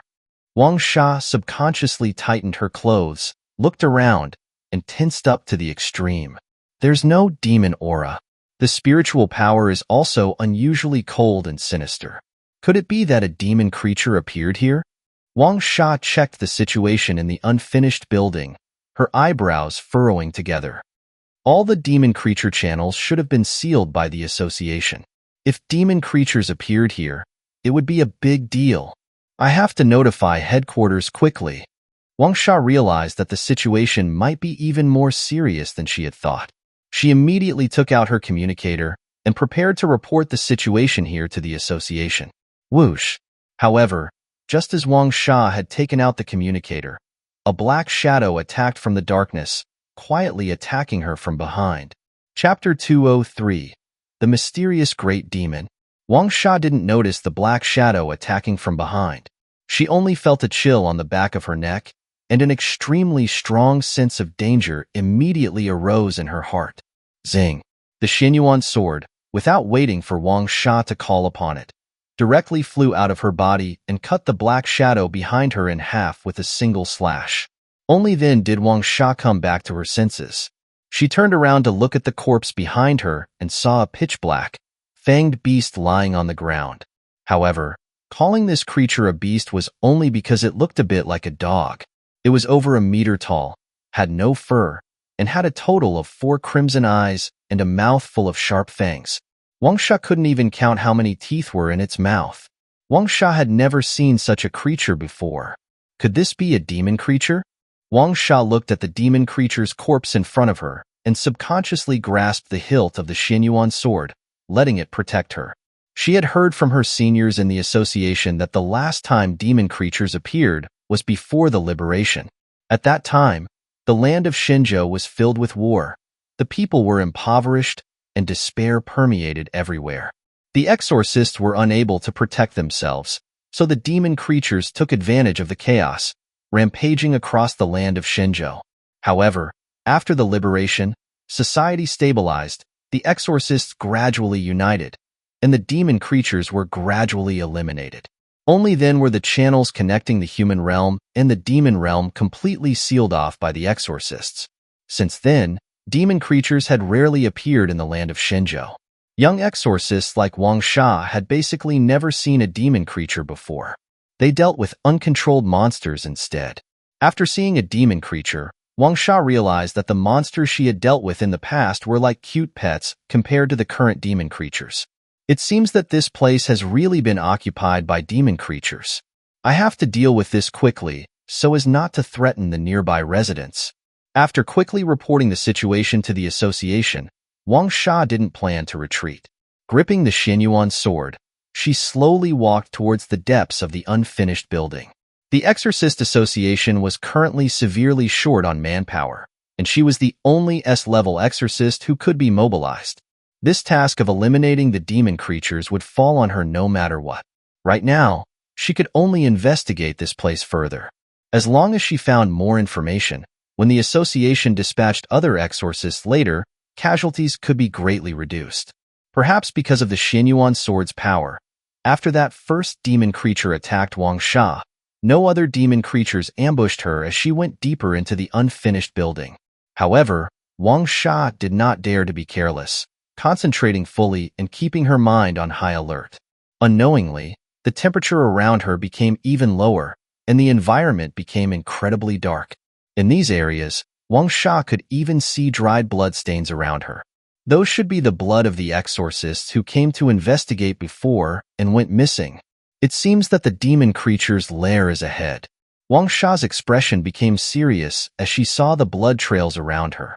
She took out a flashlight and clipped it to her shoulder to light her way. Buzz!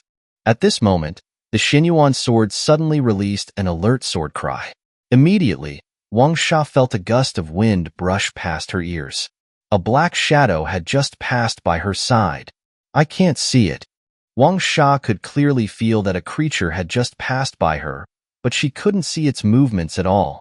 Even though Wang Sha possessed the extremely powerful Xianyuan sword, how could she possibly win against an enemy she couldn't even see? The Xianyuan sword seemed to sense Wang Sha's predicament and immediately released a portion of its sword intent, attaching it to Wang Sha's eyes. Wang Sha's pupils turned gold, and she could see everything around her with incredible clarity. It's so clear. Wang Sha couldn't help but exclaim in surprise. She could even see the dust floating in the air. Roar! At this time, a low roar came from the darkness. Immediately, a demon dog lunged towards Wang Sha from the front. Wang Sha, who couldn't see the demon dog's movements clearly before, could now see every move it made. Without any hesitation, Wang Sha swung her sword, easily slicing the demon dog in front of her in half. Splat! Blood splattered everywhere, and the demon dog's corpse crashed to the ground. I did it! Wang Sha, after personally killing the demon dog and experiencing the power of the Xianyuan sword, regained her confidence and began to quickly move forward, continuing to delve deeper into the unfinished building. As Wang Sha delved deeper into the unfinished building, the Xianyuan sword's power was not as effective anymore. The demon creatures attacking her were becoming more numerous, and the types were not limited to demon dogs. Many monsters that Wang Sha didn't recognize appeared. However, no matter how ferocious those demon creatures were, none of them could survive under the Xianyuan sword. Let's just take advantage of this momentum and kill all the demon creatures here. After fully experiencing the power of the Xianyuan sword, Wang Sha became even more skilled at using it, and her method of killing the demon creatures became more and more refined. Soon, Wang Sha reached the deepest part of the unfinished building and saw a distorted spatial rift. Cold air kept leaking out of it, and a large number of demon creatures were gathered around it. Even Wang Sha, who was killing demon creatures as easily as cutting grass, couldn't help but swallow hard after seeing the large number of demon creatures. If the demon creatures here were allowed to run out, the entire Jiang city would be in danger. That should be the entrance to the demon realm. As long as I destroy it, I'll... Wang Sha gripped the Xianyuan sword with both hands, secretly gathering power, intending to destroy the channel before those demon creatures could react. Break! Wang Sha swung her sword down, unleashing the Xianyuan sword chi. The golden Xianyuan sword chi tore through the ground, smashing all the demon creatures in front of her before heading towards the spatial rift.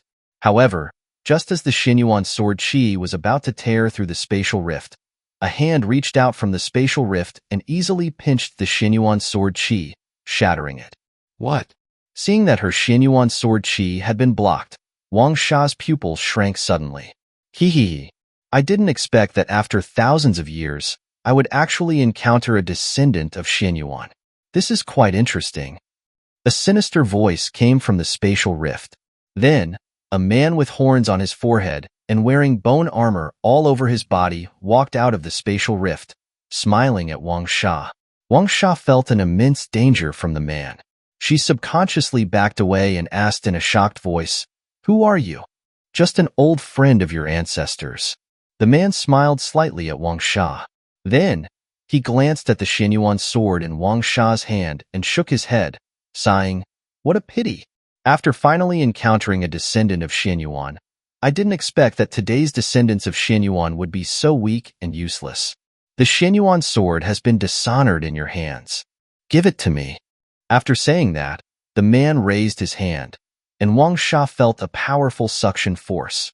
She could no longer hold onto the Xianyuan sword. The Xianyuan sword flew out of her hand. Xianyuan sword! Wang Sha exclaimed in shock. She saw that the Xianyuan sword had flown into the hands of the man opposite her. The sword was wrapped in a strange black mist. The Xianyuan sword vibrated violently, but under the man's oppression, it could not break free at all.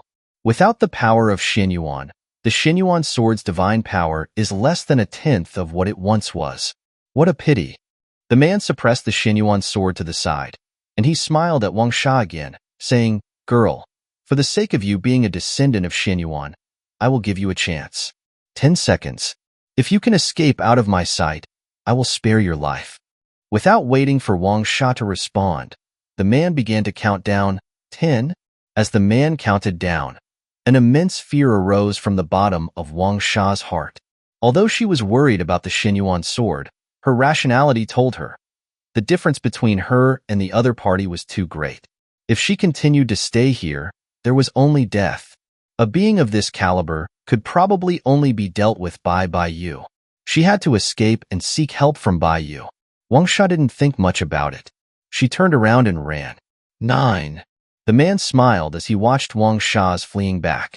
The mockery in his eyes grew even stronger. At this time, Wang Sha didn't know why, but even though she was running at full speed, she should have already reached the outside of the unfinished building. However, she could not see the exit. It was as if she had encountered a ghost wall. 3-2. The man's countdown became smaller and smaller, and Wang Sha became more and more exhausted. She felt like 1,000 pounds was pressing down on her. Her legs were as if they were filled with lead, and she couldn't move them anymore. 1. Time's up. The man chuckled and sucked her in with a wave of his hand. Wang Sha only felt another huge suction force coming from behind her. She could not even stand up. It's over. Wang Sha was sucked back by the man, and endless despair surged in her heart. Game over. Too bad. You didn't run away. The man pinched Wang Sha's neck, the corners of his mouth rising slightly. He applied pressure with his fingers. Killing a descendant of Xianyuan is truly so pleasurable. You. Wang Sha grabbed the man's wrist tightly with both hands, but she couldn't struggle at all. Her brain was gradually losing oxygen. Her consciousness was starting to blur. This time, it was completely over. Hey, you over there. She's my person.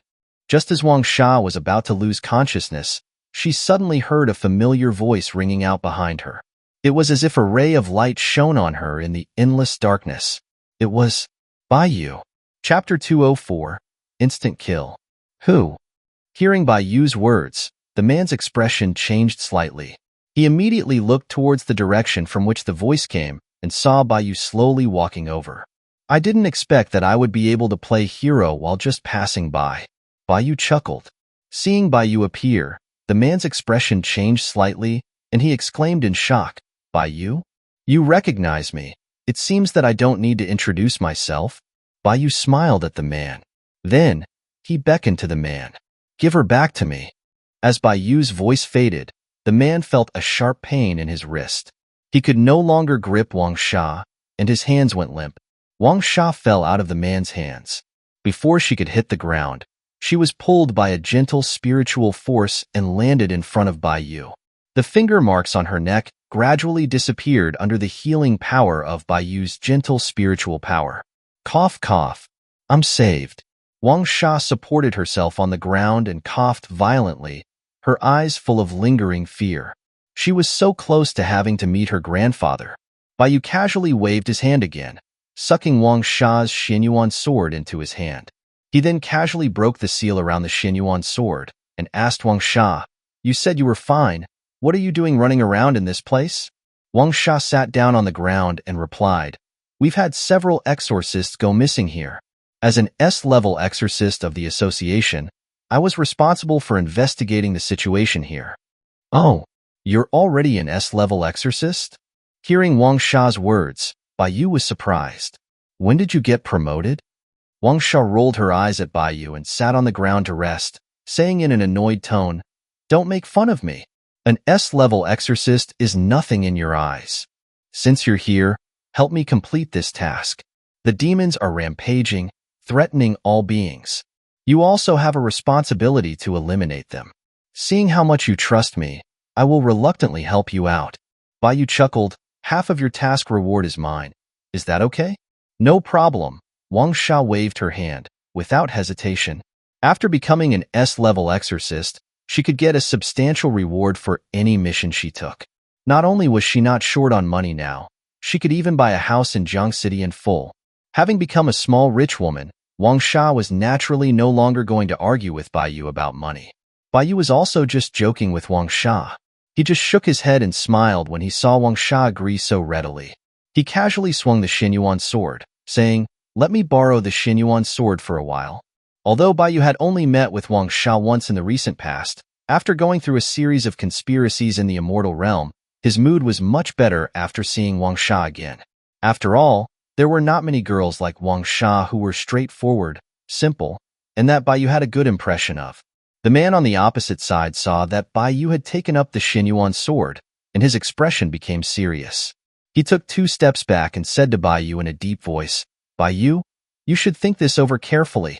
The one standing behind me is Lord Yilian. If you kill me, you will be making an enemy out of the demon realm. Oh. Baiyu raised an eyebrow slightly. So you're that high profile? Judging by your tone, I thought it was Rahu who came here. But even if Rahu was here, I wouldn't let him go for hurting my people. Baiyu. The man shouted angrily. Are you really going to make an enemy out of the demon realm? You can't not be aware of how serious the current situation in the 3 realms is. You talk too much. Baiyu appeared in front of the man in an instant. He held the Xianyuan sword in reverse, placing the blade on the man's neck. The man looked at the blade in front of his throat. He could no longer speak. His body began to tremble violently, and his eyes were filled with endless fear. Yu's gaze was icy cold as he said calmly, I don't have time to listen to you, a small fry, rambling about the big events of the three realms. Splat. As soon as his voice faded, Yu sent the Xinyuan sword forward, and the man's head flew straight off. Wang Sha, who was behind them, watched the mysterious man who had nearly overwhelmed her get his head sliced off so easily by Yu. She couldn't help but open her mouth wide, her brain completely blank. She knew that Yu was strong, that he was an immortal, but she didn't have a good frame of reference before, and she had no way to experience Yu's strength. And that demon that had suddenly appeared was an excellent point of reference for Wang Sha. He made Wang Sha realize that the gap between her and Yu might be larger than Mount Everest. Yu ignored the headless corpse collapsing in front of him, wiped the blood off the Xinyuan sword, turned to Wang Sha and said, I need to make a trip to the demon realm later. Do you need me to send you out? You're going to the demon realm? Hearing Yu's words, Wang Sha's pupil shrank suddenly, and she exclaimed in shock, I have some things to take care of. What's wrong? Yu asked Wang Sha.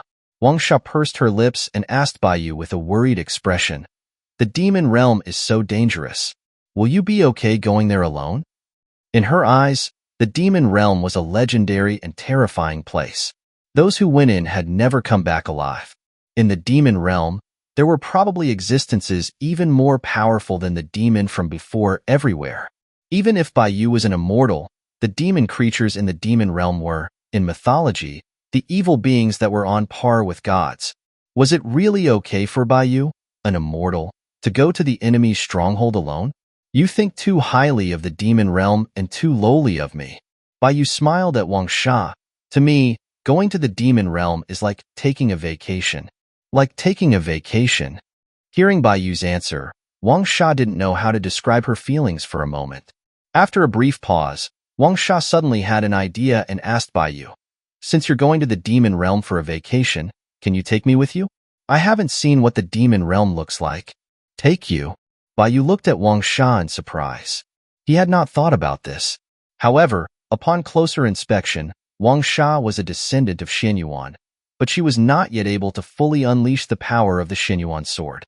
Bringing Wang Sha to the demon realm to broaden her horizons would also benefit her growth. Wang Sha had been helping with taking care of little Yu at school. Yu owed Wang Sha quite a few favors. Bringing Wang Sha with him on this trip to the demon realm could also be seen as doing a favor for her. After thinking about it for a moment, Yu nodded to Wang Sha and said, No problem. Come with me, but things have been quite chaotic over there recently. Don't run around when you get there. Stay by my side, understand? No problem. I value my life a lot. Wang Sha clenched her fist and said with bright eyes, Once I get over there, I'll hold onto your thigh tightly. You. Seeing Wang Sha's expression, Yu shook his head and chuckled. Then, he used the Xinyuan sword to slash open the spatial rift to the demon realm and said to Wang Sha, Let's go. Let's go to the demon realm together. Okay. Chapter 205. The Doppelganger and the Decoy. The demon realm sky was a dark, ominous red. The air was thick and murky, saturated with the pungent stench of blood. The land was a charred wasteland, and as far as the eye could see, the ground was littered with the corpses of demonic creatures. It was clear that a fierce and brutal battle had recently taken place here. Wang Sha stepped out of a spatial rift. The hellish scene before her caused her face to pale instantly, a wave of nausea washing over her. Is this the demon realm? It's so oppressive. It's like hell, Wang Sha murmured, feeling as if her eyes had been opened to something truly horrifying. Yu appeared behind Wang Sha, her gaze sweeping over the surroundings. The demon realm isn't usually like this. The creatures here are sentient. They, like humans, appreciate clear skies and white clouds. The demon realm is typically managed by the demon lord. While the environment isn't as pleasant as the human realm, it's not that different. This situation now suggests that the demon realm is experiencing an unprecedented catastrophe. An unprecedented catastrophe? Wang Sha was taken aback, glancing at Yu in surprise. Has the demon realm been invaded? She had always thought of the demon realm as the source of all evil, the one doing the invading, not being invaded. But Bai Yu's words suggested there was something even more sinister than the demon realm itself. I came here precisely to confirm this, Bai Yu said, her eyes focused on the distance. They're coming. Who's coming? Following Bai Yu's gaze, Wang Sha saw a dark swarm of demonic creatures flying towards them. Leading them was a woman of stunning beauty, clad in black armor. Such a powerful sense of oppression. Wang Sha gasped, her heart trembling as she took in the sheer scale of the demonic horde. Even with the Xianyuan's sword at her side, she felt intense pressure facing these demons. The divine power of the sword was no longer sufficient to withstand their overwhelming presence. Bai Yu stepped forward, shielding Wang Sha from the demonic pressure, directly facing the approaching horde. The demonic woman leading the charge landed in front of Bai Yu, and with a respectful bow, said, Yi Lian, one of the 4 demon generals under the demon lord, greets you, Bai Yi. May I ask what brings Bai Yi to the demon realm so suddenly? Bai Yu glanced at the black mass of demons behind Yi Lian, then smiled at her. I've come to see Luo Ho. Yi Lian replied, I regret to inform you, Bai Yi, but the demon lord is currently in seclusion and is not receiving visitors. Not even me? Bai Yu raised an eyebrow slightly. Your demon lord has always wanted me to join the demon realm. Who knows, I might even become your immediate superior someday. Unmoved, Yi Lian said, I apologize, Bai Yi. The demon lord is currently unavailable. If you wish to join, he will surely extend an invitation once he emerges from his seclusion. Bai Yu pressed, what if I need to see Luo Ho right now? Yi Lian stated, then you are declaring yourself an enemy of the demon realm. As Yi Lian finished her sentence, the elite demons behind her unsheathed their weapons, assuming a battle-ready stance. The dark mass of demons roared, as if they were about to pounce on Bai Yu at any moment. For the first time, Wang Sha experienced such a massive show of force. Her face was pale, her heart filled with overwhelming shock. These demons could likely overturn the entire human realm. She finally realized just how insignificant she was. Bai Yu, however, remained unfazed. She smiled calmly at Yi Lian, attempting to ease the tension. General Yi, no need to be so impulsive. I'm not here to cause trouble. How about this? I won't see Luo Ho. I'll just tour the demon realm with my friend, show her around. That should be fine, right? Yi Lian glanced at Wang Sha behind Bai Yu, confirming that she was just an ordinary mortal. After a brief moment of consideration, she replied, Bai Yi, the demon lord has said, you are always welcome in the demon realm. If you wish to explore it, I have no authority to stop you. However, Bai Yi, as you can see, the demon realm is in turmoil. Please allow one of my deputies to accompany you, to ensure your safety. Yi Lian was currently embroiled in a power struggle with the other demon generals, and she knew that offending Bai Yu would be detrimental to her. Furthermore, she understood that if Bai Yu wanted to stay in the demon realm, she couldn't stop him. Her only option was to assign someone to keep an eye on Bai Yu's movements. Bai Yu did not reject Yi Lian's request, smiling. Of course, that's fine. Thank you for your understanding, Bai Yi. Yi Lian bowed to Bai Yu once again, then gave a nod to one of the elite demons behind her, before taking to the sky with the rest of the demons. Yi Lian's arrival had been swift, and her departure was equally decisive. The area around Bai Yu was once again clear. Bai Yu turned to the demonic warrior Yi Lian left behind, asking, what's your name? The demon bowed to Bai Yu, saying, Bai Yi, my name is Yi Yu. You may call me Xiao Yi. All right, Xiao Yi. I'm sorry to trouble you, Bai Yu replied with a nod and a smile. It's my honor to serve Bai Yi, Yi Yu replied respectfully. Bai Yi, is there any place in particular you would like to go? Bai Yu smiled, let's just wander around. You can be our guide. Yes. Please follow me. We'll start with the demon realm's famous scenic spot, the demonic cleansing pool. Yi Yu stood upright, his voice clear, and then turned to lead Bai Yu and Wang Sha, taking his duties seriously. Not bad, a serious young man, Bai Yu said with a smile. Yi Yu replied with a trace of fear, Bai Yi is too kind. Let's go, Sha, follow the guide, Bai Yu said with a light chuckle, and then began to walk with Wang Sha. Wang Sha, watching the dutifully acting guide in front of them, whispered to Bai Yu, Are we really here in the demon realm for sightseeing? Of course. What else would I bring you here for? Bai Yu replied with a smile. Wang Sha whispered, didn't you say you had important business in the demon realm? I have business, not you. Bai Yu chuckled and sent a telepathic message to Wang Sha.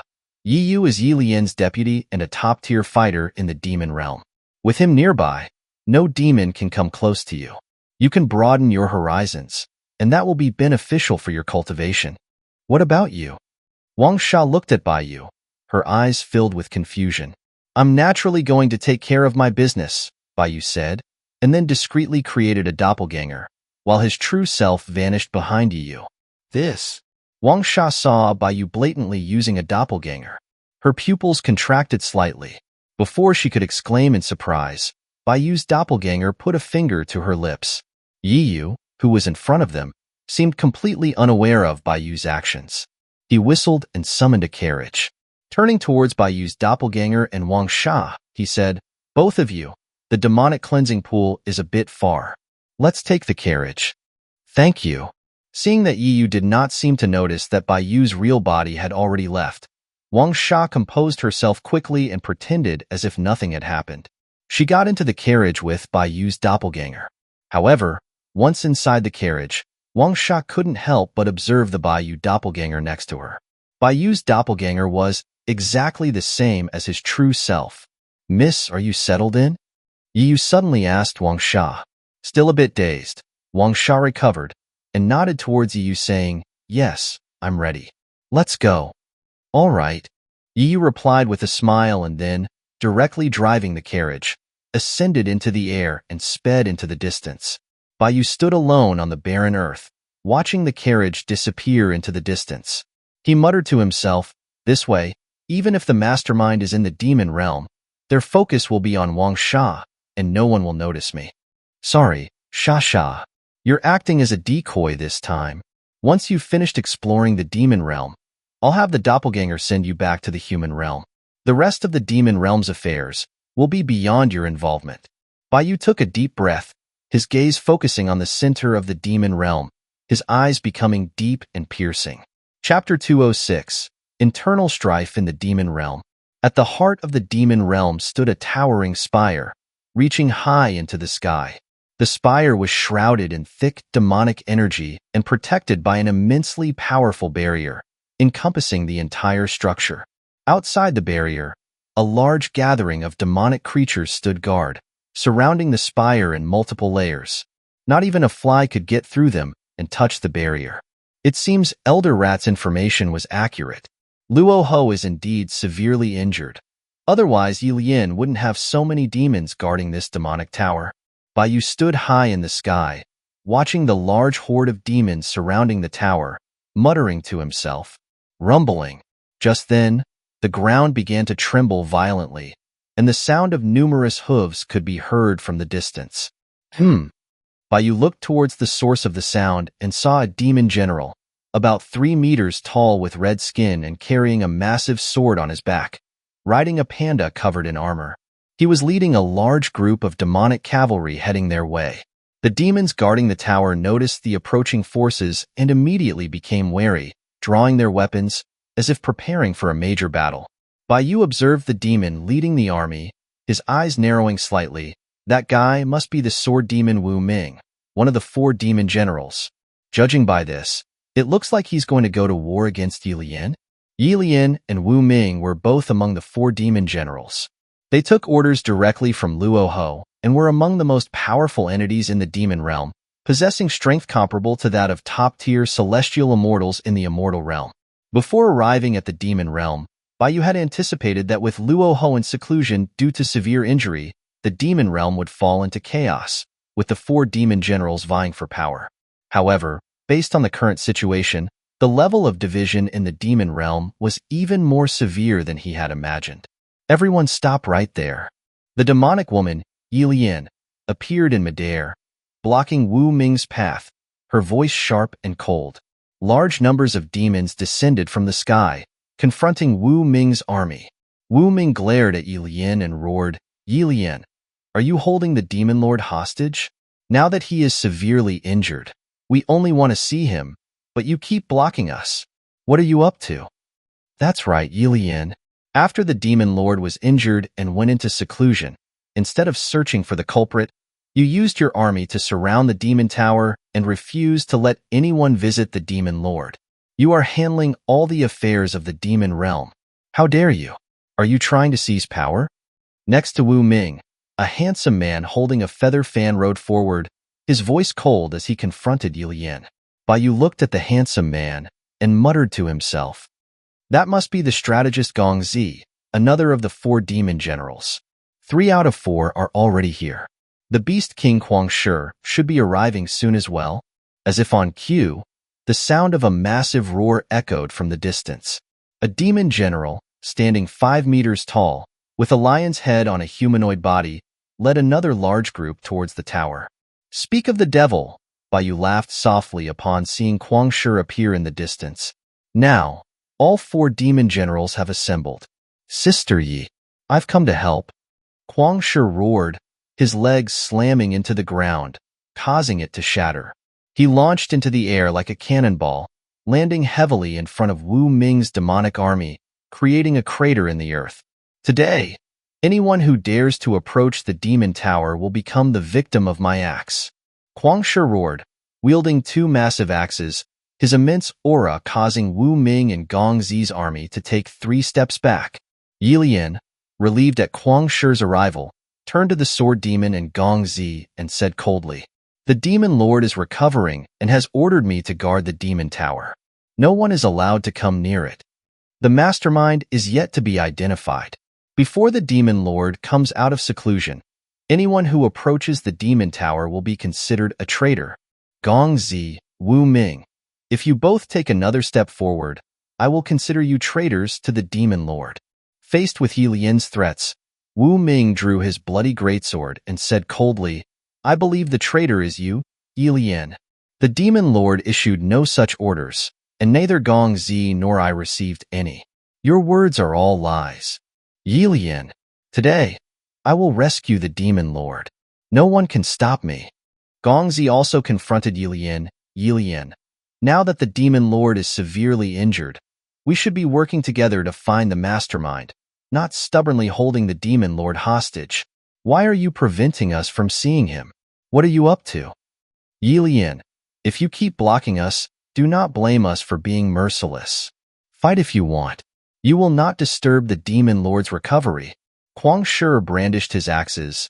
"You think Sister Yi and I are afraid of you 2 traitors?" Wu Ming dismounted from the panda, pointed his sword towards Huang Shi, and said coldly, "Huang Shi, no one can stop me today. If you insist on blocking me, I will make sure you know who is strongest in the demon realm besides the demon lord." Huang Shi gripped his axes tightly, roaring, "You ask for it." Seeing Wu Ming and Huang Shi facing off, Gong Zi turned towards Yilian with a smile. "Yilian, looks like I will be your opponent now." "Humph." Yilian snorted coldly, a black spear slowly materializing in her hand. Her aura as a demon general exploded. Watching the scene unfold from high above, Baiyu muttered, "This intense, volatile situation. It looks like the 2 sides will have a fierce and bloody battle. The demon realm is creating so much chaos. Won't the immortal realm do something about it?"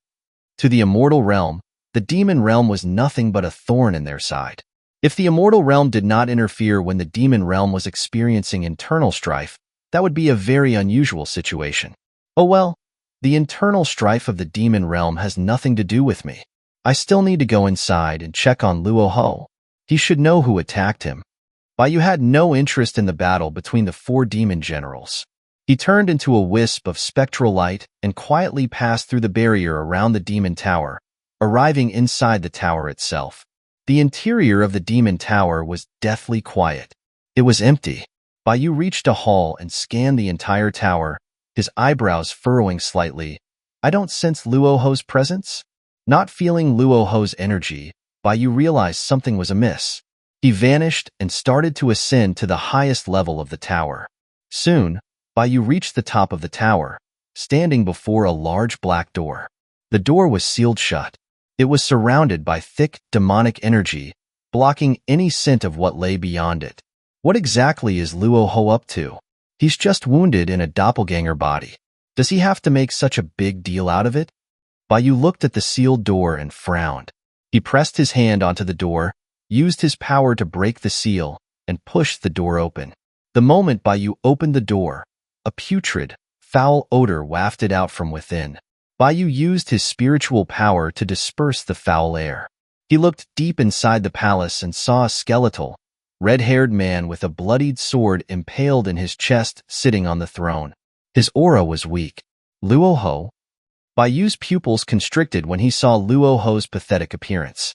He never imagined that the once majestic master of the demon realm, the strongest demon god from chaos, would be reduced to such a state.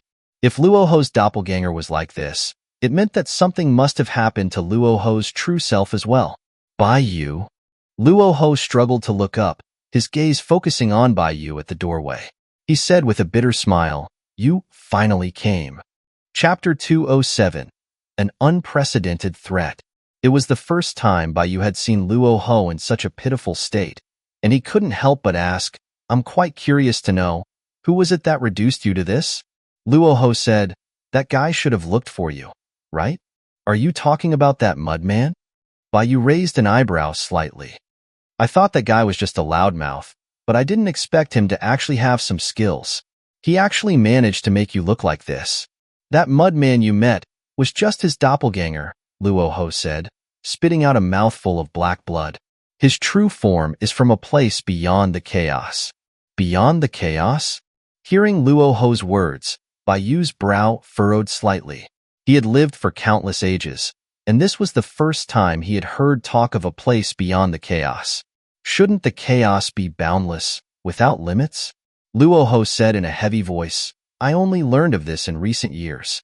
My true self has been exploring the chaos and accidentally discovered that the chaos has a boundary.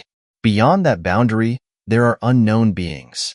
I also learned recently that when Pangu created the three realms, his true purpose was to establish a world within the chaos that could nurture powerful beings. This was to prepare for a day when they could resist the threat from beyond the chaos. Pangu's creation of the three realms had this kind of meaning?" Baiyu was shocked. "Where did you get this information?" Luo Ho sighed. "I accidentally found Pangu's notes in the chaos. When Pangu decided to sacrifice himself to create the three realms, he left a message for us heavenly demons. But at the time, we were too focused on seizing the world Pangu created, and completely missed Pangu's notes. That is why those guys from beyond the chaos were able to come and take advantage of us. Only then did we learn of their existence. It's ridiculous. The three realms should have been our hope for survival, yet we heavenly demons regarded the beings of the three realms as inferior and kept invading them, depleting their strength. In the end, only Baiyu was willing to give up his heavenly demon body, reincarnate as a being of the three realms, and follow Pangu's will. If all 3,000 demon gods had reincarnated into the three realms, perhaps today's situation wouldn't be so grim. It's because you, Baiyu, reincarnated into the three realms and became a great threat to those beings, that 10 years ago, they plotted against you. The incident with your wife and daughters was likely their doing, aimed at sending you to the nether prison to help them consume the three realms. I only found this out recently, or else the tragedy 10 years ago wouldn't have happened. So, that was it? After listening to Luo Ho's words, Baiyu's heart was shaken to its core. He had previously thought that the mastermind targeting him was most likely a top 10 primordial demon god from the chaos. He even had his suspicions, but he had never imagined that the opponent's origins were so vast. Luo Ho's expression became solemn once more, and he told Baiyu, "Baiyu, the primordial demon gods that were ranked at the top of the chaos have essentially all been quietly dealt with by those guys. My true form was also ambushed by them, and I am seriously injured. I am currently hiding within the chaos to recover, and will have no combat power for the time being. Those guys seem to have infiltrated many forces in the three realms. I suspect that your friend, the Heavenly Emperor, is either under their control or he's like me, on the verge of death. Baiyu, I think you are the only one in the three realms who still has a chance to fight them. How could this be?" After listening to Luo Ho's words, Bai felt that things had become incredibly difficult. This had all come so suddenly. Cough, cough. Luo Ho coughed a few times, spitting out more black blood, and then told Bai, I know it's asking too much of you to solve this all by yourself, but at this point, you're the only one who can shoulder this burden. Don't worry, my true self is recovering in the chaos, and those guys won't be able to find me for a while. Once I have recovered, I will descend into the 3 realms and fight with you. Bai shook his head and said, although you say that, my current power has not returned to its peak, and the opponent is an enemy even the first demon god Pangu feared. Even if my cultivation improves in the 3 realms, it's still impossible to turn the tide single-handedly, right? Although Bai had his own pride, he wasn't someone who lacked self-awareness. If the opponent was truly as Luo Ho described, an enemy from beyond the chaos, then based on the current situation, it was impossible for him to resist those guys alone. Cough, cough. I know. Luo Ho coughed out some more black blood. After learning of the threat beyond the chaos, I haven't been idle either. The 4 remaining divine artifacts of yours are all here with me. Huh. Bai looked surprised. When did you find them? Luo Ho chuckled. When you were imprisoned in the nether prison, I took the opportunity to rob you of 3 divine weapons. Recently, I sent Yi Lian out to search, and she found another in the west. You stored your source power in your divine weapons, right?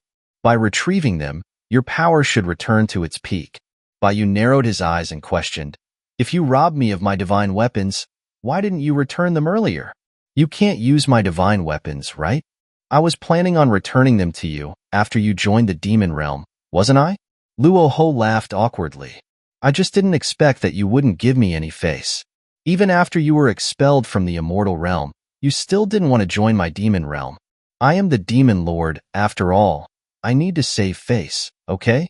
Hearing Luo Ho's words, Bai sighed and said, serves you right for turning out like this. Don't mock me anymore. Your divine weapons are all hidden in my vault. There's also Panga's notes in there. Take them all together. That should give you more knowledge of those guys. Bai nodded slightly and asked Luo Ho again, seeing how much pain you're in, should I help you relieve it? No need. My doppelganger can serve as a coordinate for my true self to teleport. When I've recovered from my injuries, I can teleport to the demon realm to help you. Okay, then I won't bother with you anymore. Seeing Luo Ho stubbornly holding on, Bai stopped paying attention to him. He teleported directly behind Luo Ho's throne and pressed a mechanism hidden there. Rumbling. The hidden door behind Luo Ho's throne slowly opened. Luo Ho's pupils constricted when he saw Bai open his vault so easily. He exclaimed, Bai, how did you know my vault was there? When you built your palace in the chaos, you always liked hiding your vault behind your throne, Bai said in an annoyed tone. After all these years, you haven't improved. Luo Ho was speechless. He could only mutter, looks like I need to find another location next time. If there is a next time, Bai whispered softly, stepping into Luo Ho's vault. Chapter 208, Panga's Notes. The moment Bai entered Luo Ho's vault, he sensed the presence of countless divine weapons and elixirs within. Bai roughly scanned the vault. He realized that any random treasure in the vault would cause a great deal of bloodshed in the 3 realms. Just how many treasures has this Luo Ho collected in the 3 realms these past years? Bai muttered, then raised his hand, collecting all the elixirs, rare medicines, and herbs on the shelves into his demon refining pot. He used the demon refining pot to refine all the medicinal power within the elixirs and herbs, then absorbed them all without any hesitation. Almost instantly, Bai's aura and physical strength increased dramatically. Hey Bai, I only asked you to retrieve your divine weapons. Why did you eat all the treasures I worked so hard to collect? After Bai had absorbed all of Luo Ho's elixirs and medicines, Luo Ho's resentful voice came from outside the vault. Since you are a heavenly demon, your physical strength is already fixed. You cannot use these elixirs and herbs. It's better to let me enhance myself to deal with the threat from beyond the chaos. Bai spoke without any shame. He didn't feel even a bit guilty. These treasures were free gifts. He was going to take them. Moreover, a great enemy was on the horizon. Bai needed to strengthen his power as much as he could. Based on the sheer amount of treasures in Luoho's vault, it would have taken Bai Yu 1,000,000 years to collect them all alone. Luoho, who was pinned to his throne, sighed deeply and said, never mind. I can't control you now anyway. Take whatever you want. Your divine weapons and Panga's notes are at the deepest part of the vault. Go and get them. The seals I placed there shouldn't be too difficult for you to break. Okay. Bai Yu was not polite. As he walked deeper into the vault, he picked out several suitable treasures along the way. The Haotian mirror, the Tai water, the Yang flame seed, Ho Yi's divine bow, the three-legged golden crow's heart. I was wondering why the treasures of the three realms were getting scarce. It turns out that all the good treasures since ancient times in the three realms were all with you, Luoho. Bai Yu looked at the dazzling array of divine weapons in the vault and couldn't help but complain to Luoho. These divine weapons were on the same level as the Hichu and Luoshu in the Eastern Emperor Bell. Each divine weapon once had a great reputation. Their owners once shook the three realms. Their legends were still told in the human world today. Bai Yu had not imagined that all these lost divine weapons were in Luoho's vault. Even the golden crow's heart he had been looking for was there. This was like a gift straight from heaven. Luoho laughed from outside the vault. I just have this collector's hobby. However, with the great calamity approaching, I can't use these divine weapons either. If you want to take them, feel free to take them all. Forget it. Divine weapons are better in quality than quantity. Although these are all good treasures, they won't increase my power much. Taking them would only waste my spiritual power. Bai Yu wasn't particularly interested in these divine weapons. He only picked a few suitable ones for Lu Wan and Bai Xiaoya, as well as taking the three-legged golden crow's heart. Then, he walked directly towards the deepest part of the vault. There were a scroll painting, a spear, a stone, and a mirror.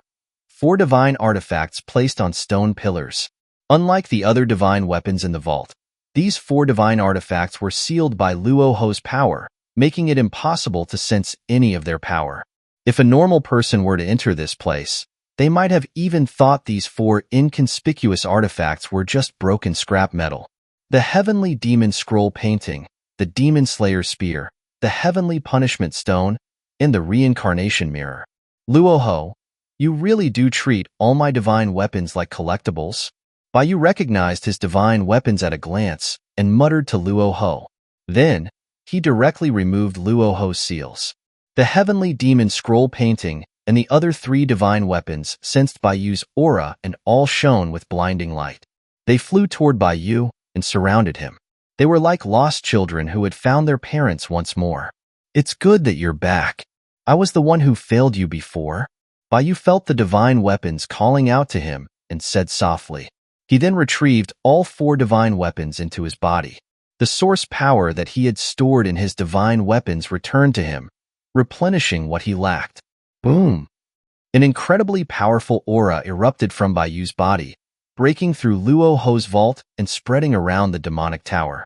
The 4 demon generals, who were engaged in a fierce battle within the demon realm, all stopped, looking towards the demon tower in disbelief, not understanding what was happening. Bai Yu's doppelganger, who was still touring the demon realm with Wang Sha, looked towards the demon tower. He placed his hand on Wang Sha's shoulder and chuckled. Sha, the tour is over, it's time to go back. As he finished speaking, Bai Yu's doppelganger vanished. Wang Sha, who had yet to understand what was going on, was directly teleported back to the unfinished building. The demonic rift also vanished before Wang Sha's eyes, leaving her sitting on the concrete floor in a daze, not understanding what had just happened. Luoho on his throne sensed Bai Yu's aura and sighed. Bai Yu, you really are stronger than before. Was that 100,000 years in the nether prison a form of cultivation for you? It was originally intended as a punishment, Bai Yu replied indifferently from inside the vault. But through an unforeseen turn of events, it allowed me to complete a path of breaking and remaking myself. Luoho said, I see. Then, once I reincarnate as a human, I will also go for a visit to the nether prison. Oh! Hearing Luoho's words, a hint of surprise flashed across Bai Yu's eyes. He turned back towards the exit of the vault. Are you also going to abandon your heavenly demon body? Luo Ho sighed. After reading Panga's notes, I realized that the path you have taken is correct. If I continue to be stuck in my ways, I'm afraid I will be left far behind. I am the strongest demon god of the chaos right now. How can I allow myself to be surpassed by you? Suit yourself, but don't expect me to guide you. Bai said carelessly, then his eyes focused on a book with no name at the deepest part of the vault. Although Luo Ho was outside the vault, he seemed to notice everything that was happening within the vault.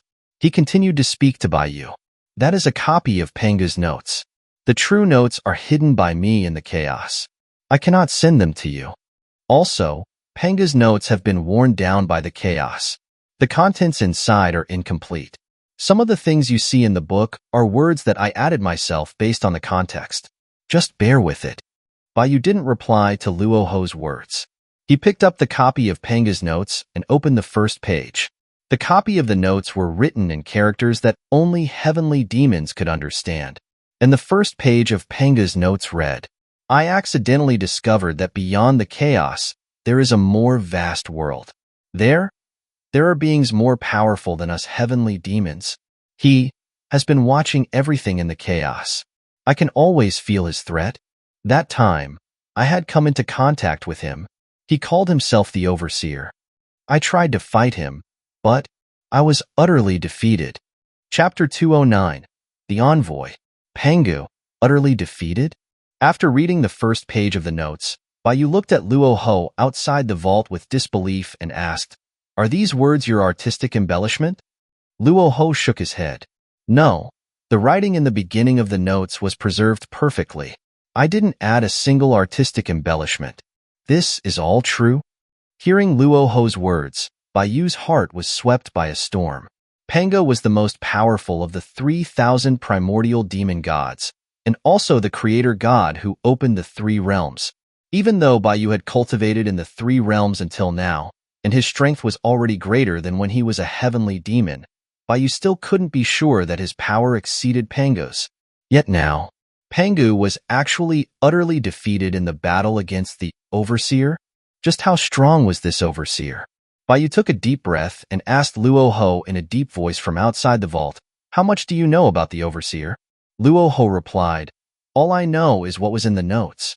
But I need to remind you that the mudman who ambushed and seriously injured me, and the mudman who warned you in the Immortal realm, they are not the Overseer. Rather, they are vanguards created by the Overseer to infiltrate the chaos. The one who seriously injured you is a subordinate of the Overseer? Bai exclaimed, feeling increasingly alarmed by the gravity of the situation. Is there any hope for the three realms? For the first time, Bai asked Luo Ho this question. It's rare to see you saying such pessimistic words. Luo Ho laughed slightly, and then said, Don't worry, it was recorded in Panga's notes. For some reason, the Overseer from beyond the chaos doesn't seem to easily step into the chaos, so the ones we're most likely going to have to deal with are the Overseer's vanguards. Most likely? Bai frowned.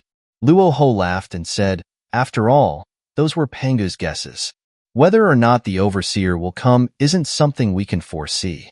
Perhaps the Overseer will come after you defeat his vanguards. Who knows? You can still laugh in this situation, Bai said, complaining to Luo Ho. Luo Ho replied, After all, if the Overseer really comes, all we can do is try our best. Whether we can protect the three realms and ultimately survive depends on fate. What's an old saying in China? When a carriage reaches the mountain pass, there's always a way. When a boat reaches the bridgehead, it will naturally go straight. The Overseer hasn't come yet, so we don't need to fear an existence we haven't even seen. Hearing Luo Ho's frank words, Bai shook his head and laughed, sighing, I never thought that you would be more frank than me in the end. I thought you were more afraid of death than me. Luo Ho replied, After all, I have nothing left to lose. You have been living quite well in the human realm recently, with both a wife and daughters. I understand that you have some things that you cannot let go of. Bai did not deny Luo Ho's words, and continued to read through the rest of the notes. The contents of the notes after that were not as shocking to Bai. Aside from some of Luo Ho's artistic embellishments, the majority of Panga's notes recorded his experiences in creation. There was also a small portion that introduced the Overseer's vanguards. According to Panga's notes, the strength of the Overseer's vanguards was similar to the top 10 primordial demon gods.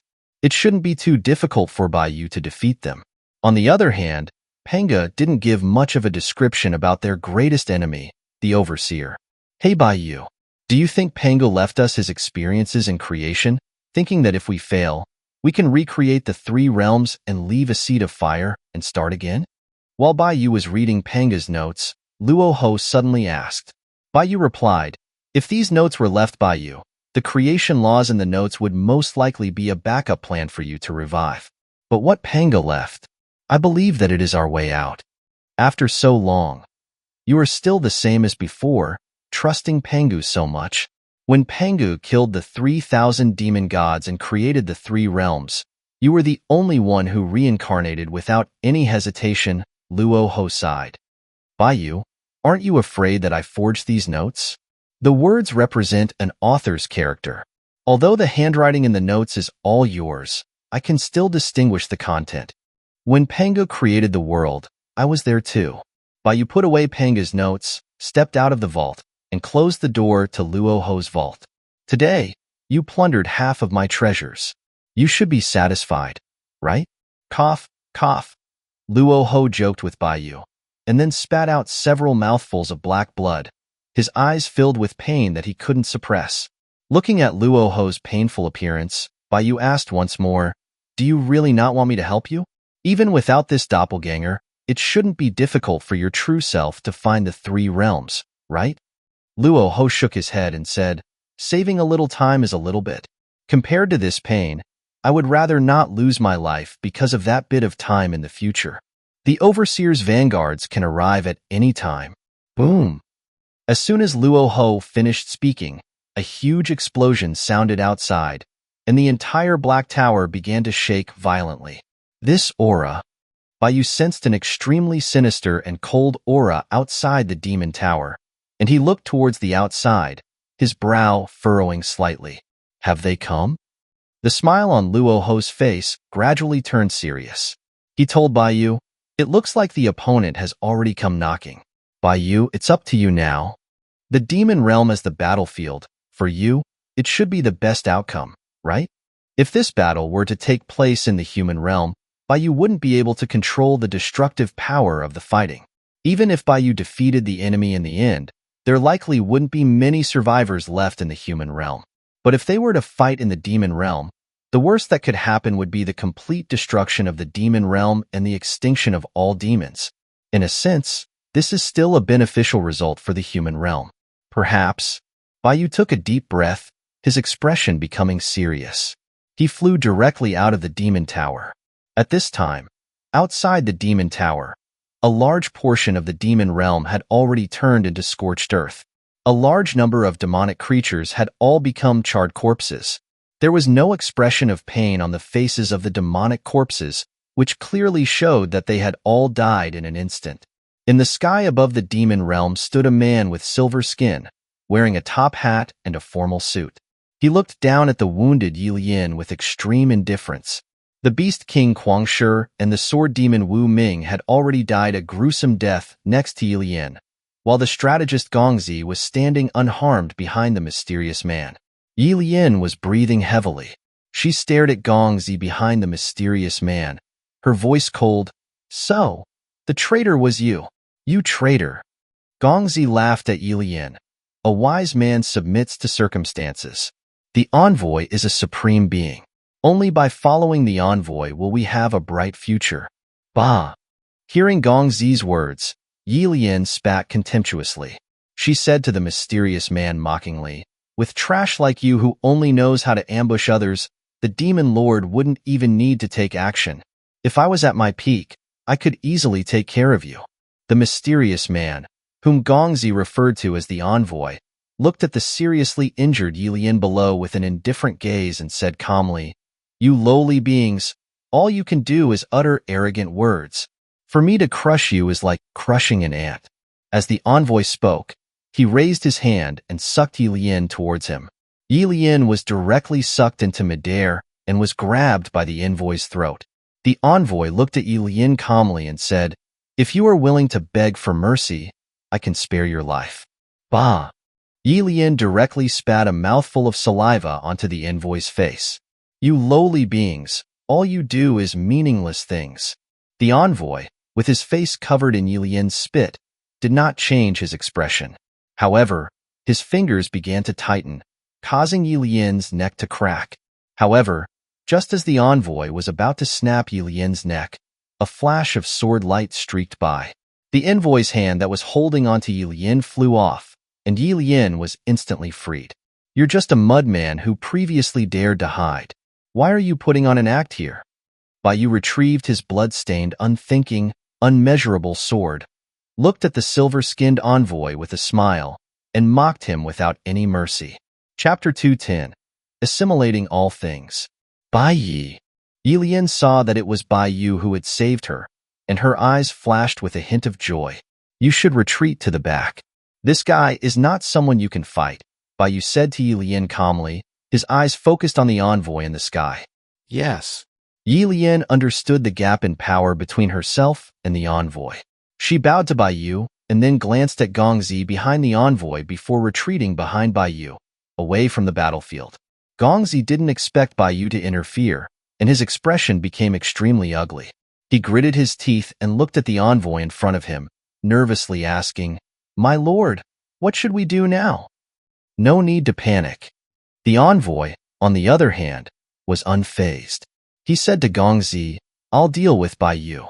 You go and kill Yi Lian. Then, go to the demon tower and bring Luo Ho's doppelganger out. I have a big use for it." "Yes."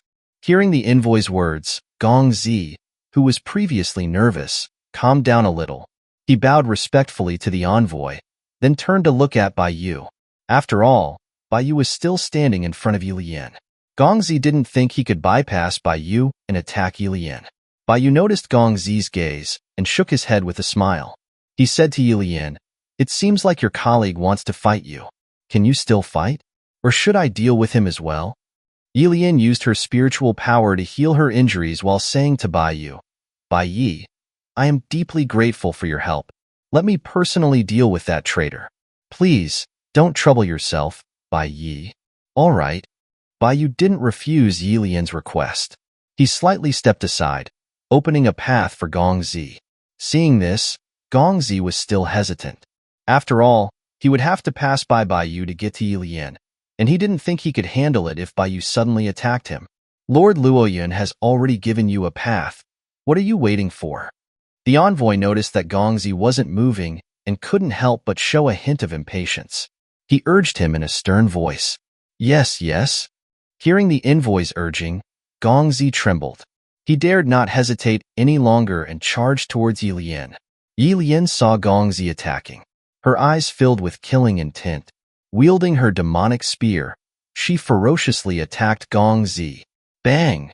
Yi Lian brushed past Baiyu, her spear piercing through Gongzi's chest and slamming him into the ground. The entire demon realm began to tremble violently. The battle between Yi Lian and Gongzi began at full intensity from the start. Meanwhile, the envoy's gaze was fixed solely on Baiyu. "Baiyu?" The envoy looked at Baiyu standing in the sky, narrowing his eyes slightly. He said, "I was originally planning to deal with the demon realm first and then find you, but I didn't expect you to come to me. This is good too. By completely eliminating you and Luo Ho here, no one in the three realms will be able to stop us." Baiyu looked at the envoy with a smile and chuckled. "I'm really curious to know. Where exactly does your confidence come from?" "You'll know soon," the envoy said calmly. His entire body began to metallize, emitting an unusual luster. The surrounding space began to distort visibly. Rumbling. Heaven seemed to have sensed the threat from the envoy as well. A muffled thunder rumbled in the sky, and then a dark bolt of lightning descended from the sky, striking the envoy. The entire demon realm was illuminated by the lightning. The supreme divine might of heaven shook every living creature in the demon realm. Under such fierce thunder punishment, any living thing would be turned into dust in an instant. Baiyu stood in the void, watching the sea of lightning in front of him, his brows slightly furrowed. Others might not be able to see clearly, but he could clearly see that the envoy in the middle of the lightning was not affected at all. Instead, the energy contained in the lightning was being frantically absorbed by the envoy. Heaven's thunder punishment had turned into food for the envoy. Heaven seemed to have realized that its power was ineffective against the invading outsider, and it began to withdraw its lightning. However, it was too late. All the thunder tribulations that heaven had unleashed were converted into the envoy's energy. As the thunder punishment dissipated, the surface of the envoy's silver metallic skin was shimmering with electrical arcs. His aura had increased dramatically. If Baiyu could easily defeat the envoy before, now, the envoy had become someone who could make Baiyu feel somewhat concerned. The power of heaven is still so delicious, the envoy said with a hint of intoxicated satisfaction, then looked at Baiyu and chuckled. Baiyu, do you know where my confidence comes from now? The body my lord has granted me is sufficient for me to absorb the power of all things in this world and turn it into my own. If it were before, if I wanted to target you, I would have to use some tricks behind the scenes, but now, I don't need to use any of those conspiracies. I will crush you with absolute power. After speaking, the envoy began to devour the spiritual energy of the demon realm, and his aura skyrocketed once more.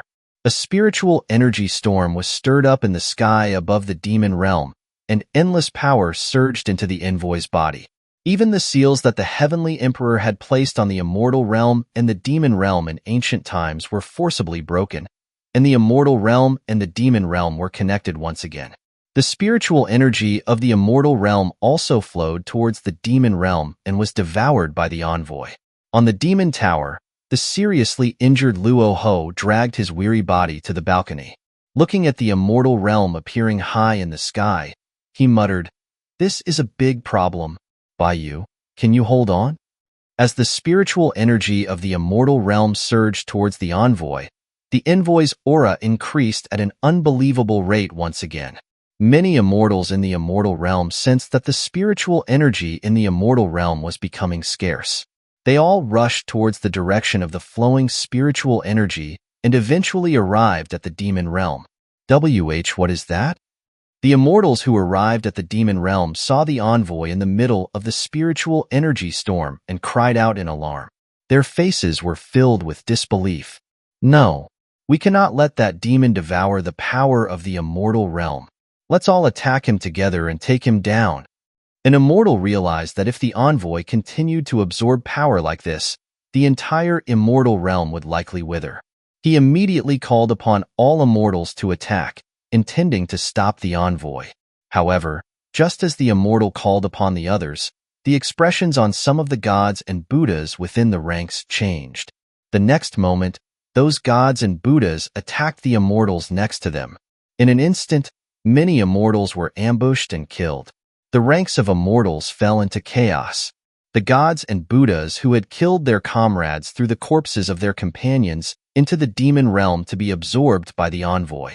Baiyu watched the gods and Buddhas in the sky fighting amongst each other.